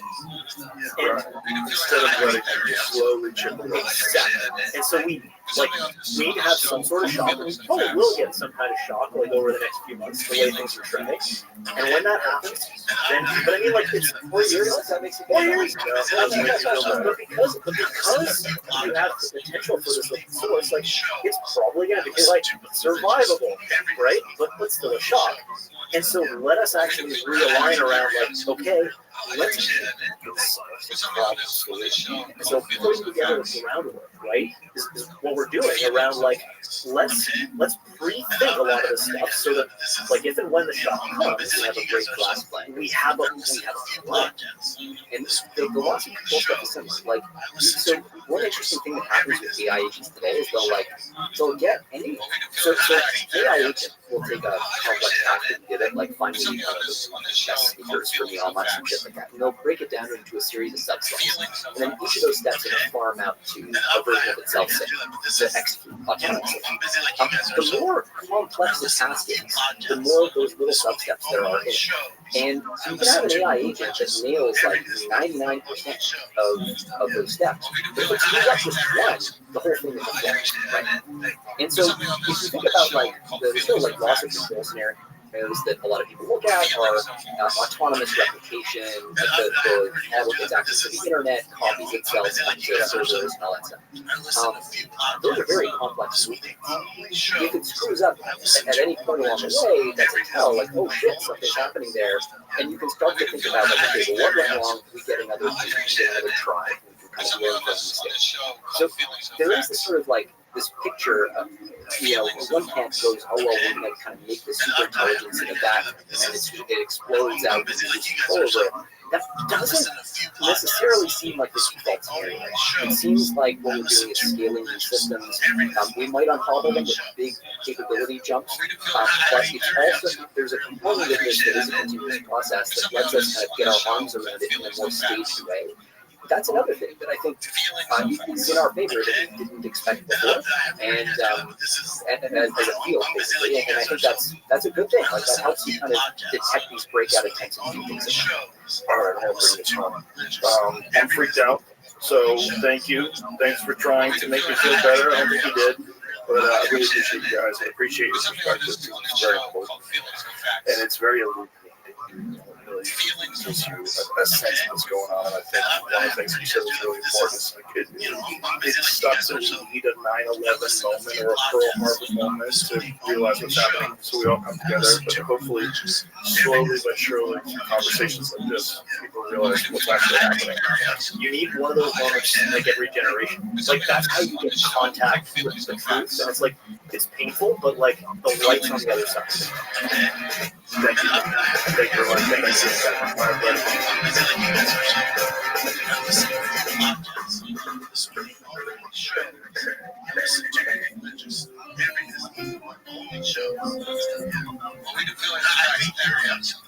I appreciate that, man. There's something on this show called Feelings No Facts.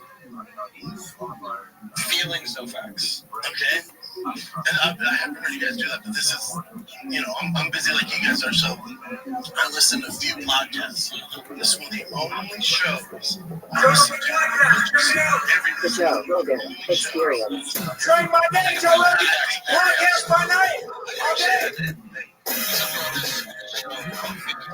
Very, very very nice to meet you. Incredible to meet you. I'm a fucking gigantic fan. Man, I appreciate that. I just love what you've done because, like, anybody who could start their career off and make a movie for $7,000 is a hero. That's just an incredible accomplishment to make a movie that people still watch and talk about today for $7 grand. It was an experience for sure. I had a really good plan, and it backfired. So I tried to right away when it worked in a different way. I wanted to share that experience. I wrote a book called Listen to that really inspired filmmakers. You did a genre for it too. Just recently, I couldn't believe I actually read it. Since I wrote it, I had forgotten a lot of the details. But now I get to see why it inspired so many people because, when you're in your early 20s, 6 months feels like 6 years. Right. So you read it now, all the way from inception to making it penniless by myself to Coast of the Town. It's like that.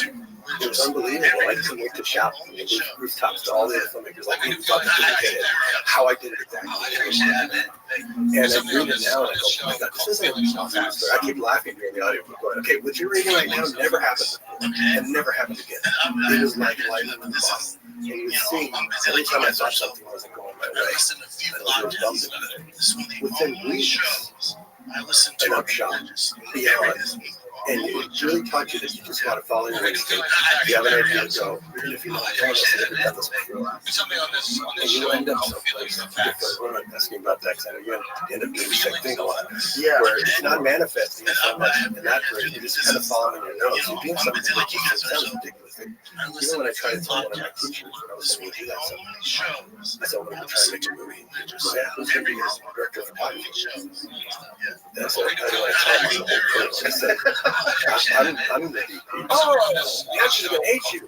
You're going to be there setting up your lights all the time. We're like, okay, I ain't going to tell them the rest of the crew. It was just because I read this advice. It's meant to be, but it sounded really special.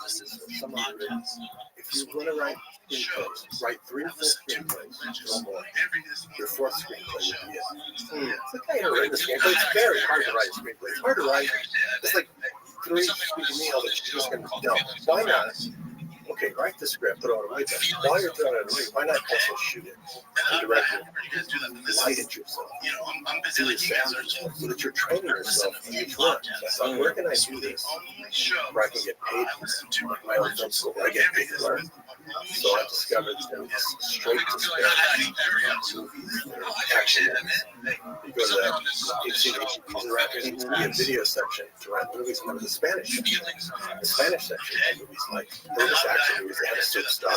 They made for 30 grand, 40 grand. Shot on video, no action, but it had a title that looked kind of like a U.S. title, like Generals Aviosos, written like Lethal Weapon 2.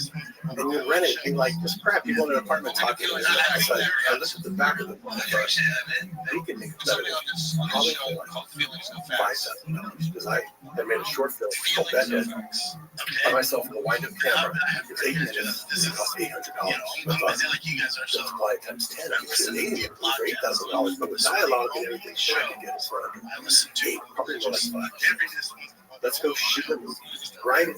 Shoot it. The whole crew. So I learn all the jobs. And then we'll set up the Spanish on video. No one will know it's me. Robert Rodriguez. I'll make 3 of them. Tell the story. I was doing a lot of film festivals with short films. But I thought, if someone sees one of my short films that's winning all these awards, they're not going to hire me to do a short film. They're going to hire me to feature. I'm going to practice it. So I'm going to practice 3 films. Take the best scenes from them, have a demo reel, put the money I make for them. I don't know how much I can tell folks, I gotta make it cheap. Let's just do the first one, make it up. Then I'll take that money and make my first American independent film, and that'll be my series. Because I do it away like that, I just thought, let me just make something fun. Actually, I guess I could do action. I started as a cartoon, it was more tweeted than anything else. I said, well, actually, let's make it fun. Let's make it better to have some arcades for it. I like Road Warrior. Those who had a technical I can't afford Road Warrior on the first one. So how about I just do a Genesis story? So I took out these cards and I go, okay, maybe he was a guitar player. In fact, that'll be a funny title. I'm going to make a movie. There's so much action. It's actual shot on film. But I'll call it There's no action whatsoever. Put it on the show. And someone happened to be so desperate to watch it to be surprised. That was like my first practice, but I just wanted to practice. So I did this method where I just got the cards and I said, guy was pretty sure they short films. Guy with a guitar case walks into the bar, this is the one. Then listen to, synthesizer. He leaves. The guy with the guitar case full of weapons walks around, shoots the place, says he's going after the guy who because he did him wrong. So I put those two cards in. I said, okay, that's how a short film is going to show us the future. So we put this in. This is how fast we write. Wow. This is how I wrote that script. It was, again, I'm throwing it away. I'm just going to make something that I want to see because no one else is going to see it. Getting paid for practice. If I can sell it, I'll be paid for practice. So I thought, okay, we got to figure out who this guy is. Okay, how about who's the truck driver who's coming into town? But wait, who's the guy that shoots the place? It starts with him in jail. I got a story about a guy in Mexico who's running his drug dealers from his jail cell. And he used it as protection. He can walk out at any time. So listen to hit on his jail. He shoots them up. Tells the bad guy, I'm coming to your town and shoot you. He passes the mariachi on the road. Mariachi, I just want to get to know who he is. Then he walks up on him. And then the guy comes. And now he's got to leave and go to another place. And now he's got to go get the girl. And because it's a movie about a guitar player, he's got to have some kind of tragic past. The Road Warrior had a tragic past, and that actually lost his wife and kids. Oh my gosh, he has to die. Because that's going to be like a sad song or a song. So it kind of wrote that fast. And when I started, do it like that with the index card. I do this straight out on my table. I do this for everything. For every people. I do this talk where I'm busy like you guys are, so I listen to a few podcasts. This is one of the only shows I listen to religious. This one of the only shows. Yeah. Well, we do feel like I appreciate it. There's something on this show called Feelings No Facts. Feelings No Facts. Okay. And I haven't heard you guys do that, but this is, I'm busy like you guys are, so I listen to a few podcasts. This is one of the only shows I listen to religious. This one of the only shows. Yeah. Well, we do feel like I appreciate it. There's something on this show called Feelings No Facts. Feelings No Facts. Okay. And I haven't heard you guys do that, but this is, I'm busy like you guys are, so I listen to a few podcasts. This is one of the only shows I listen to religious. This was one of the only shows. Yeah. Well, we do feel like I appreciate it. There's something on this show called Feelings No Facts. Feelings No Facts. Okay. And I haven't heard you guys do that, but this is, I'm busy like you guys are, so I listen to a few podcasts. This is one of the only shows I listen to religious. This is one of the only shows. Yeah. Well, we do feel like I appreciate it. There's something on this show called Feelings No Facts. Feelings No Facts. Okay. And I haven't heard you guys do that, but this is, I'm busy like you guys are, so I listen to a few podcasts. This is one of the only shows I listen to religious. This is one of the only shows. Yeah. Well, we do feel like I appreciate it. There's something on this show called Feelings No Facts. Feelings No Facts. Okay. And I haven't heard you guys do that, but this is, I'm busy like you guys are, so I listen to a few podcasts. This is one of the only shows I listen to religious. This is one of the only shows. Yeah. Well, we do feel like I appreciate it. There's something on this show called Feelings No Facts. Feelings No Facts. Okay. And I haven't heard you guys do that, but this is, I'm busy like you guys are, so I listen to a few podcasts. This is one of the only shows I listen to religious. This is one of the only shows. Yeah. Well, we do feel like I appreciate it. There's something on this show called Feelings No Facts. Feelings No Facts. Okay. And I haven't heard you guys do that, but this is, I'm busy like you guys are, so I listen to a few podcasts. This is one of the only shows I listen to religiously. Every is one of the only shows.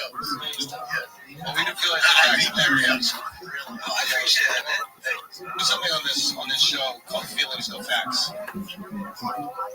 Feelings No Facts. Okay.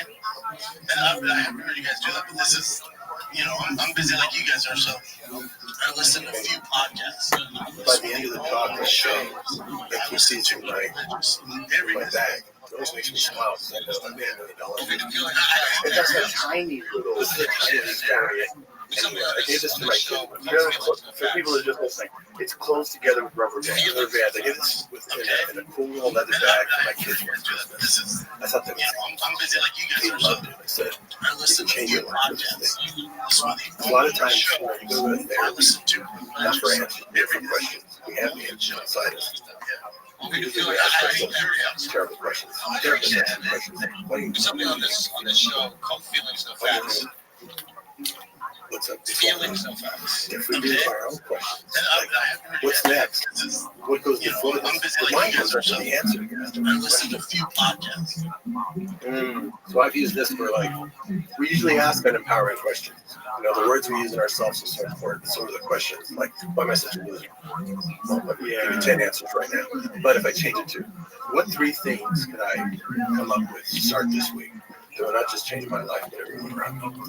You don't come up with 3, you come up with 15. Just keep coming out. And as you look at them, you go, these kind of go together and are actionable. I can actually start this right now. I mean, you can literally change your life, business ideas. To spread the knowledge of the special realm. Correct. Okay. The Gringo Poppy of Gringo YouTube. Yeah. Gringo YouTube. After putting out the special. Yes, sir. Which, before you go on, huge help to you guys, especially Akash and his team. He's been so much help, man. You had to help, buddy. You had to help. Yeah, he's been great. You too. You came to the taping of the not the taping, but no, you told me special news. Yeah, you came by, which you said to me like a special. I think he was going to be for Comedy Central or something at that point. Some major network, yeah. Right. And so I was like, okay, I got to see this shit because I didn't want you to get into the same situation what happened with Showtime. Sure. So I was like, I got to see it. And as long as I saw improvements, that's what mattered the most. Correct. And we were talking about this before, but for me, you're in this really precarious situation because it's like, first of all, how do you feel about the Showtime special? About the Showtime special? Yeah. In hindsight, I wouldn't change anything. This is my path, right? Like that. Not like that. I'm with you. I know where you're going with it. In hindsight, I wouldn't change it because it let me hear the stuff I learned from that special to everything. But in hindsight, going back, and it's a common theme throughout my career in sports, in the UFC and the NFL, college football. I wish I had someone with the perspective I have now. Oh, dude, we've been doing 2 years. Yeah, what you thinking?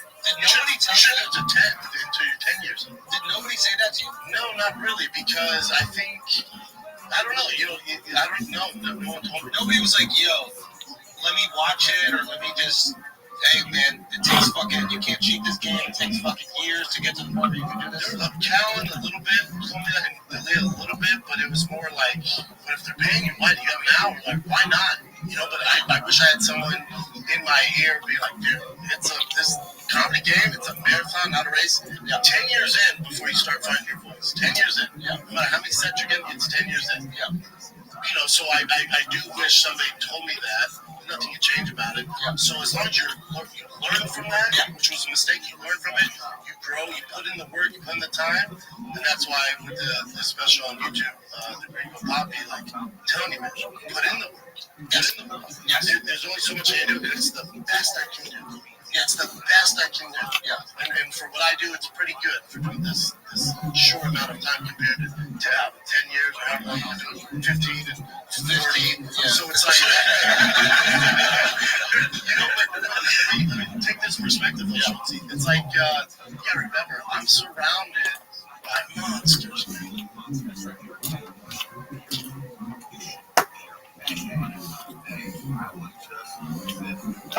One reason to spread the knowledge of this special realm. Correct. Okay. The Gringo Poppy of Gringo YouTube. Yeah. Gringo YouTube. after putting out the special. Yes, sir. Which, before you go on, a huge help to you guys, especially Akash and his team. Like, he's been so much help, man.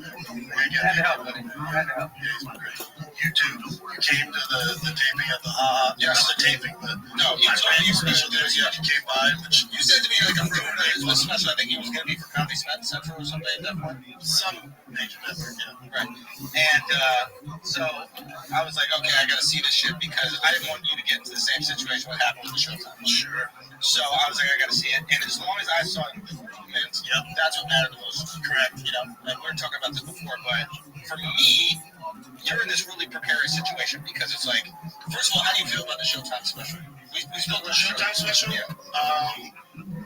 In hindsight, like in hindsight, like I wouldn't change anything. This is my path, right? Like that. I like that. I'm with you. I know where you're going with it. In hindsight, I wouldn't change it because it let me hear the stuff I learned from that special to everything. But in hindsight, going back, and it's a common theme throughout my career, sports, you know, the UFC and the NFL, and college football, I wish I had someone with the perspective I have now, like, oh, dude, you've been doing 2 years? Yeah. Like, did nobody tell you that? To 10, into 10 years. Did nobody say that to you? No, not really, because I think, I don't know, you know, I don't know. No one told me. Nobody was like, yo, let me watch it, or let me just... Hey man, it takes fucking, you can't cheat this game, it takes fucking years to get to the point where you can do this. There was Callan a little bit, something like Delia a little bit, but it was more like, but if they're paying you, why do you have an hour? Like, why not? You know, but I wish I had someone in my ear being like, dude, this comedy game, it's a marathon, not a race. Yeah. 10 years in before you start finding your voice. 10 years in. Yeah. No matter how many sets you're getting, it's 10 years in. Yeah. You know, so I do wish somebody told me that. Nothing can change about it. Yeah. So as long as you learn from that, which was a mistake, you learn from it, you grow, you put in the work, you put in the time, and that's why with the special on YouTube, the Gringo Poppy, like, tell me, man, put in the work. Yes. Put in the work. Yes. There's only so much you can do, and it's the best I can do. Yeah, it's the best I can do. Yeah. And for what I do, it's pretty good for doing this short amount of time compared to 10 years or however long you're doing, 15 and 40. Yeah. So it's like, you know, but take this perspective, though, Schultz. It's like, you gotta remember, I'm surrounded by monsters. Monsters. Monsters balls.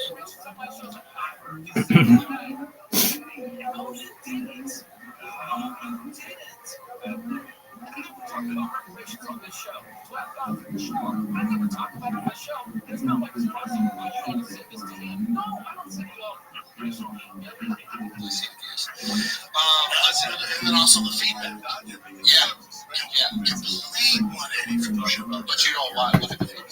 But I don't look at the feedback, but I get it from my team. Gotcha. Well, listen, before you leave, we have to. What did I tell you about the show time? Yeah. I'm like, bro, the fuck did you hire me 2 months ago? I told you to put this shit in the trash. This is a fire story, man. Listen, and then also the feedback. Yeah. Complete 180 from the show. But you don't want to look at the feedback. But I don't look at the feedback, but I get it from my team.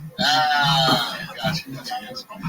Well, listen, before you leave, we have to. What did I tell you about the show time? Yeah.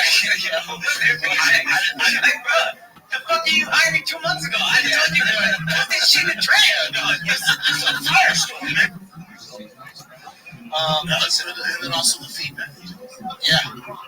Complete 180 from the show. But you don't want to look at the feedback. But I don't look at the feedback, but I get it from my team. Gotcha. Well, listen, before you leave, we have to. What did I tell you about the show time? Yeah. I'm like, bro, the fuck did you hire me 2 months ago? I told you to put this shit in the trash. This is a fire story, man. Listen, and then also the feedback. Yeah. Complete 180 from the show. But you don't want to look at the feedback. But I don't look at the feedback, but I get it from my team. Gotcha. Well, listen, before you leave, we have to. What did I tell you about the show time? Yeah. I'm like, bro, the fuck did you hire me 2 months ago? I told you to put this shit in the trash. This is a fire story, man. Listen, and then also the feedback. Yeah. complete 180 fusion. But you don't want to look at the feedback. But I don't look at the feedback, but I get it from my team. Gotcha. Well, listen, before you leave, we have to. What did I tell you about the ship attack? Yeah. I'm like, bro, the fuck you hired me 2 months ago? I told you to put this shit in the trash. Yeah, no, it's a firestorm, man. Listen, and then also the feedback. Yeah. Oh, yeah. Complete 180 fusion. But you don't want to look at the feedback. But I don't look at the feedback, but I get it from my team. Gotcha.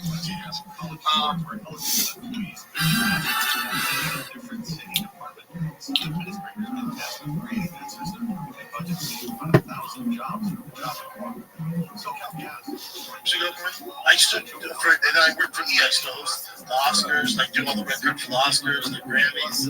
Yeah, man. Really? And I got fired because Little Uzi Vert walked by and I made fun of it, like lit him up, and everyone was laughing. The producer's like, because he wanted to do an interview because I got fuck that guy. I was like, okay, and then I got fired.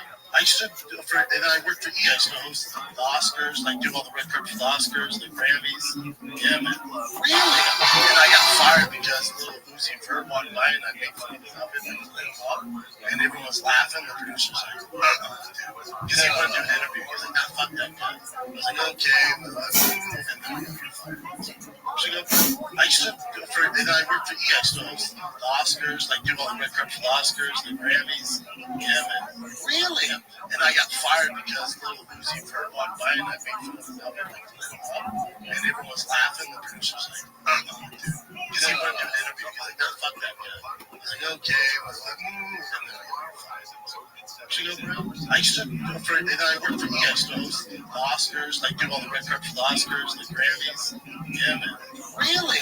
And I got fired because Little Uzi Vert walked by and I made fun of it, like lit him up, and everyone was laughing. The producer's like, because he wanted to do an interview because I got fuck that guy. I was like, okay, and then I got fired. I used to, and then I worked for I used to host the Oscars, like do all the red carpet for the Oscars, the Grammys. Yeah, man.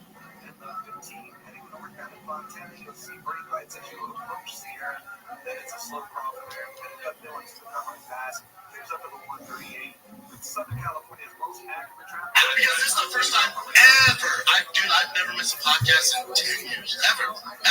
Yeah, it's the first time I'm missing King Sing in the Wing, Two Fire the Kids, The Shop Show, Food Truck Diaries. I'm missing all of it. Wait, are people filling in for you?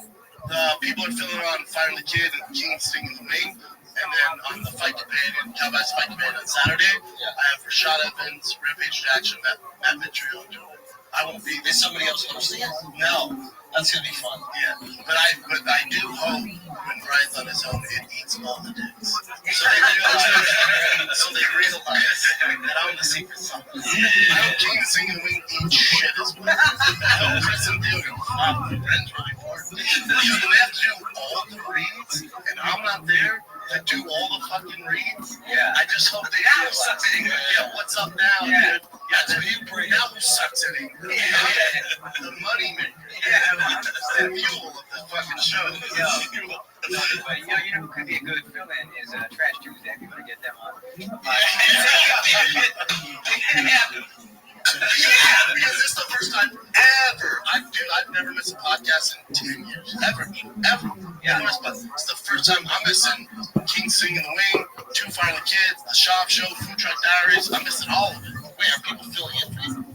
People are filling on Fire the Kid and King Sing in the Wing. And then on the Fight Companion, Cowboys Fight Companion on Saturday, I have Rashad Evans, Rampage Jackson, Matt Vitriol. I won't be. Is somebody else hosting it? No. That's gonna be fun. Yeah. But I do hope when Brian's on his own, it eats all the dicks. So they realize that I'm the secret sauce. I hope King and Sing and Wing eat shit as well. I hope Chris and Theo go, wow, Brent's really important. Because when they have to do all the reads, and I'm not there to do all the fucking reads, I just hope they realize. Yeah, what's up now? Yeah. That's what you bring. Now who sucks at English?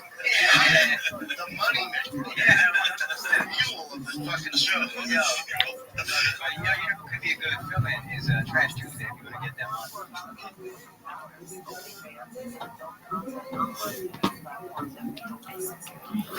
on.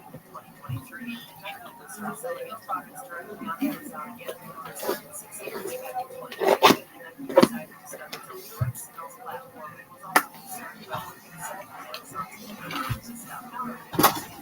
Online sellers report that products for sale for Amazon third-party sellers take Amazon July to stop selling stuff like these or market notes in the US.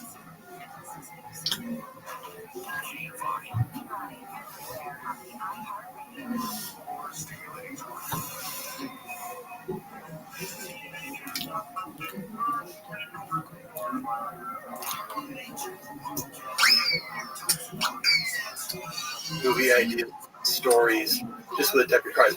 By the time I build up and show all the examples of it, at the end of the talk, I hold up one of these. I love it. That's good. I'm proud. It's a little gingerbread. Everybody's hands tossing out. It catches. That was really great. I liked it. That's one of my favorites. It's just like let you map out your life. Another friend of mine, DJ Catrone, he's an actor. He called one, and he said, "Wow, that talk you gave was so empowering. And how you wrote it." I went home and I picked up an old script that I picked up a lot of. I just cut off the phone for 3 days and I finished it.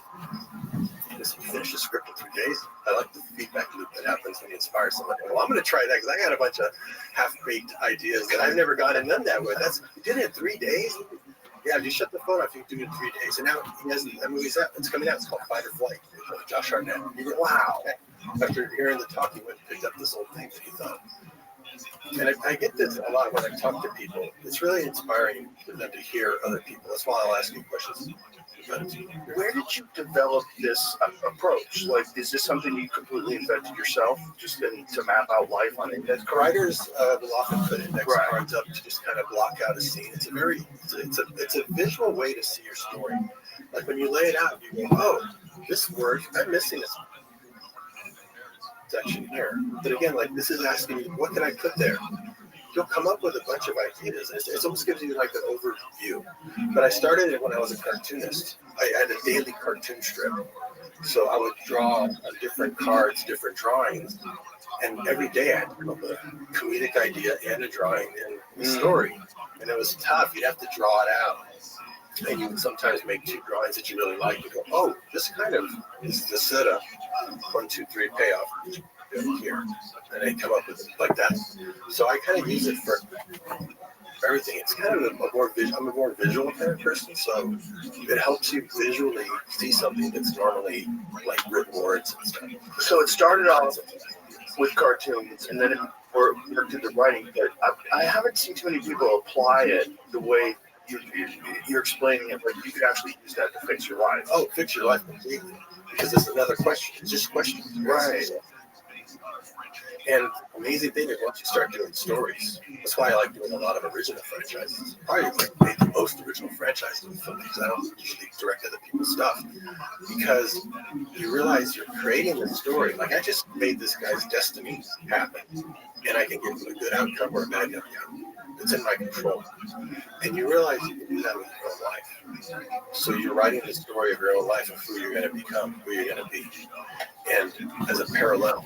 And you realize you've got that power. When you realize you've got that power, you can make anything happen.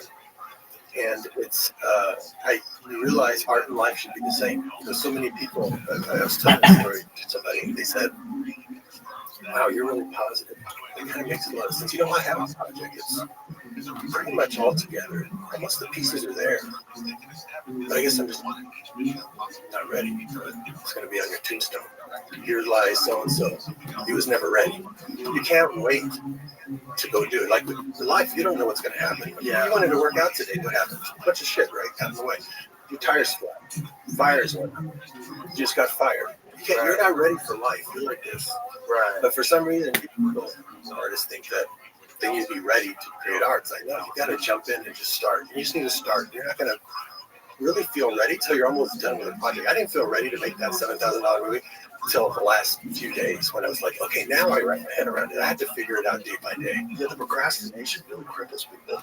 Yeah, or thinking that they need to know more. And you don't realize the answers you get that you need are not going to be figured out sitting at a desk and be on the floor. I think it's kind of a fear of incompetence and failure, especially if you're undertaking something like starting a film. Like some people just, for whatever reason, they don't have the confidence to just potentially fail. And just try, just get moving, just get. Hemingway, my friend Ari, on his laptop, he has this quote on the top of his keyboard: "First draft of everything is shit." Yeah, and it's Hemingway. Oh my God, what a great fucking! It's like such an important thing to know because he knows the process. Yes, if you trust the process, you don't have to worry. And if you question, well, I don't know. You're an artist. That's what an artist should think. But don't let that cripple you. I call it fear forward. Like you should have some fear going into something. Yes. Like I might screw up, but that's good. That means you're not wasting your time. I think it's really important for people to hear someone like you who's accomplished so much say it that way, because they can internalize it and go, okay, this is what it is. I just have to do something. I just have to actually get moving. I just can't sit around waiting for the perfect time, because it won't happen. It's not going to happen. And there's that thing. You have to, I always give people copies of The War of Art. Westfield's book. Yeah. Amazing. It's a great book. But it's all about that. That book is, if you're trying to figure it out, that book's the guidebook. Read that book. It's a short little book, super easy to read. And it gives you the tools to put in your head like, oh, this is resistance. Like this procrastination, this weird fear of doing it. Yeah. Because it's not like the thing you're doing is painful, which is really crazy. Like writing out cool plot lines, and that's got to be fun. It's really fun. Now, the making of it might be very painful, but it's a very short amount of pain versus a long-term pain. You're not living your dream. That's the longest time you can spend. That's the longest time in pain. There's you just rip the Band-Aid off and jump in. I mean, I'm sure there's a bunch of people out there that are in the middle of that right now. They're trying to figure out. We have to keep reminding ourselves. We got to remind ourselves. Sometimes we forget. We don't apply it to other areas of life. I'll talk about that. That's what I really found success was when I took these ideas and moved it to another area.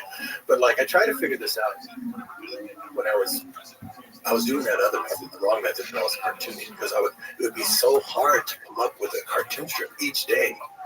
But I needed the money, and I had a daily cartoon strip here at UT. We had the biggest comics page in the country. It was really, everybody wanted to be the next Burt Brett. He'd come out of there, he did Bloom County. He was a UT student. His college art was like national stuff. So we all wanted to be him. So I feel like it's got to be an easier process than sitting here and working it out. I want to come home and develop a process where I sit on my couch and I just picture it first. Picture the comic and picture the jokes and picture the drawing. Then I got to just go draw. I'd be there 2 hours, 3 hours. My deadline's coming up. Shit, it's not working. So I have to go start drawing again. And then be like, okay, this kind of goes with that one. Oh, here it is.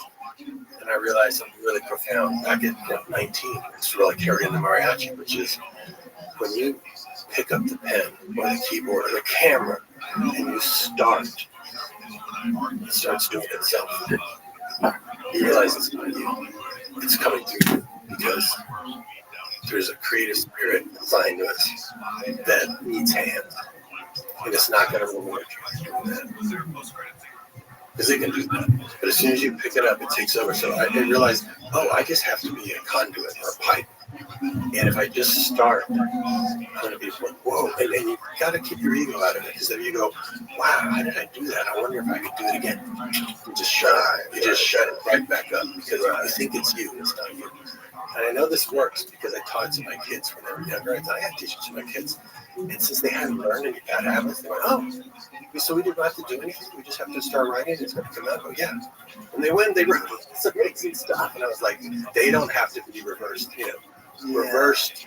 But that was a very powerful thing. And I saw when I did another cinematography, we recently had a TV series based on Rebel Cut, where I got independent filmmakers that only made short films. And I gave 2 weeks. And you got to do like mariachi. You can bring one person, either a cameraman or your sound guy, but you got to do the whole movie yourself. Write it, direct it, edit it, and be shot in 2 weeks. That's how long it took me to shoot mariachi. And they're all, I don't know how we're going to do it. By the week they started shooting, they were already talking about their next 3 films. Like they changed their idea of what was impossible was dropped down. So I was really curious to do mine. I was doing one based on my medical experiments I did to pay for mariachi, which is another story. And I brought my son Racer, because I knew he hadn't been working with me on the movies for a while. I'm going to make him my second guy. He's going to be my co-writer, my co-lighter, and he's going to be doing the sound. And I didn't show him how to use the sound equipment until we're filming, because we're documenting it. We made a documentary about it, and people really loved how we made this movie today for $5,000. And he was fumbling around, and we're going. And I thought, he's gonna hate this. You know, he's got his own interests here, but I need him. So he comes to me at the end of the day with his brother and goes, "Dad, the actor didn't show up. The set didn't match. The location didn't match the script at all. Everything's falling apart. We asked how we're going to finish the day, and you said, well, I don't know, we'll see what happens." And we thought, oh my God, is this the movie that finally, he can't figure out? But by the end of the day, we figured it out. Their eyes were all wide. And they don't realize it's the creative process, and that's every day in life and in work. In life, you don't know. You're going to figure it out as you go. Art should be the same way. And by the end of the 2-week shoot, they're interviewing him. And he's all waxing philosophical about the creative process. He's like, he's been doing it for years. He goes, I never knew how my dad did mariachi. And then now I know because I just did this project. He didn't know either. He just started, and he figured it out day by day. Most people never start. I mean, he succinctly encapsulated everything I tried to say in my book, which was you just got to go. And identity is key. Identity is the main thing. All these people who are out there, you got to tell them this. If you are listening and there's something you're not getting in your life that you really want, it's not a matter of desire. You have the desire. There's a missing element that I talked about in the book and I'd forgotten myself. We forget our own good advice. Over the years, people would say, hey, in your book it says this. I wrote that. I was so smart back then. What happened? I gotta go reread my own book. But it was this thing where I told people, because they would come up to me a lot, because I was making films really early on, and say, I'm an aspiring filmmaker. You might hear that. I'm an aspiring comic. I'm an aspiring filmmaker. I go, stop aspiring. You're calling yourself an aspiring filmmaker. That's now your identity. You're always going to be aspiring. Just say you're a filmmaker. Take one of these cards and leave a business card, even if you have to handwrite it, of who you are. I'm a director. I did one. I had it printed up. Director, cinematographer, editor, composer. That's who I am. Now you're going to have to conform to that. And you're going to start making films. That's why I started making these films, even for Spanish video. And so you have to think of it. And I've forgotten that lesson. So I wanted to use your gym because, I like to work out now. They never did. You started as a cartoonist. I'm surprised. I was always an artist.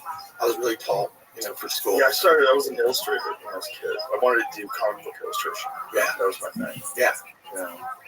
It's fun, right? Because it's not you. You start drawing it and suddenly.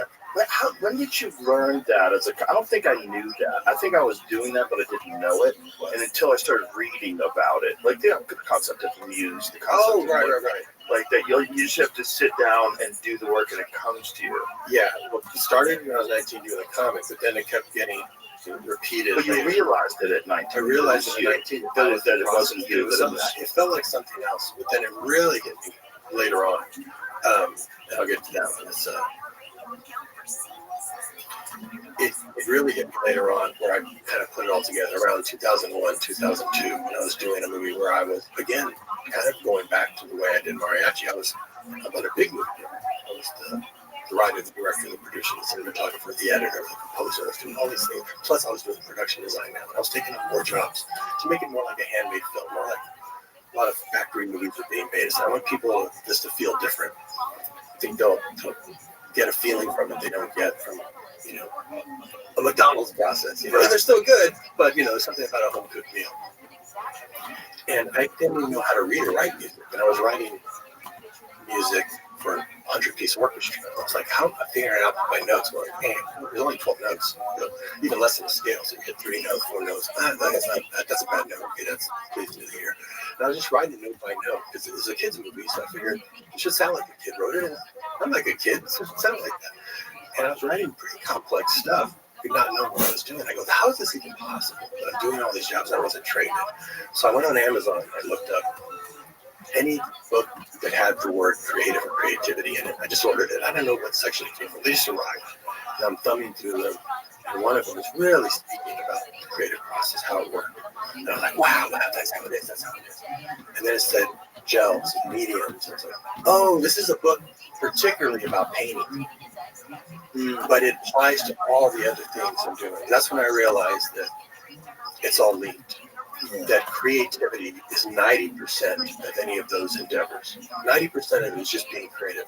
The technical part, like reading or writing music, there's a lot of great musicians who read or write music, they're fantastic. The technical part, you can fudge that, like how to shoot the movie. You can fudge a lot of the technical stuff. 90% is creative. And if you know how to be creative, you can literally jump from job to job and do it really well because you're coming with your own experience. It's your own point of view. That's why I teach my actors to paint on the set, because they never painted before. And they're already being creative, acting, but in between takes, we'll go paint a portrait of their character, where I take a photo of them in character and have them paint a background. So just pick up the paint. You can use these 3 methods. Any color you want. The paintbrush is going to know where to go. Even though you've never painted before, it's going to know where to go. And they do it. I put a stencil of a line drawing of their face over it. I'll show you something. You're not going to believe it. Josh Brolin was way into it. Lady Gaga did one. Bruce Willis did one. And it's just like magic how it comes together. And it's to teach them that you don't have to know. You know, we always think, I need to know this, I need to know that. What about the other side? Half of the battle is knowing. What about the other half? Not knowing, I think, is the more beautiful and where the magic is, because you don't need to know what's going to happen. You just need to show up. You just need to pick up the pen. You need to do the keyboard, because it just starts coming through you, and they see it, and it helps them go back to the set and solve any creative problem, because it was much harder in the paint room figuring out gels and mediums and all this stuff. If they go back to the set, they can solve any problem instantly.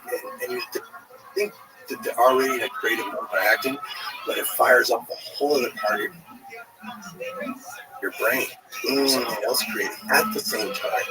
Or on the set, Josh goes, is it okay? I'm still thinking about the painting. I think so. I think it's all right. Let's see. Let's see. It's so funny. That's like a Miyamoto Musashi book for the Book of Five Rings. Once you know the way broadly, you can see it in all things. Yeah. So that's where I started piecing together that it was something, because I really wanted to look it up, because it would feel like when I would go write the music, I don't have to write very many notes before it feels like I'm being pulled by the hand. Like, I didn't make that. I didn't make that. Right. I didn't do that. I didn't do that. A lot of musicians say that, and a lot of comedians say that too. Well, you ask in all the disciplines. Yeah. I asked Jimmy Vaughn, how did you play that? That solo was amazing. Did you have that worked out? It's kind of like tuning the radio. You know, if you get it just right, you can't believe what's coming. Yeah. You know, you always hear everyone's version of that. And so I called it something. I thought, I'm going to call it the creative spirit. Like, there's a creative spirit. Imagine the creative spirit that's assigned to you. And if you're someone who's just like, I don't think I can do this or that. And they don't pick up the pen. They don't actually start. How frustrated that spirit is hovering over, going, oh my God, will you just pay? It's not you. It's not you. Will you just let me through? And it's crazy that concept has been around forever. This concept of the muse, but yet still, I never heard it like that. Where it's like takes. It still feels like you have to do a lot about it. You just go, I also need to be a pipe. Yeah. A clean pipe, a conduit. So more stuff comes through. That means take your ego out of it. I mean, just do the work. Just show up and start. Yeah. Pressfield literally thinks that it's like an angel or like some sort of a divine presence that presents the. I think there's something to it, man. Yeah. It sounds so kooky, but if something is super successful for amazing people, and they're all telling you the same thing, like, why do you have to, nah, man, I'm not stupid. I'm not going to believe in the concept of whatever the fuck it is. There's something that happens when you're creative where you feel like an antenna. You feel like you just take these ideas are coming to you. They're entering into your mind. It's not physical effort. It's not like you're picking up bricks and stacking them on the wall. Like something is happening to you. Yeah, you tapped into. I had a friend like Tim Ferriss was at my house, and I was telling him about some. It's a very creative house. Really, that's where I do a lot of my creative work. A lot of creatives like coming to this place. So you have to come check it out, so you can see the frisettas I have.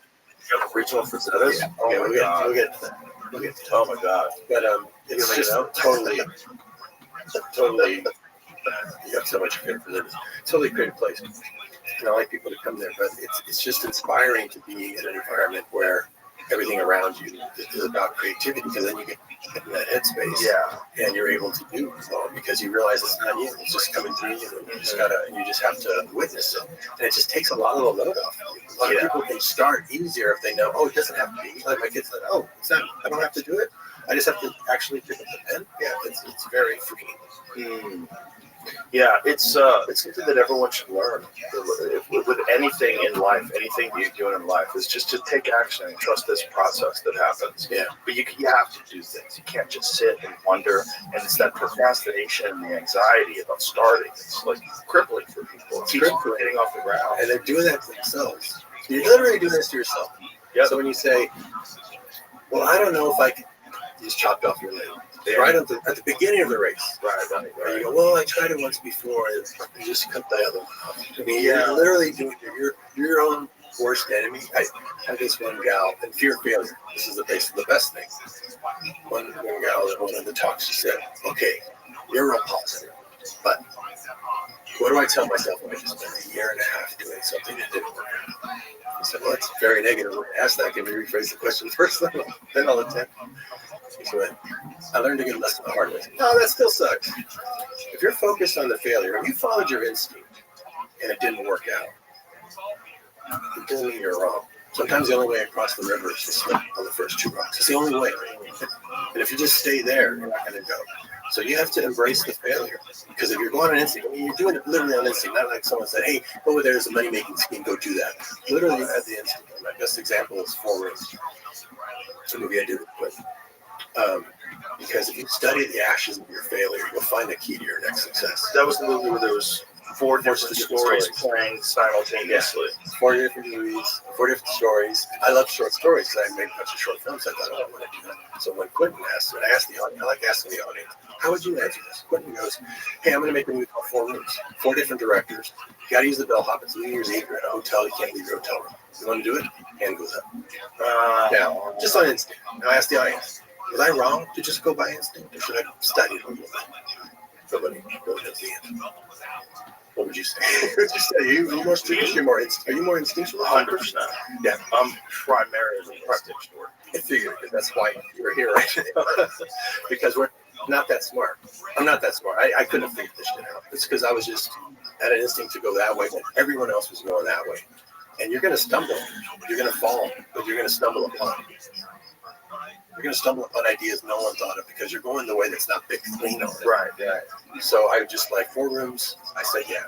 Now, if I had just studied a little bit, I would have seen that anthologies like that never work. Like, when it's Scorsese, Woody Allen and Kubrick, they did one. Nobody goes to see it. They don't know how to wrap their head around it. What's 3 movies, anthologies, it doesn't work. If I'd studied first, should I have changed my answer? Nobody knows that answer. Well, I'm going to go on instinct. I'm going to say, I say instinct. Movie bombs. This doesn't do well at all. I could be really upset about that. Go like, wow, I got to be really careful now going forward. I have to tiptoe around as an artist. Well, that's not the state of mind I was when I won Sundance. I was throwing stuff out. Can I offer a counter to that? Sure. It only bombed financially. Okay, no, I'm done with the story. Artistically, the lesson is a very good movie. There's a lot of great stuff in it, but it was even better than that. My whole thing is examine the ashes of your failures. I don't find one. I find 2 keys in there to my biggest movies directly from that experience. So my instinct was right, but again, sometimes the only way across the river is slipping on the first 2 rocks. I was on the set. Had to be New Year's, so I dressed everybody up in tuxedos. And Antonio had just done Desperado. The next week, he came and appeared in there. The little boy from Desperado, he had a little brother, so I hired him. And then I just found the best little actress, who was a half Asian girl, half Asian American, like cast an Asian woman. So it would look like they were family. So I'm seeing Antonio and Tamara and Tamita all dressed up to the nines. I'm like, wow, they look like a really cool international spy couple. What if they were spies and the 2 little kids who can barely tie their shoes just don't know it? they get captured with the tacticals there. So Spy Kids, there's 5 of those now. The other key to success that I got on that set was I love doing short films. That's why I signed up for it. It didn't work, but I'm going to try it again. Not 4 stories, 3 stories, like a 3-act structure. Not 4 directors, but the same director. I'm going to try. Why on earth would I try it again? Except that I just done one, and I figured out there might be a different approach. Sin City. So Sin City and Spy Kids directly came from that thing you would call a failure. If you focused on the failure. So go back and look, tell everybody, go back and look at something that you had a real instinct for, that you did and it didn't work, and sift through the ashes of it, and you're going to find either you've already had the success from it and you didn't realize it, what you really need is a boost of confidence in your instinct, or you will find something that will be the key to your success. Well, that's also the magical part of the creative process is that it's not always going to work, and that's actually good. That means when it does work, it'll be even more rewarding. Yeah, I mean, Mariachi didn't work. I failed at that. I was going to sell that to the Spanish home video. This which blew me away about rereading the book. I'm like, oh my God, I was so bummed. I finished making that movie. And you see in the book, clearly I'm a penniless, clueless filmmaker making this movie, I think, by myself. I think it's going to work. I don't know. A borrowed camera. I didn't even know how to use it. I call a place in Dallas that rents this equipment. I go, I got an Aries 16S on the phone. It has 2 motor things. One has 1 number, one's got many. Oh, that's a variable speed motor. Well, can I do slow motion with it? I was literally learning like that. And then I went and shot the whole movie. I had to shoot the whole movie in 2 weeks. And I couldn't develop the film until I got back. So I shot blind, not knowing if that camera was even working. Is it true that you invented the walk away with the explosion behind you? Yeah, that was accident. Yeah. If you can look at all the compilations, it starts with Desperado. Wow. Because it was an accident. I didn't think, this is what happens. Desperado, in the script, it says he throws some grenades over the side of this building, blow up the bad guys, and him and Salma walk away. He was just supposed to see some body parts fly. It was just a grenade, it was supposed to be a nuclear explosion. Just some body parts of shrapnel and some smoke. But it's 2 stories up. When we get there, we're shooting so fast. I went to my poor effects guy who was just, so busy just having done a big shootout of it. And I know you don't have body parts, but do you have anything we can just, it's so high up. Is there anything you can launch up there? And he goes, no, I don't have anything. So I need something to come up because I wanted some shit to fly up behind it. He goes, I give you $5. I said, $5? Like, what about it? It'll go up 60 feet. It's propane. So it's going to burn off like that. How fast does it burn off? Like that. So, okay, I'll shoot slow motion. Okay, we'll shoot slow motion. I tell the actors, just keep walking. Don't turn around. It's supposed to be pretty big. And it might be really hot. I want you to singe your eyebrows. Just walk fast. Walk fast and determine, but I'm going to shoot. It's going to feel funny, but when I shoot it in slow motion, it'll look like you're just walking normal speed. It'll slow down this.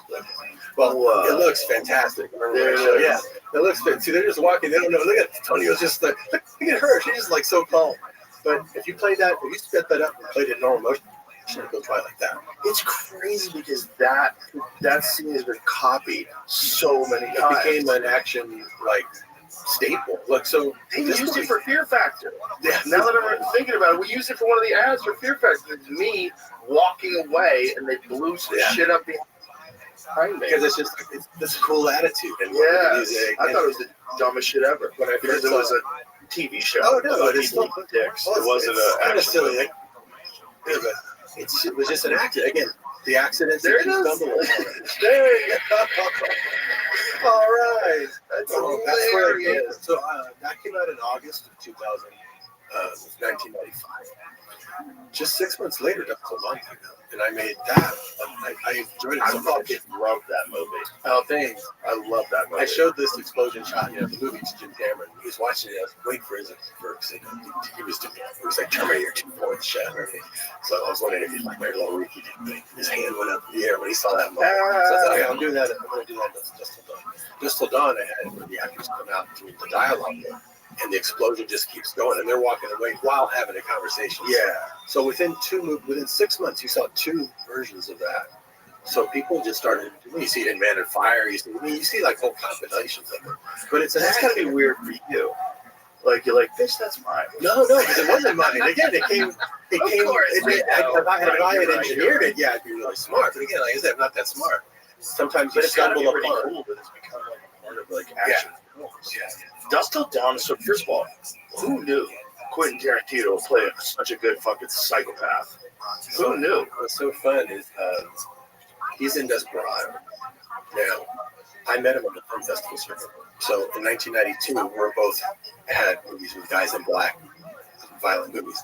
In fact, I met him at the Toronto Film Festival for Reservoir Dogs. We had mariachi because they put us on a panel together to discuss violence in the movies in the 90s, even though it was only 92. And so we met there, we became friends, and he said, "Oh, my next movie's in Pulp Fiction." I just thought, this crazy guy, he's so funny. And I said, "I'm going to write him in Desperado." It was before he did Pulp Fiction or any of that. So by the time Desperado came out, Pulp Fiction was a phenomenon. Then people cheer when he walks on stage, on set. But when we were doing that 4 Rooms, here's another thing that came from 4 Rooms. If I hadn't done 4 Rooms, it'd be no Dust Till Dawn. When we were doing 4 Rooms, he takes me into a room, he starts reading me. And I got it's on the internet, I put it out. Him reading me the first scene of Kill Bill. This was 8 years before he made the movie. And then he said, my very first script I wrote, and I didn't get paid shit for it, like $1,500, was Dust Till Dawn. And now, because of the success of Pulp Fiction, we're going to make all my own stuff. And these producers have it. I didn't get paid dick, so I'll do a rewrite. And you and I are going together. You should be the director because it takes place in Mexico. You're Mexican. So it's like, all right. That's the second time he read me this theme, 2001. There's one video where he's even younger in 4 Rooms, reading me a second version. So over the years, we had an office next to each other when I was writing Desperado. He was writing Pulp Fiction, so he'd read out scenes there, and I would read out, show him scenes from Desperado. And we just became friends there. He was originally going to make Pulp Fiction for TriStar, and then they passed on it because they thought it's weird, it's long. And he went, did it from your Max. Did he want to be the serial killer? I asked him to, because I knew he liked acting, and I just knew him as a person. Like, a lot of times I'll cast somebody just by meeting them. I'm going to cast you because you realize there's something about them that captures you that's going to just be magnified when you put it 50 feet on screen. That's why I discovered a lot of talent. That's why I found Salma. I just knew she was going to be it. But he was so great. I thought, this is a really fun character. I bet he likes act. I can get a performance out of him, and he'll come in with a take on it. So I said, I'll do Dust Till Dawn. Would you be interested in playing Richie? I'd love to play Richie. Okay, well, so he was the first person we cast. And he's fantastic. He's really great. It's really scary. Got all the character. He was terrifying. And he had this really cool haircut. I showed him a picture of Burt Reynolds in Deliverance. Said, dude, you got the haircut of Deliverance. That's really cool. I was like, oh wow, he just really slipped into it. It was always in character, and he was always intense on the set. It was really fun to see him. He was very believable. I really enjoyed that performance. I said, dude, you're so good in this movie. Anyone talks shit, they're just talking shit. It's bullshit through gritted teeth. Don't listen to anybody. You're really cool in this movie. Yeah, no one does it. You can't listen. If anybody's talking shit about Quentin in that movie, shut up. Oh, he nailed it. He scared the fuck out of me. Well, when you get a lot of success, people would tend to get you target. Of course. So they would say stuff about him and being in well, they shouldn't be acting like this. Of course. Shit like this. Like, dude, they'll shut him up, and if it doesn't, then it's just because you're really good. Yeah, you just have to tune out the noise. Yeah, how do you get past the noise? I just tune it out. I'm busy. Stay busy. Yeah. I don't read anything around me. That's the big one. Don't engage. Like sometimes people send me things. I'm like, don't send me around that. I don't want to read it. I'm not going to read it anyway. Yeah, friends. Oh my god, they're really better. They might send me something. Yeah, it's just leave me out of it. I got some really good advice early on. Like to share this with people. I share this with my actors because they get a lot of shit sometimes. I was afraid to even do like a bigger movie because I was flying under the radar with Mariachi and Desperado, and then Spielberg sees Desperado and do Zorro with Antonio, me directing. Right? So I go, Spielberg, that's like the shit with Spielberg. You probably remember this time because we're about the same age. Remember the 80s and 90s? People were just throwing shit up all the time. All the time. Mm-hmm. No respect for this guy. He was so jealous. Yeah, as public, everything. It was like he couldn't catch a break. He was making like the coolest movie. That movie sucked. Jurassic Park sucks. Yep. Unbelievable. So I thought, oh shit, it's because he's got his head way up. Maybe I should fly under the radar, and if I can make a movie with him, what chance do I have? I went back and watched, like Temple of Doom, which people say, that's not as good as Raiders. I watched it. If I can make a movie that's an eighth of that, I'd be lucky. It's like, hold on a second. Close Encounters. I know, jeez, That's a fucking incredible great movie. movies. But you get that much success, and then people kind of Yeah. right? It comes So- with the territory. Yeah, but how do you get past it? I was curious for it. So I said, hey man, I just saw Triple of Doom. I'm going to make this movie for you. So I don't think about it. Just make it great. So then I go to him and I say, I'm afraid that if I make a movie at the bigger level, I'm just going to be a target like him. I mean, he's the best filmmaker and he's getting the shit kicked out of him. So how do you do it? How do you do it? You get rocks thrown at you all day long. He goes, oh, you just don't think. I was like, wow, that's all I get from this one line. Wow, that's how he did it all this time. He's just like, dude, just don't blink. Commit to making a body of work. I try to tell filmmakers sometimes that they have a success for the first one, they get really afraid of the second one because they think, oh shit, now I might fail, right? The fear of failure cripples a lot of people. If you commit to just making a body of work, like he did. He just made any movie he wanted. Some hit, some don't. Some overperform, some underperform. A movie like Mariachi that was not supposed to go anywhere way overperforms.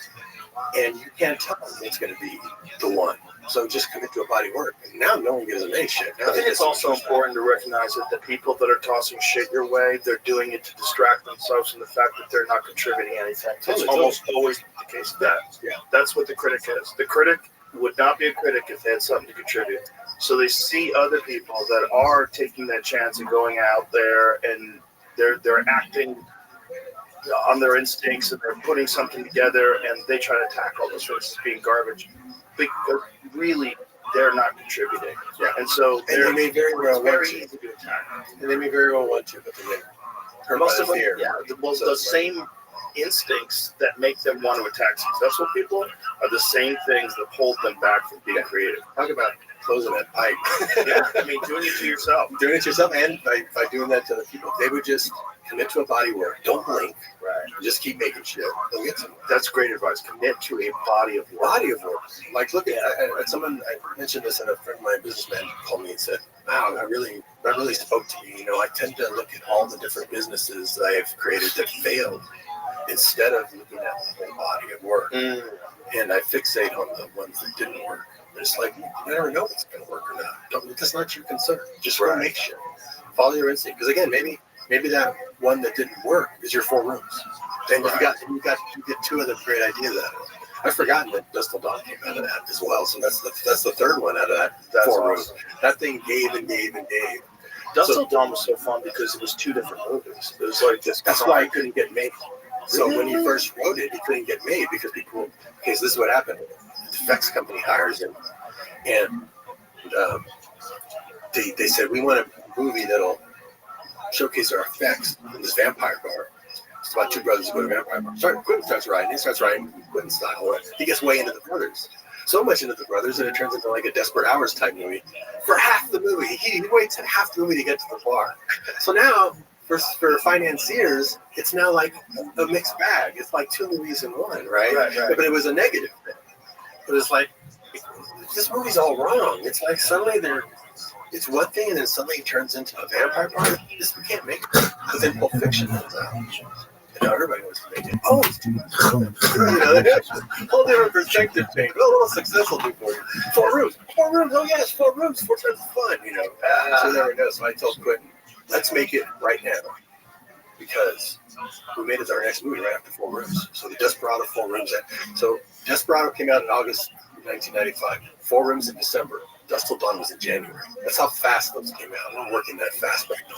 Wow. So I said, let's make this right now because you're starting to steal from the script. That Ezekiel speech that Sam Jackson says in Pulp Fiction, that's from the original Dust Till Dawn script. Really? He just took it. He was pulling stuff out of it because it was just not going to get made. So I said, before it gets picked clean, let's go make this thing. And we'll shoot it now. We'll shoot it right now. Wow. And it was so fun. I love that movie. It was so fun. Cheech is so great. We did a table read. When we have a table read with your actors, you only have your main actors there. So sometimes you'll assign other parts to other people who are there. So it was like, Cheech, why don't you go ahead and take the main guy at the end? Go ahead and read for the the guy who gives the speech in front. He was playing that character.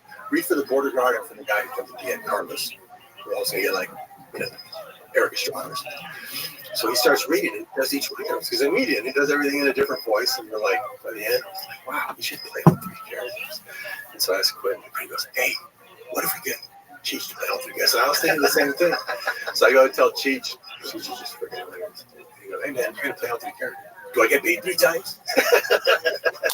But this is why I love having comedians on the set, you know, because we're out there shooting that desert scene, you know, at the end when Cheech comes and the whole place is burned down. It's 125 degrees in the shade. We're at Barstow, dry like bed. So freaking hot. We're all just like not moving. So when I have to go get something, we're all just Cheech is like this in a suit with a hat. He goes, Your Honor, this is gonna be a while. Can I get in my trailer? I was like, oh man. By the time you go, this guy's gonna be back and we'll have to start you. We should just stay right here. Okay, I'll go into a mental trailer. Okay, high school drinks, air conditioning. It just lines up the whole set. I'm like, okay, this guy's gonna be in every movie. He's been in 10 movies a month because just that attitude. You like that attitude of somebody who can find levity and torture. Sometimes movies can be torturous.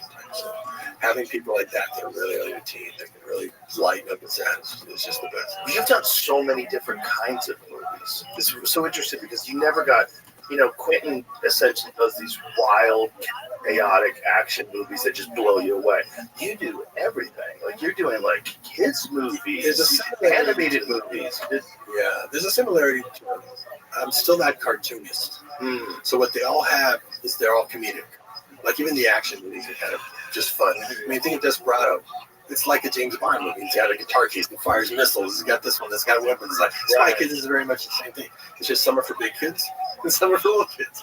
Even Sin City. Yeah, even Sin City is very playful. Yeah. The Sin City one was so dark. I remember the first book, the one that Marv, that Mickey Rourke plays.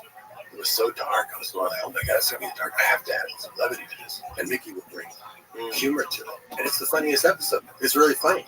But he's in the book. It's just like, oh my God, he's just killing everybody.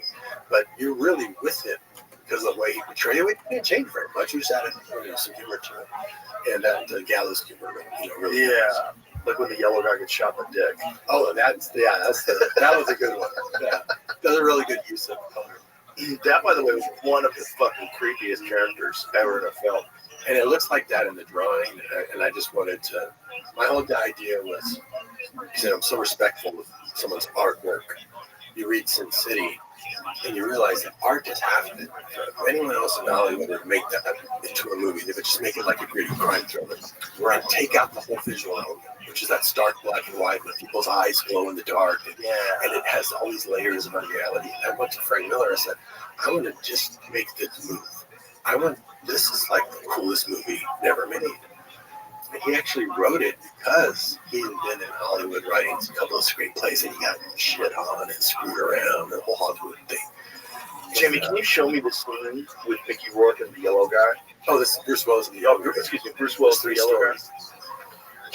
I just want to, like, while you're talking about this, I want to look at it. And so he went and made this comic. He said, Hollywood, I'm going to go make a comic that can never be made in movies because it's so dark, so sexy, and so everything. I call him up, man, let's make a great movie. God, it was so interesting. Oh, Bruce loved it. I can tell you, this is the fastest I think any Hollywood movie's ever gotten made. Really? Yeah, I'll show you the process. It's kind of like this cards thing. It's going to blow your mind. What is it now? It's April. Okay, so imagine. This is 2000. This is 2004, April. Last year, I had 2 movies out. In the summer, it was Spy Kids 3D. It was the #1 movie. A couple months later, Once Upon a Time, Mexico. Another #1 movie, but also both of them ended a trilogy that I had started.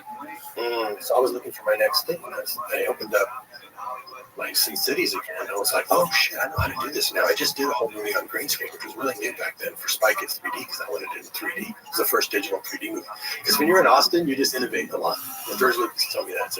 It's a good thing you're in Austin, it's why when you're in county. When you live outside of that box, you think outside of that box. Automatically, you stumble upon innovation. So I thought, I'm going to go take this process and utilize it to make Sin City. So I did a little test of it. And oh shit, it's going to work. So it was October when I got the idea. I filmed it. I contacted Frank Miller, met him in New York. I showed him my laptop. It looks like his art, but then it starts moving. actor. And he's like, wow, and he gets all into it, right? It's November. And he goes, oh no, but then we have to write a script. The studio's going to have notes. But no, that's not how it works. I got my own studio. I'll write the script. It's going to be unremarkable. I'm going to copy right out of your book and I'm going to edit it down. I'm going to edit 3 of the stories together. I'll write it this month, show it to you in December. And then in January, we've got a couple of actor friends. We're going to shoot the opening scene. As a test, you don't give me the rights. Because I understand this is your baby. You've never given up the rights. I know what it's like.